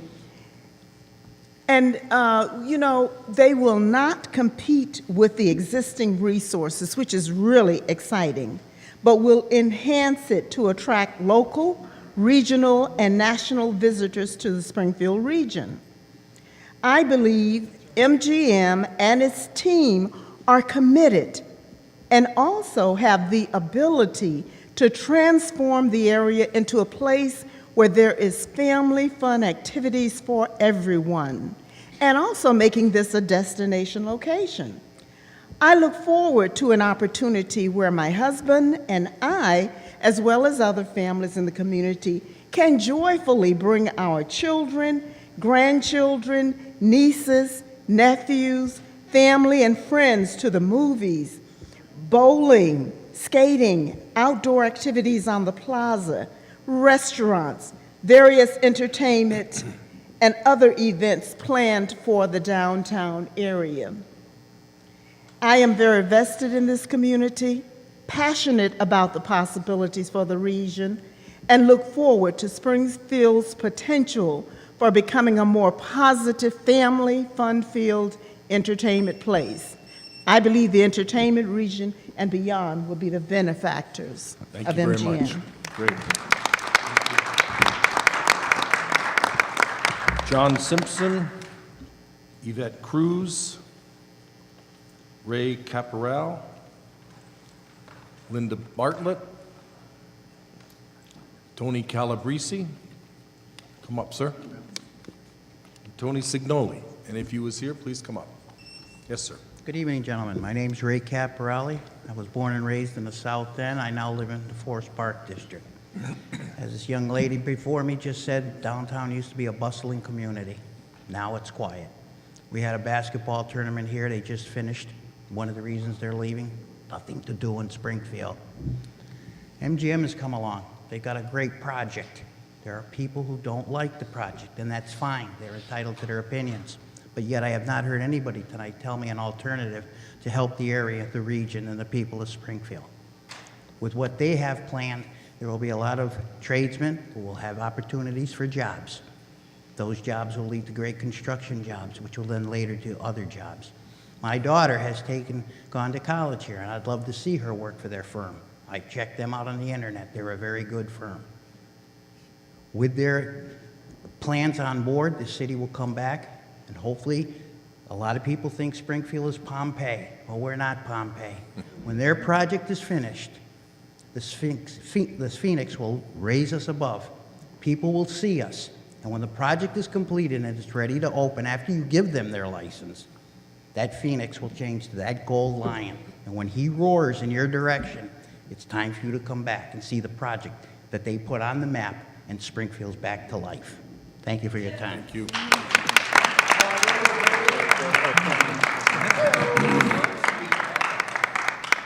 Jim Pelchat, Brian Rossini, Stan Domblow. Come right up, ma'am. Hi. My name is Linda Bartlett. I live in Maple High, Six Corners. Maple High Six Corners is the next door neighbor to the South End, a neighborhood, historic neighborhood. When I first heard that MGM was coming to the neighborhood council to present their plan, I was skeptical. I thought the last thing the city needed was a casino. But after hearing their presentation, I was shocked and pleasantly surprised to find out that it's not just a casino. It's a rehabilitation plan for our great city. I like that it will be bringing family entertainment into the downtown area. As you know, the entertainment district in Springfield is comprised mostly of strip clubs and bars. So we will welcome movie theaters, bowling alleys, skating, and revitalization of the Riverfront Park.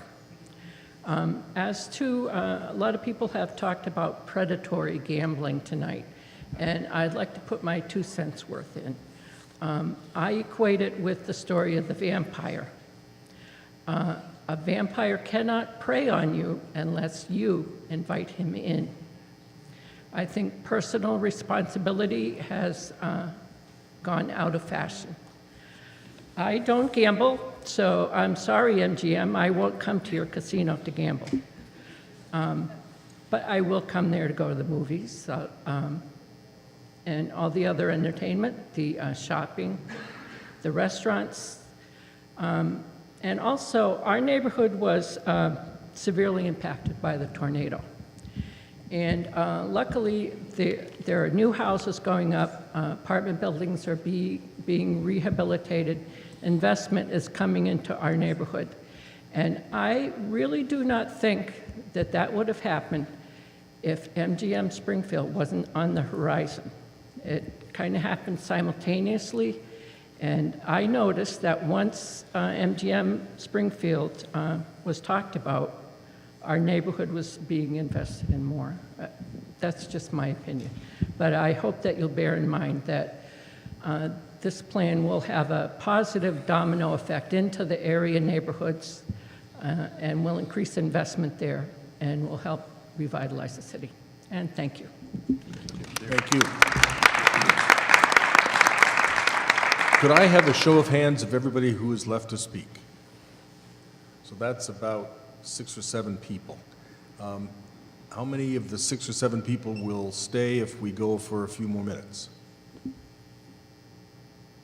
We might lose 1. So how about if everybody tries to keep it to 3 minutes, 3 or 4 minutes, we'd try to get this done. It is important to hear you out. We're game to hang around if you are. So I'm going to continue to read through the list, and I will get to you when I get to you. Did you call Stanley Dombrowski? Yes. Yeah, that's fine. And come right up. Good evening, Commissioners. Thanks for coming out again tonight.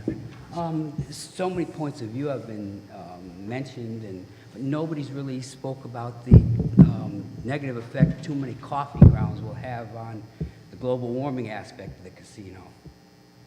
That's just I'm a little bit nervous here. April Fool. That's right. I knew what you were getting at. Nuts. Everybody's, pulling at these folks that are trying tired. to do something good,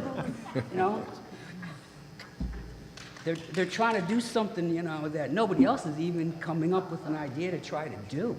And so many folks have already said that, even our own government hasn't done much to try and benefit the state. They tax us to death, they take away our liberties here and there, but nobody's brought anything that we could even, take a shot on. These folks have.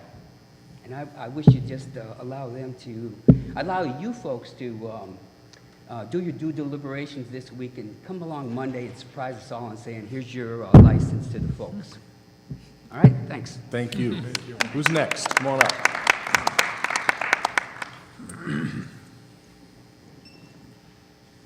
Hi, my name is Tunzala Inula. I am the owner of Delora Naturals Company, chemist, 22 years of experience.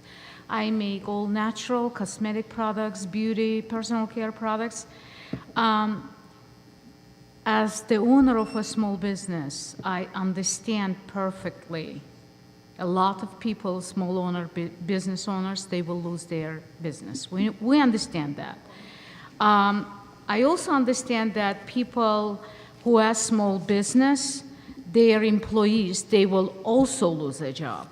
But on another hand, it doesn't mean they will really, really lose their job, because they will get a job right there from MGM. I'm here only for two purposes. That's why I was staying here. I have three daughters, three girls. The oldest graduated High School of Commerce. The youngest ever student who graduated High School of Commerce was my oldest daughter. Middle daughter who graduated Boston University, she was in South Korea, just went there just because to pay off her loans. She just came back recently looking for a job. Youngest daughter graduated Boston College, and she doesn't have a job. In 2009, she has loans, no jobs. My point is, number one, about the employment. I spoke with Kelly. I really appreciate their efforts, and I really think with employment, they will do their best job just to provide some jobs to local community. Number one, I really support MGM, no matter how they will affect to my business or to surrounding business, because if I take a global general picture, it will be more positive than negative to business. Only one thing I want to ask you guys, only you can make this decision, because they have to keep their jobs. They have to give a business. They have to bring the highest profit available to MGM. As the owner of small business and some another owner of small business, I'm asking you to have some attachment to MGM, because definitely they can do it, not because they don't want to, they can't. If I invest money, no, I will ask you, give me the highest possible profit. And my point is, let's connect, let's link small business owners with MGM. I can't go and sell my products at Holyoke Mall because the skyrocketing rent fee doesn't allow me. I can't grow because I cannot pay per square feet the rent fee. I just want, we will be working if this will be based on, let's say, 30%, 20% from total sale. We can do so many small businesses here. Like, give like one spot, like one floor, whatever you want, for small local community. You will bring people who will really shop from local small community. Big boxes, they will have their jobs, they will have their profit anyway. But just please, let's do something for small local business. That's what I am here for, two purposes, and thank you very much. I do support definitely, and I want you will grant a license, but I wanted you will hear my voice. Thank you. Thank you. Who's next? Come on up, sir. Thank you. Yeah, we'll keep. Do what? Keep the time? Yeah. We're gonna set the clock at 3 minutes. Yes, sir. I'm Dave Gaby. I've been a Springfield resident for most of my 58 years. I was initially opposed to casinos, having visited the one in Atlantic City. I felt it to be a kind of a box that drew all the economic activity in and made the city desolate. I was subsequently surprised and impressed with the MGM proposal, which I supported over the other proposals for Springfield because I felt that it has a very innovative and, as was said earlier, as a planning professional, very excellent design approach to weave the new development into the city. At the same time, I would like to appeal, so I would appeal to you to support a license for MGM based on their initial design. At the same time, I'm concerned that since their initial excellent presentation, the proposal has not adapted, not developed. The initial discussion was we want to maximize our efforts at sustainability, but we haven't worked those details out. As they've worked those details out, the more sustainable options like preserving existing buildings and preserving that, what they call embodied energy of the hotel on Main Street, of the YWCA, have not been adapted into the proposal. We have what seems to be a kind of a static proposal from the time of the referendum until now, and I suggest this is not a symptom of MGM being a bad company or of the proposal not being inherently a good one, but that for some reason we have not built on it as well as we should have. And I think in your capacity as the Gaming Commission, what we should be working together on, our community and the state, is making this a successful and a prosperous overall enterprise. It can be a little better than the very bad development in Atlantic City if it's not developed on properly. It could be a wonderful platform for the rebirth of Springfield, the game changer that the mayor talks about, if the opportunities, if the flexibility to change the proposal to make it better that some of the preservationists spoke of and other opportunities are explored and realized. And I would very much ask that in your capacity as the Gaming Commission, you look at mitigation methods to make this proposal even better than it started out. Thank you. Thank you very much. Who's next? Next speaker? Yes, sir. Thank you. There's a man rushing. Mr. Chairman, members of the commission, my name is Richard Thero. I am the city clerk of the city of Agawam and also the chairman of the Surrounding Community Agreement Committee. I'm here to speak of that committee and our relationship with MGM Springfield. When the committee was formed by our mayor, I felt that we should be looking at not the pot of gold that other communities might have pursued or are continuing to pursue, but yet a applicant that was going to work within my community in the parameters that I felt were necessary, i.e. our citizens, our traffic situation, and our own entertainment venue, which is Six Flags New England. I found that, and I dealt with both applicants locally, that MGM came to the forefront with us in working with my community, exactly what I wanted. Told us about traffic, told us about what they would do in a partnership with Six Flags New England, and even though the issue of compensation for our community that is outlined in the statute, it was, in a sense, for me, more secondary. I wanted more of a relationship for my community, and that's what I got with MGM Springfield. Now, as I stated earlier in my thoughts here, other communities are going in a different direction. That's their business and their thoughts. My thoughts were how I was going to protect the town of Agawam. So I'm here to tell you this evening on behalf of the mayor and I believe the citizens of the town of Agawam, we are in favor of MGM Springfield. And as a former mayor told me one time, and I've been around a long time, Billy Sullivan, what happens in the city of Springfield, what's good for Springfield is good for the Pioneer Valley. Being around a long time like my friend Billy, I believe that to be true, and I believe what happens here in Springfield is going to be a benefit to the Pioneer Valley, and that's a benefit for the community that I live, work in, and love, and that's the city of Agawam. Thank you very much for your time and your attention. Thank you, sir. Next up.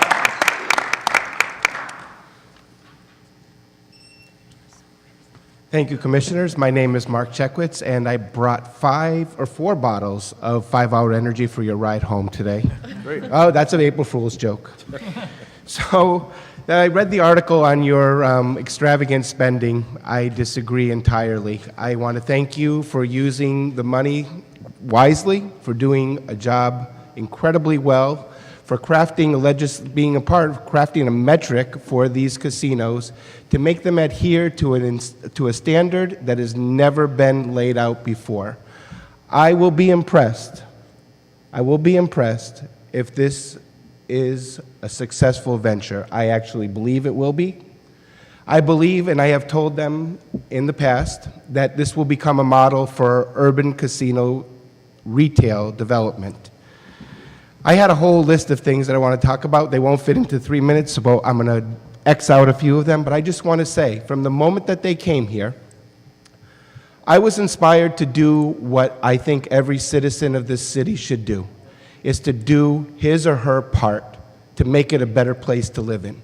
I got involved in cultural district development. I got so deeply involved that the members who became the board of directors for the new Springfield Cultural District asked me to become an at-large member, which I accepted. I am honored. I became a president of a Central High School PTO. I took on the challenges that this city faces in my own capacity. I expect the same from every citizen when this casino comes here. It is not their responsibility to take care of Springfield. It's their responsibility to be a good citizen of Springfield. I expect the same from everybody else. A couple of points within my last 3 minutes, or 1 minute. MGM impressed me with their commitment to finish city center. I think that should be important to you because when you go to Las Vegas, there is still an empty shell of Echelon Place, which was a huge venture that the Boyd Company just left. It's a pariah.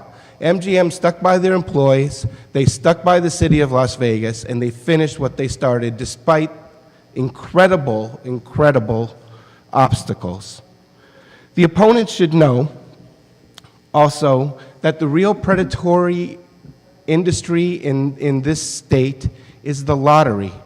The lottery is predatory because it goes into convenience stores, it goes into restaurants, and asks you to spend money and gamble where you do business, where there's candy, where there are children.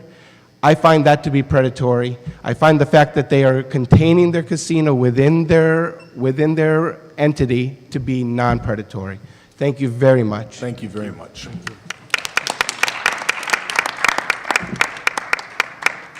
Good evening. I don't know if I'm the last one or not, but Chairman Crosby, members of the commission, thank you for your patience. A century ago, 1914, Springfield was a city of 100,000 people. Excuse me, your name, sir? Oh, Mark Hambley from City of Springfield. I'm number 17 on one of the written lists. Okay. We had 100,000 people.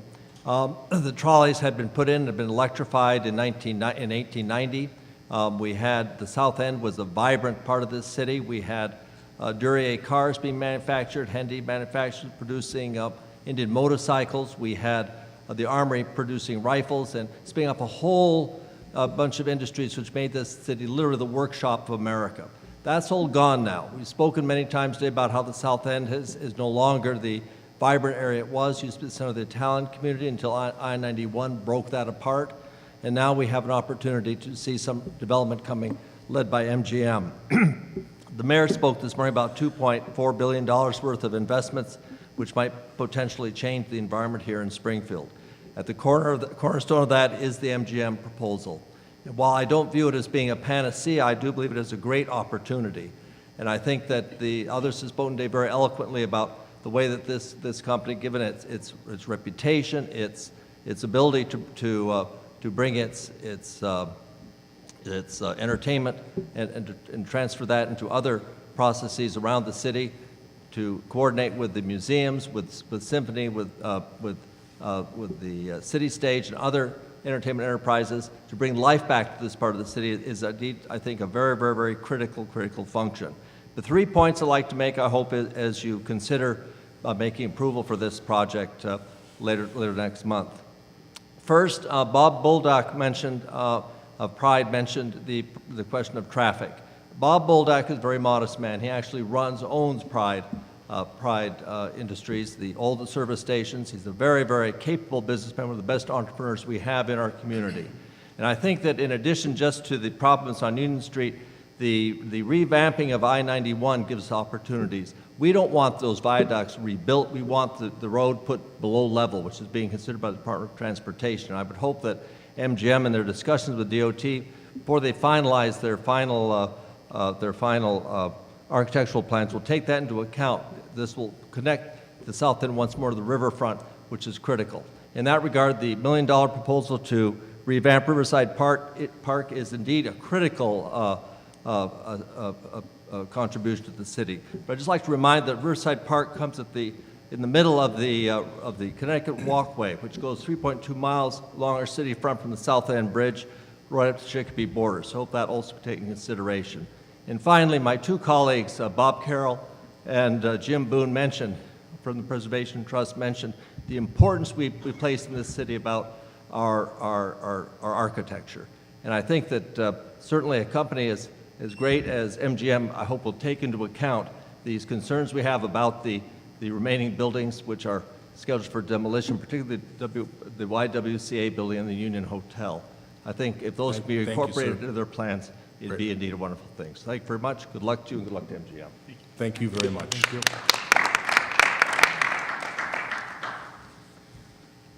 Good evening. Good evening. I'm Richard Johnson, and I am a lifelong resident of Springfield. I am employed gainfully with a living wage, have been working in human services in excess of 15, 17 years, trained in many levels of addiction and other things with regard to human services. Rising tides ought to lift all boats. Our city has demonstrated its inability to do that. I came here today and I listened to union representatives, I listened to travel agencies or travel bureaus, I listened to all of these well-heeled, well-organized, well-populated institutions that have traditionally and institutionally marginalized the community that I represent. I say to you unequivocally that I have absolutely no faith that the city will be held to its agreement to rise the communities within this city with the annual allotment of money that this casino will bring to the city.